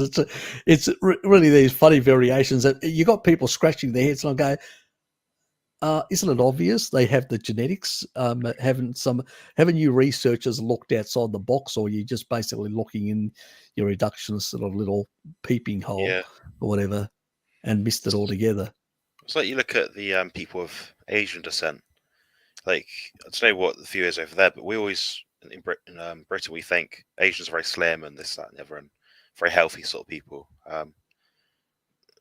People looking at their diet and thinking it's that, and it could just be a genetic component to it. Exactly. Yeah. So basically, they can do with less animal foods in that regard. So there's, because of being denied for many generations, and then you've got basically the different fat stores. So if you go above the Yellow River, and especially in Inner Mongolia, Northern Korea, Mongolia, and all those areas, those people consumed more animal foods. So they were able to generate greater fat stores like other Europeans. And that you usually see, I usually know when I see somebody from a Chinese background being overweight and having a lot of fat stores, like looking more like a fat European type descent person, I know they're from northern China. Yeah. And if they're from Cantonese, like Hong Kong and these southern areas, I know they're basically from those southern areas because, they can become very diabetic very quickly, like tofu, thin on the outside, fat on the, sort of thing. And again, it's because of the lack of fat stores to basically put it away before becoming diabetic much more rapidly, because they just run out of storage space. Yeah. It's fascinating. It is. I think sometimes a lot of this gets lost in many of the communities, and that's why people say, "Oh, what about this person? What about?" Well, there's a bit of a genetic story behind that. Then let's look into it in a bit more detail. I know this person did this, and yeah, exactly. Yeah, you have to look around it. It's quite obvious. You need to not be so myopic and think there's a lot of facets involved. Exactly. Well, this question is for you, from Raymond of all people. Jonathan, do you have any experience with using Ruteri yogurt as a potential anabolic agent? Personally, I've used probiotics of different amounts. Highest amount I used was, I think it worked out being 3 trillion, something like that. It was like a multiple of a high dose of a capsule. I didn't notice any benefit from it at all. My gut wasn't any better for it. No change at all. So I couldn't answer the question. Yeah, look, generally speaking, bacterial strains fall in 3 categories. Beneficial, which have been proven to have some benefit, like they either can produce B vitamins or they can suppress pathogenic bacteria. So that's one category. And we only know some, like the Ruteri strains, and a couple of them. Not all the Ruteris will do that. It's just specific strains that have that ability. And then there's a whole lot of benign ones that we have no idea what they do. They don't seem to be pathogenic or doing any problems. They just kumbaya, sort of part of the general gut microbiome. We've just got question marks all over them.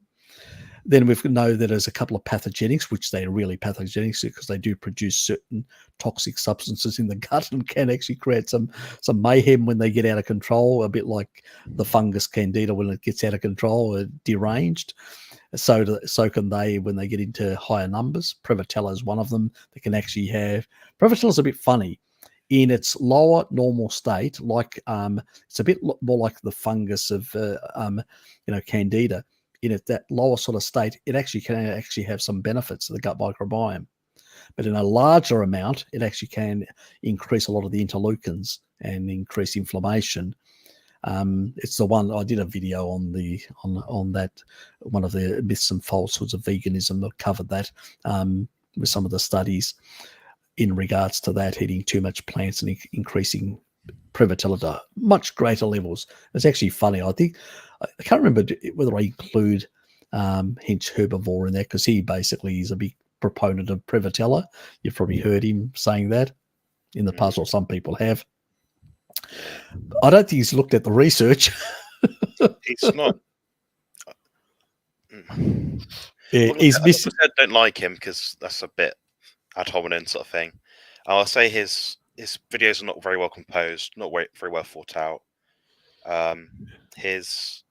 I've watched him try and calculate the macros, like on his food labels, when he'd be like, "Oh, a day in the life of whatever vegan eating, whatever." And you look at them, you think you calculated that very, very wrong. Like you're miles off there, mate. Like exactly, he's all over the place, and Yeah. most of his games were done in the old days when he was using roids. Anyway, we know that he even admitted to it. So yeah, it's nothing new. I know he sort of gets B12 injections, like a lot of them, and all sorts of things. So yes, they do it the natural way. Yeah.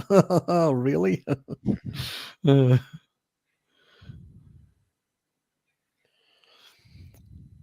Fair enough. Some people, as I said, when it comes to, unless you're actually doing some physical work, if you're eating far too much dairy, I mean, even the Maasai only have about 2 glasses when they do it. It's sort of, they don't overdo it. Now, people who are actually doing a lot of weightlifting and a lot of physical work, Anouk, then it actually makes sense to basically use something like dairy, for that, to enhance that anabolism for muscle, to enhance the muscle protein synthesis side, and they'll just suck up those, because even if you have, let's say, a glass of milk, it's 250 mils. So there's about 4 grams of basically carbs in that. You're basically up to about 10 grams of carbohydrate. 2 glasses, 20 grams. You're still in ketosis at 20 grams. It's not that big. But if people start, guzzling down like liters of milk and stuff like that, obviously, that will basically, Yeah, there's a milk and what's called some, especially if you're sedentary as well. Yeah, bodybuilders use this milk and squats program. It's very old school. I don't know if anyone still knows about it, but it's basically the idea that you drink a gallon of milk a day and do squats every day or something like that. Yeah, but they would get pretty decent results from it, and namely, the leucine, adding in precisely. healthy fats, things like that. So yeah, it's gonna do something. Yeah, I know that basically. I think Arnold as well. He actually was doing that as well. A lot of squats, with taking, using milk products in the same way. There was another guy, I forget his name. He used to have big calves as well. This other guy, Arnold never had.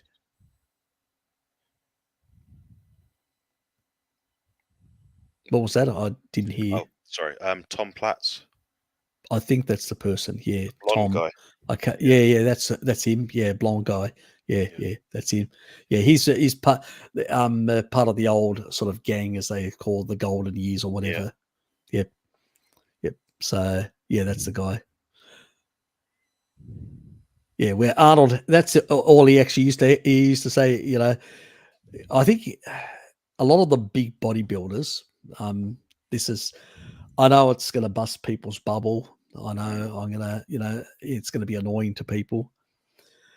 But if you've got higher Neanderthal genes in you, you will be able to you will have a bigger, stockier frame. You will be able to build a bigger, stockier frame much better. Where some guys just don't have the genetics, they have the sort of the genetics for, and there's a couple of genes which are in Neanderthals. That's why basically when it comes to Europeans usually tend to top this field. Yeah. Because of these genetics. And then you've also got the myostatin part. That's another part of the genetics. And then there's a couple of others as well, where you've got the sprinter type muscular person, and the leaner, and those genetics for somebody leaner who's more of a runner or walker or stuff like that. And those genes tend to be slightly higher expressed, like in Maasai and people like that. You're never going to get them to become like massive. They'll have like good muscle tone and all that. They will be muscular, but they're not going to become large because they just don't have those genetics to be able to do that. Yeah, I mean, I can speak on that myself. Both me and my brother, my dad, we gain muscle a lot faster than other people. Like, Exactly. ages. Me too. And my father as well. My brother, for example, he's always been a lot bigger and stronger than his friends. Me, the same sort of thing. We're all the fastest runners in our schools as well, and we will have a very well, obviously, the same family, but we have this very strong Northern European descent. So exactly. I can just blast it. I mean, I was in the middle of a sprint. I don't know where I felt. I was just like floating on air. I just blasted. I have that capacity. And it's the same thing with, building muscle very easily. My father, he used to have muscles that, I mean, they were like that long. They literally came across his chest. He was just, and he's a guy that was a Boilermaker welder, never worked in a gym, but he was just basically this stocky. And I've got some of his genes, not probably all of his genes. That's why I don't have the same. But Dad was just basically, it was just very easy to build muscle. Didn't have to, and it was just basically, it's like all three of us kids used to jump on his hand. He used to hold us up like we were nothing. It's just ridiculous. And, it's just genetics does play a role, guys, unfortunately, for those. I didn't want to bust people's bubbles, but it is really important that people recognize that. Yeah, I mean, the elite bodybuilders that are competing on the biggest stage sort of thing, they all have, none of them are perfect, but they've all got genetics which would exceed 99.999% of us. Exactly. If we had to use all the same drugs, have the same diet, and whatever they did, just copied it, we wouldn't even go close to what they've achieved. Precisely. It's the same principle with sprinting. I'm fast, I'm quite a good sprinter, but I'm not Usain Bolt. Exactly. There's levels to this. So obviously you get one side, you get the other side where people will be, very slow, not very strong. It's just the genetic default, I guess. So. Yeah, and people sort of do, for health and for to have strong muscle skeletal structures. I always say do it, prioritize it for health. And for those people who want to give it a go, they think they may have those genetics that would work, and they're prepared to, that there's going down that pathway in a healthy way, and view it as, as I've always said to people, if you're a young person, you really want to build, and you've got the right genetics, well, why not use it? I think it would be a waste, personally, in There's my clear opinion. research. Yeah, I mean, even if you're not someone young that's trying to build muscle, just maintaining strength alone, it's going to increase your longevity. People with strong grip strength live longer, less likely to get the risk of osteoporosis, less likely to fall, injure themselves. Your recovery is going to be better from surgeries. So just getting stronger in general is going to benefit everyone. So yeah, there's good research on that, and you'll be able to at least get out of the seat when you become old. Yeah. Not having to be helped out. So, you take a look at all these old people, they've got these big packs on their backs, or those ladies, the old lady, which was over 100 and around about 120 something, that was with Mary Ruddock, and she was jumping up and down. I mean, but this is ancestral. This is basically having long, healthy lifespan and then just dropping dead from no more cell division. That's the difference between, chronically living and damaging your mitochondria and all that with inappropriate things over time and just poisoning your body. We've just maximized what they're able to do. So they've optimized their health status for a long period of time, and their genetics have adapted to suit their environment, and they've just gone with what is appropriate to them with what their genes can do. So, precisely. makes sense. Yeah.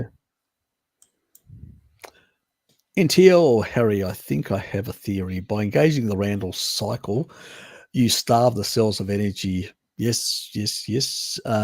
Which pushes them to go do a reverse TCA cycle to make their own energy, while glucose and fat be stored as fat. Yeah, well, it actually facilitates that, yes, in terms of when you go into a reverse Krebs cycle, it basically is really a very anabolic state to basically build well, you're actually building adipose tissue, and your cells are starving. That's true. Yeah. I think Bart and me have discussed this before about it's exactly that. So yes, I would not disagree with that.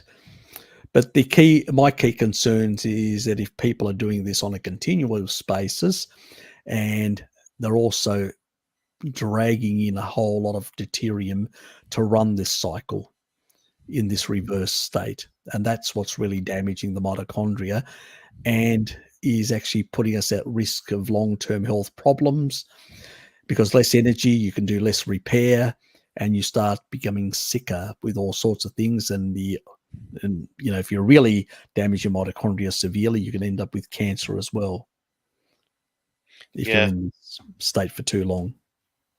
You might be able to comment on this better than I can, but I've heard there's a term going around now. It's called metabolic flexibility. Right, so the idea is that you can switch between burning fat and carbohydrates interchangeably. Yep. There are people that have been promoting this. I mean, and what do you think towards? I know what I think, but what do you think? Because you can say it better than I can. My personal opinion of that is it's basically bollocks, in a sense. Now, I know some people will argue, well, don't we have seasonal sugar? Yeah, but that's about a month in a year. In the tropics, it's about twice in a season, so you probably get 2 to 3 months, but that's not the set point. And at the end of the day, if I look at the natural environment, pre-agriculture, show me one of these plants that basically we consume today that existed. They don't. Watermelon was a little thing that actually stuck in the, a very fibrous thing, and people would basically just suck into it for the water content. Yeah. Then we grew it into something that big, from something which was that tiny, to something sort of really massive. Same with the South American potatoes. I mean, like the first potato sort of little tiny thing. It was like a little grape thing, like nothing. Like exactly. You're not going to get much energy out of that. And it was very fibrous. Getting the fiber out of it as well. That's you're not going to. It's a bit like it's a bit like. Have you seen the like the fibrous stuff that the in I'm trying to remember. It was the Hadza, that's right, the Hadza that Mary Ruddock was with, and they were basically they spit it all out, the fiber. They just suck some of the energy out of that, because these people, they're living from day to day. For them, even little bits of energy here and there keep them going from any source. And she actually checked their ketone levels, and it was only the tribal leader, the chief, who actually had high blood sugar, because he was getting all this candy from the tourists. But all the other guys were actually in this sort of low-grade ketosis. It's their natural state, isn't it? It's their body's Exactly. adapted to be there, so they can have, like, I don't know, find a load of honey one day or some fruit, berries, Precisely. whatever. Then next Yeah. day they're back in ketosis, no issue.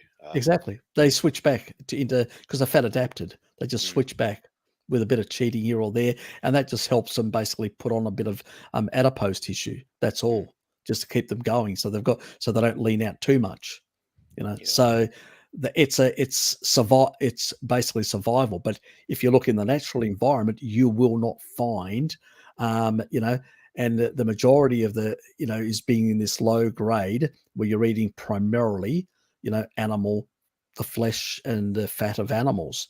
That's what you're doing the majority of time.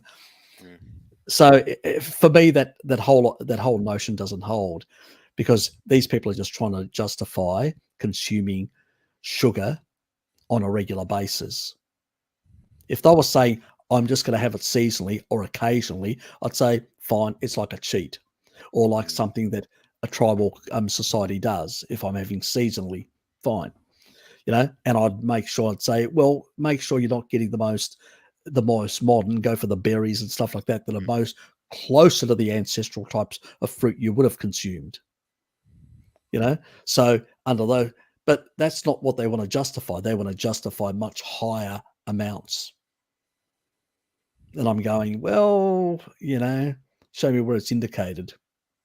When I that's look at exactly it. tribal people like the Sand people, the Kalahari, and some of these groups, especially the Sand people, they're really an interesting group. And the reason for it is because their genetics are some of the oldest genetics of humans.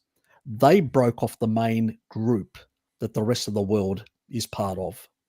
And so they're the closest to the more ancient genetics of the human race. And when you look at their amyloids, their ability is very low, just slightly a bit better, like some of the apes that don't even consume much sugar at all. They're just primarily seasonal. So it's quite low. Mm, So their ability to produce amylase is really low, and their only real in this arid environment, their only real stuff that they actually consume are some nuts that they get, which are these very high fatty nuts.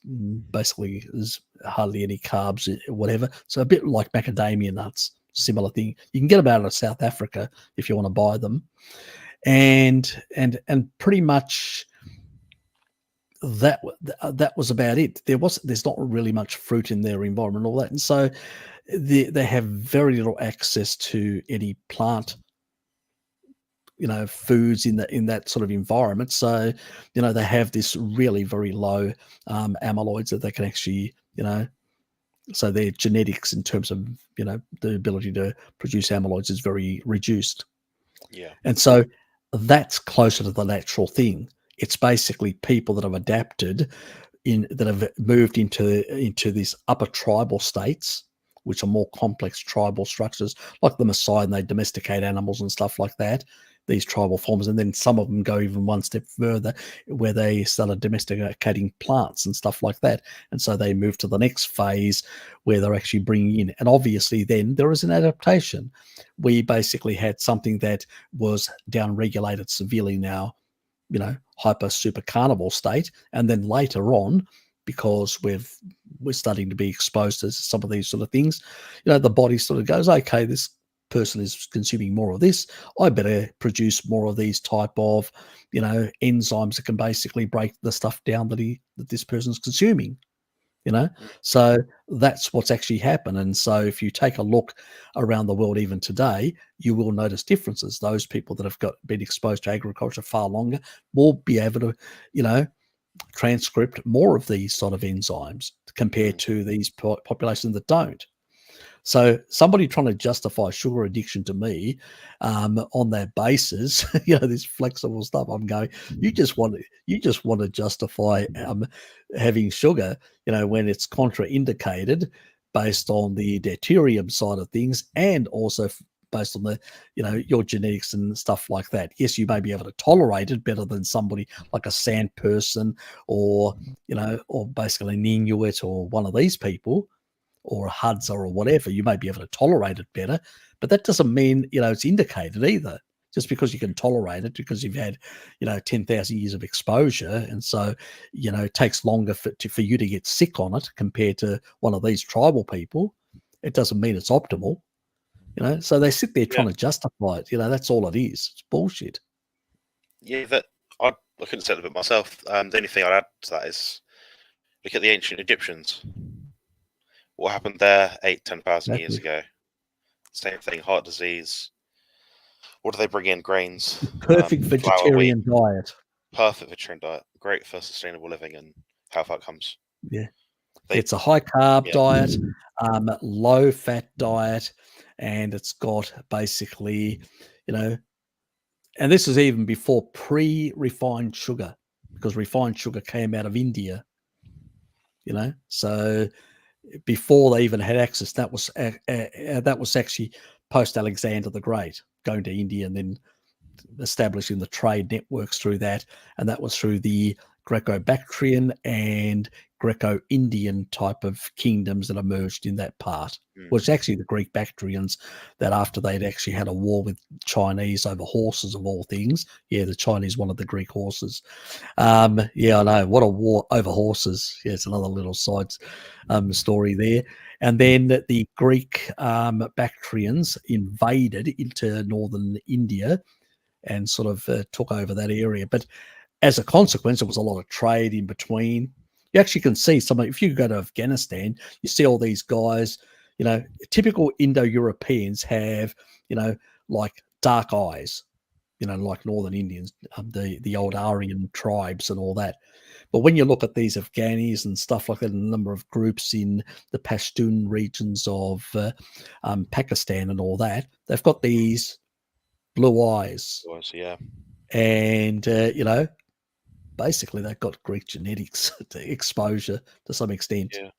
Yeah. It's been diluted now to such a level that it's very little in the sort of gene pool over there. But that's sort of the historical connection back there. But you don't even have to take that sort of, not even look at the genetic. You have to look at some of the temples that are there that are Greek, and some of the actual stones that are basically got Greek writing carved in stone. Yeah. From Alexander's troops that basically migrated from Macedonia to these regions and built, they were adventurers, let's put it that way. But these people, the people that opened up the silk trade in the early days out of China, and also the trade out of India, and sort of a lot of these foods, a lot of more of these plant foods actually came out, because remember, India's, when it comes to plant foods, it's got a long history of vegetarianism, a long history of a lot of spices and stuff like that. It's this that actually built the spice trade and actually brought spices into Europe from the Greek world, and then from the Greek world, Europeans loved the spices to spice their food, and then eventually, at a later stage, it created colonial history. Have you heard? So had Alexander not gone there, but how would it have affected history? Yes, incredible thinking how the geography of the world has impacted how we eat today. Exactly. Like some races that go to the US and follow the standard American diet, what happens to them? You look at India at the moment, the rates of diabetes. It's gone through up the roof.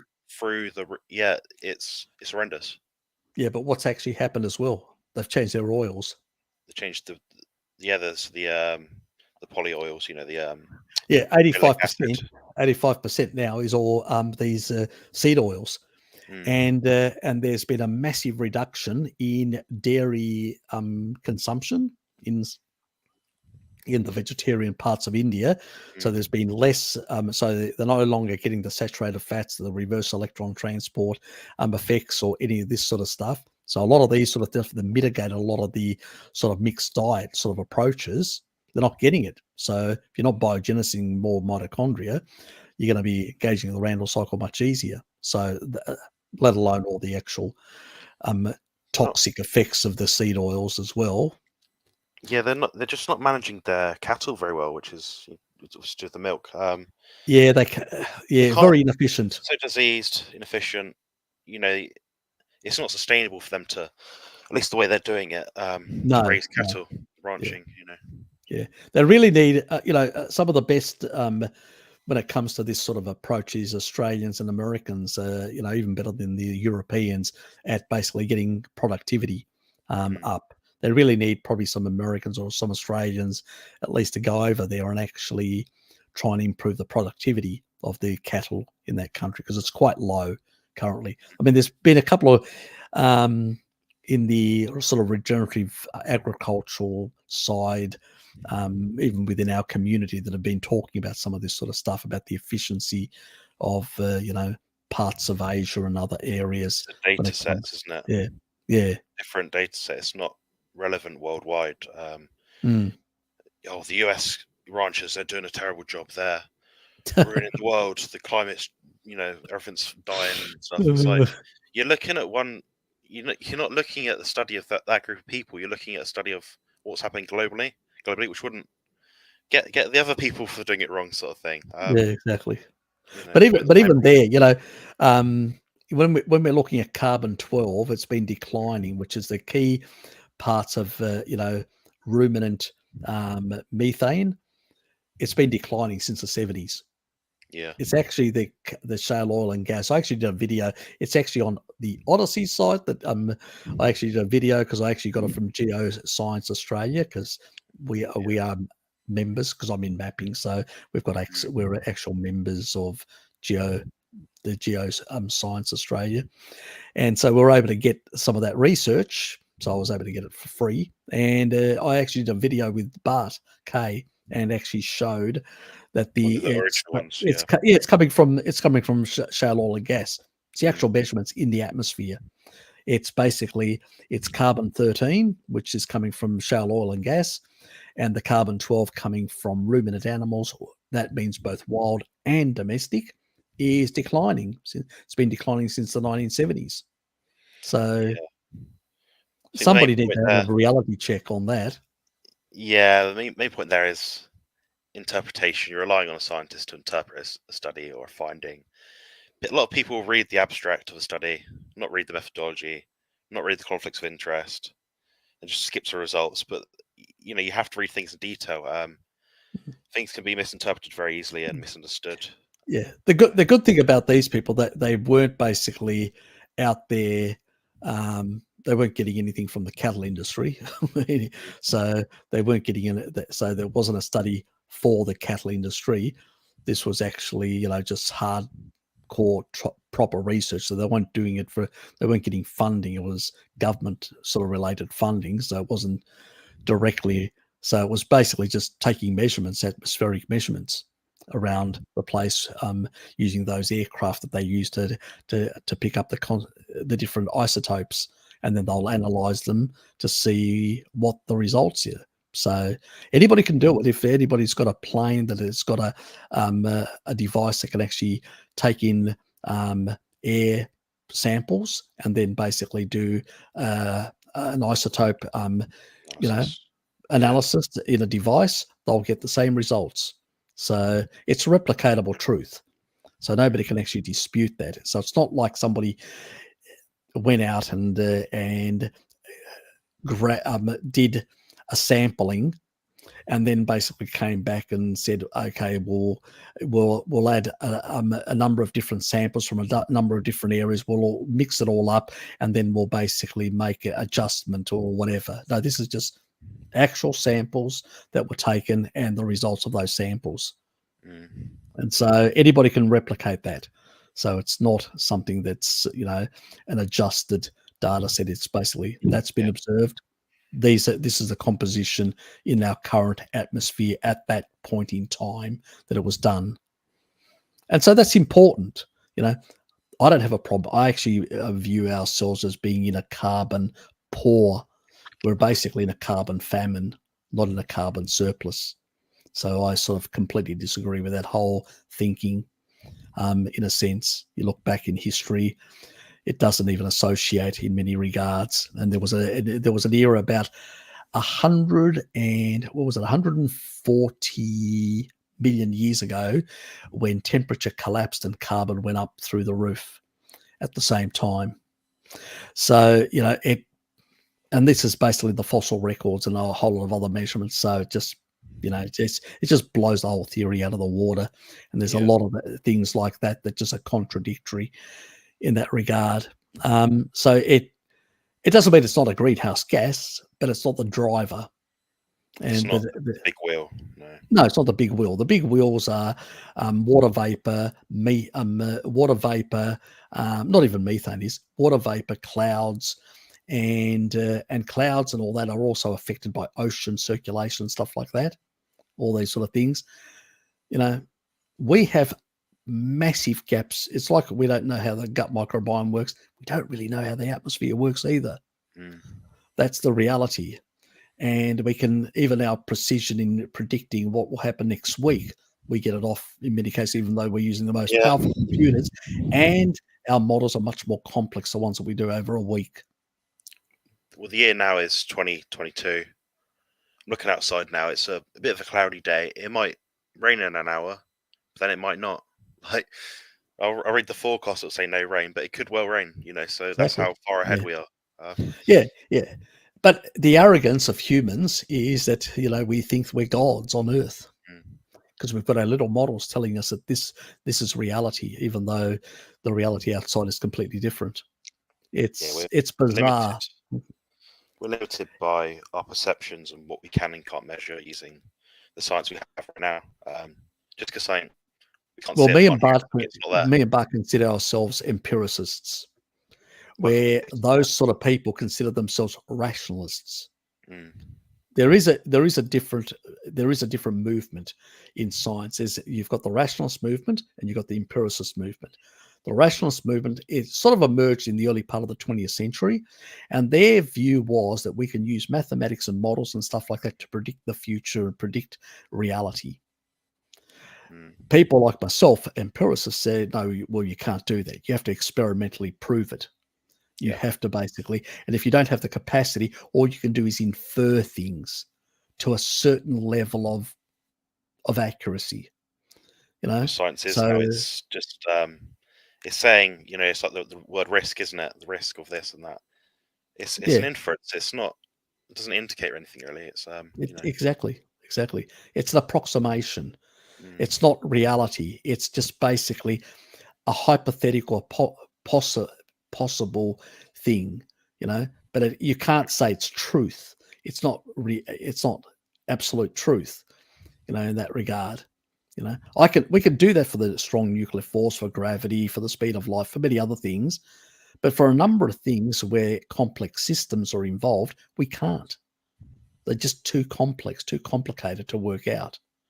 And these people sit there in an arrogant way, trying to lecture to the rest of humanity, telling them, so let's upend everything like they have, and let's impoverish the entire planet. Let's basically create inflation and, poverty and all sorts of upheavals and war and whatever, when in reality, we don't need to.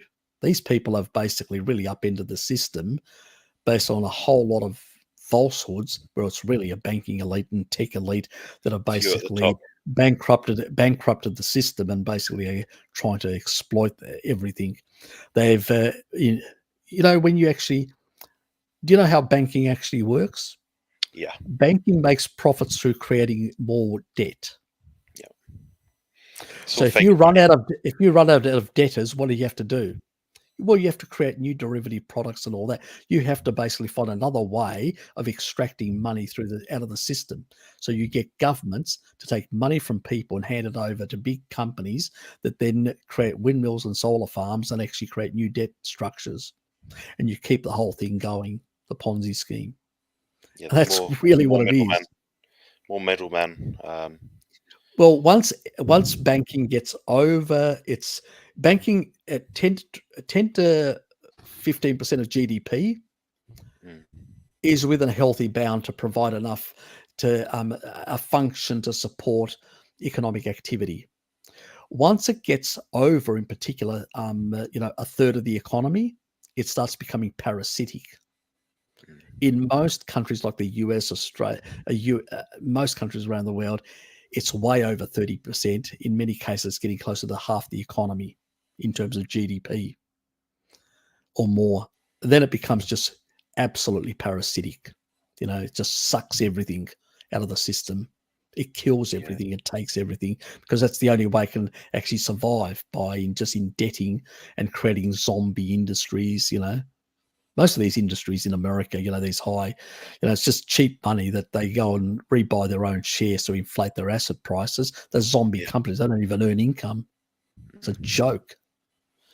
As I said, it's a Ponzi scheme. Yeah, it definitely is. Yeah, at our expense. Yeah, it's very. There's some very corrupt things going on. For example, I'm not going to go too political. It's not really my field, my industry. Which is fair enough. Yep. But I will say, for example, you familiar with Macron in France? Yep. Yeah, so he got re-elected. He said he promised to cap the energy prices, so he has.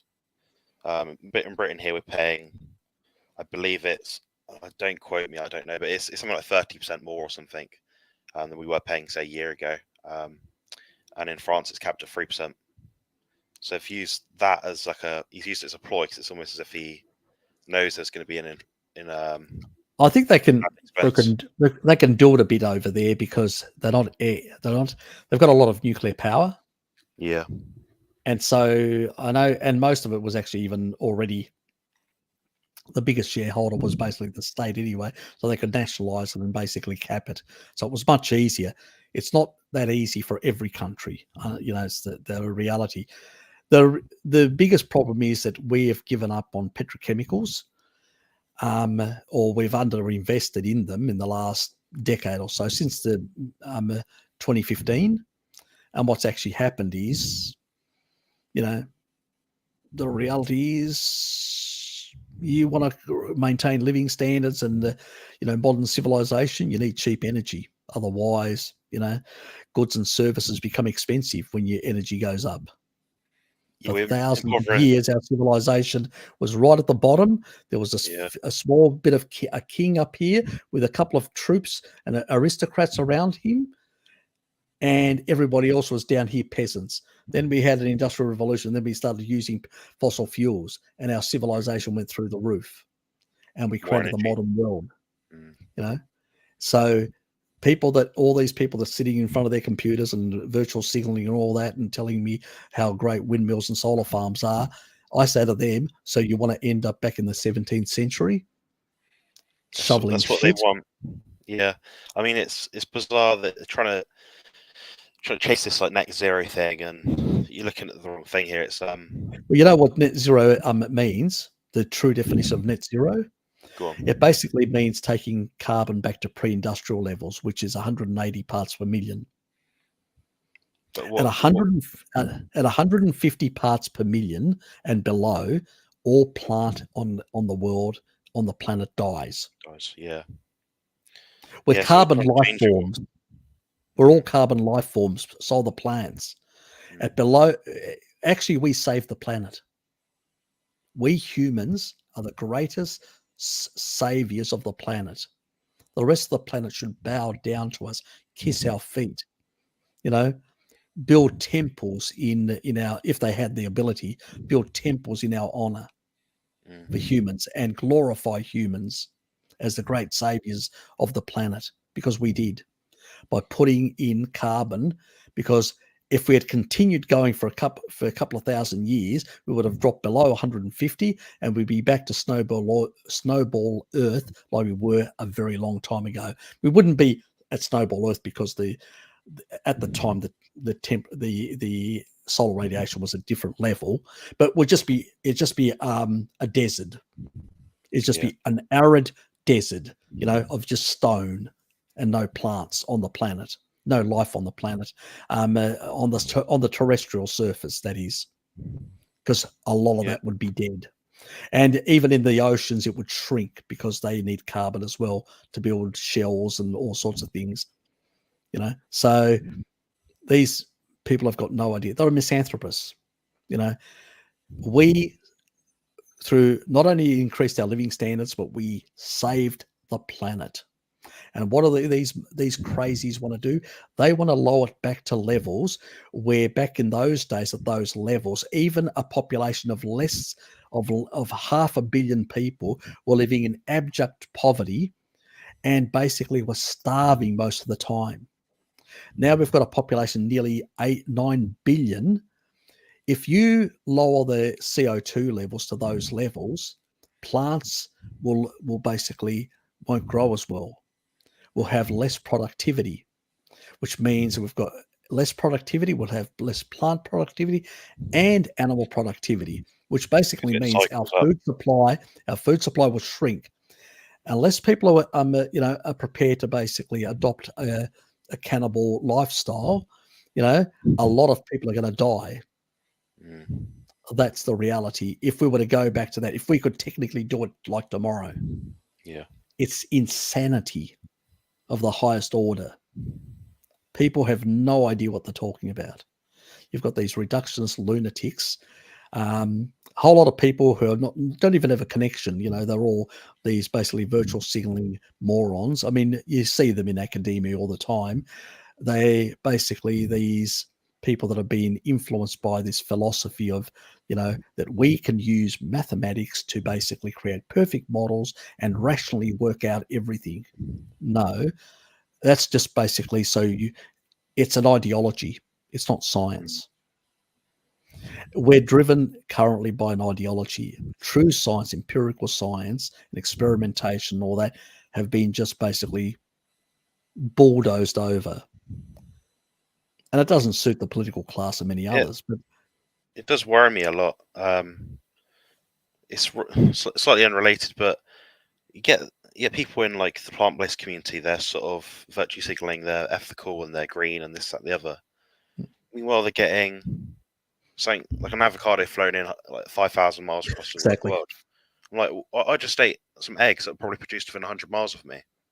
Like, what's going to be more sustainable? Like, even if what you are of that belief, you get people that are just they feel like they're a burden to the world. Like they feel like they're a debt to everyone around them. And that I used to, I've met people like that before, and it hurts you because it's awful.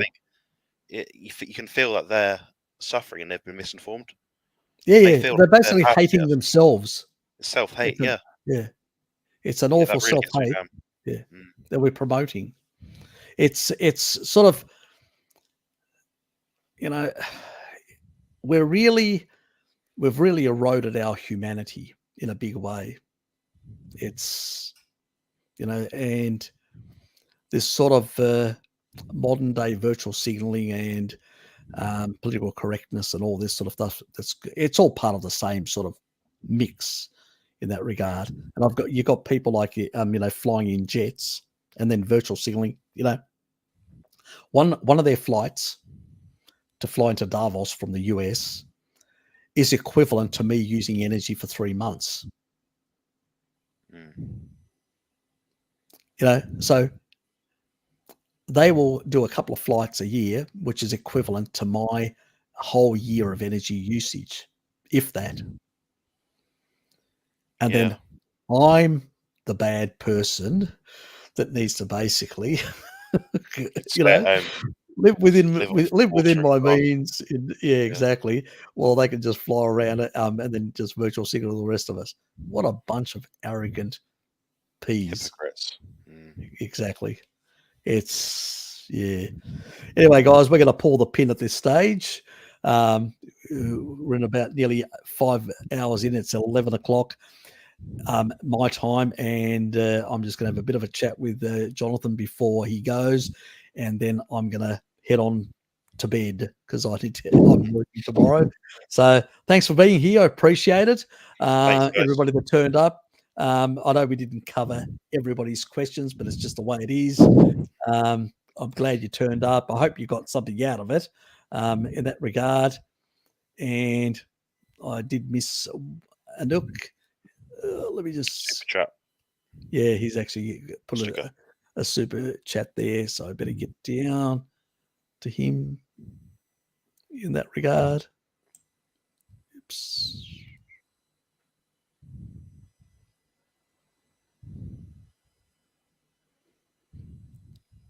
That's a good topic for another video. About the gut feeling. I know what they're on about. Yeah, if you want to talk with me about that or Harry, I'll probably be on again at some point.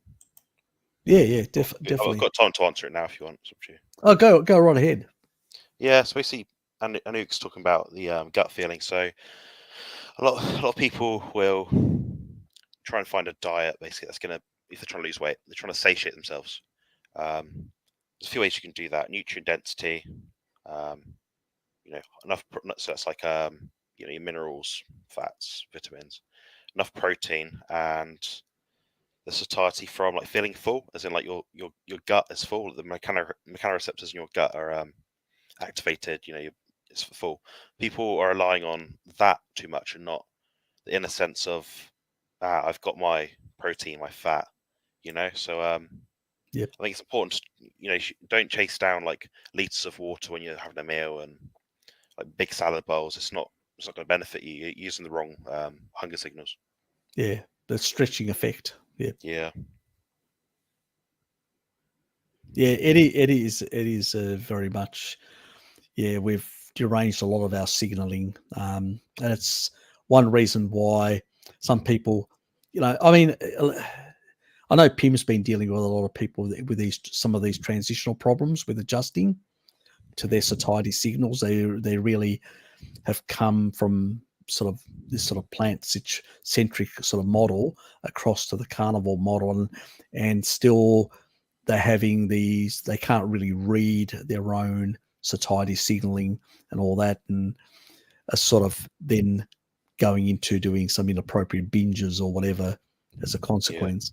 So she's been dealing with a number of people, which is, I think it's interesting. I think people should also subscribe to Pim's channel if they haven't, and should check out her content, because she's got some really good stuff. And it's in areas, I know some people see it as esoteric, but it's really important because it does affect the majority of people out there. It does affect their life. 99% of people have some issues relating to their sort of poor satiety signaling. I mean, when you'd like take a look at a small, a couple of thousands, I wouldn't even say probably not even a million carnivores in the whole world. Maybe there is, or one or two, but still compared to the billions of others, we're just a tiny minority. Large amounts of people have got really deranged signaling of their satiety status, where they are. They're all over the place. I mean, we see them all day at work and other places in social events amongst our family members. And I mean, I know that recently somebody close to me who's been doing carnivore cheated and had been really ultra strict. He used to criticize me. He used to be really ultra strict. And then she basically went and did a cheat and had a hyper. And 2 hours later, I bumped into her and I asked the other person, what happened? Was it 2 hours ago? He said yes. And I go, okay, just give her a whole lot of fat, because she's had a hypoglycemic shock. She doesn't need sugar. Just give her, liquid fat like a cream or whatever, and she'll start recovering, because she'll start getting energy. And at some point, her insulin will start coming down. As it comes down, she'll be able to tap into her own fat stores, and she won't feel like that. It's exactly what happened. But and I pointed out to her, because sometimes she said, I see these people at work, running into the trough every 2 hours and all that. And I go, now you know why, because that's how they feel. They feel like, I need an energy boost. That's incredible. Anyway, so you guys, from me. Thanks very much.